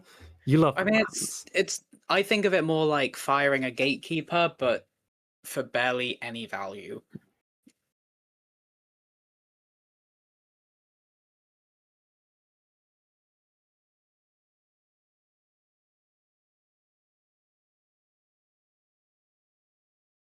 Looks like we're actually getting an agenda out. Nope, no, we're just ready to. This is double advancing, presumably train. So, Bran plus MIC means that this is going to cost at least 3 clicks. Yes. 4 clicks if it's Melias, which means in order to steal it, if it's Melias, Aku has to be running this click. But that does come at the cost of destroying your entire remote. Although we are very close to time now, so I don't think you entirely care at that point. But in the same for the same reason, I think Aku is possibly going to be happy to just tank all of the tempo hits and be like, right, I'm winning this turn on time. You are not going to get a server set up in 1 minute to salvage this game. Yeah. And 1 minute left in the round means... No, we are clicking to draw. Going for a transfer, which... Interesting. Maybe hoping there's an agenda in HQ? I mean, it's got to be... It can't be a Let Them Dream, unless it's 2 of them. If it's a Let Them Dream, that's not saving you against what this probably is in server 1. Yeah, with 2 clicks, there's no way you can get into the remote now.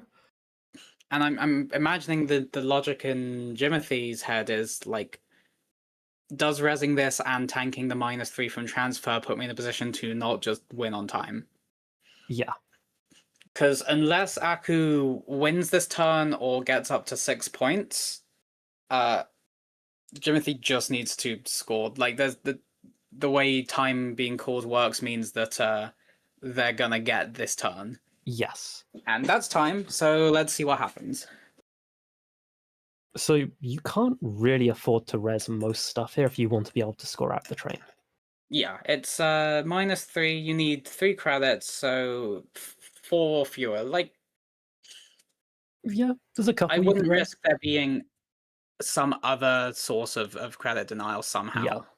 Like buffer drive to recur, transfer, play transfer again is actually real if if Jimothy reses. Possibly that was the play here. I can see it, yeah. You see Drafter and Brown. It's looking pretty bad for Aku. Need to find points somewhere, but I don't think R&D is entirely fresh, so it might just be channel HQ again.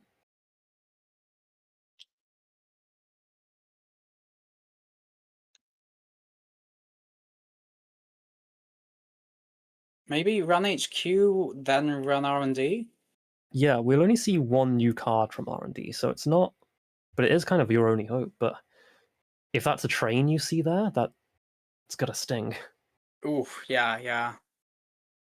But maybe also you hope that server 1 is actually just not a train, but we do assume there's 5 agendas between HQ and R&D. So odds aren't horrific. Being asked in chat, there were 3 transfers in the bin. We saw the final one played this turn. Yeah. Buffer drive means it's possible to play another one. How many steel skins? I think it's also possible for we can Aku clicklessly acquire a transfer here, yeah. If there's a steel skin in hand, but there's no steel skins in the bin, which seems quite likely. But yeah, second transfer doesn't help. It does not stop Aku from scoring out. I don't see a way of getting third one. Yeah, okay, we're just going for that single on R&D and hoping that it's sometimes you need a single. I mean, actually, if it is a Melias, then you're fine. You're fine, yeah, you get it if it's a Melias. But yeah, if it's a... Actually... Oh, if Leo draws shuffling it means that you get to see brand new cards, yeah. So I think...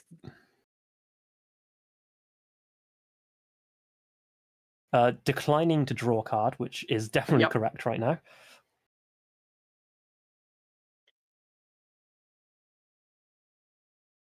Top card we know is nothing. Second card?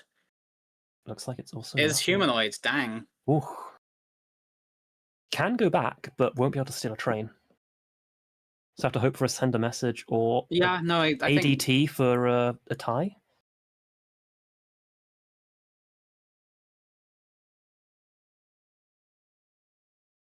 Although usually these will only be on 1 send a message, so I think you're hoping for the tie. Yeah.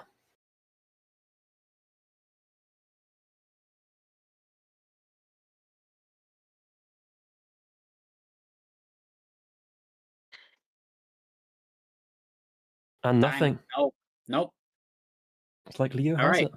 Jimothy gets the last full turn, and it's the choo-choo. It's the train. Oof, what an end game. Yeah. Just bearing through the wave of Seb. Mm-hmm.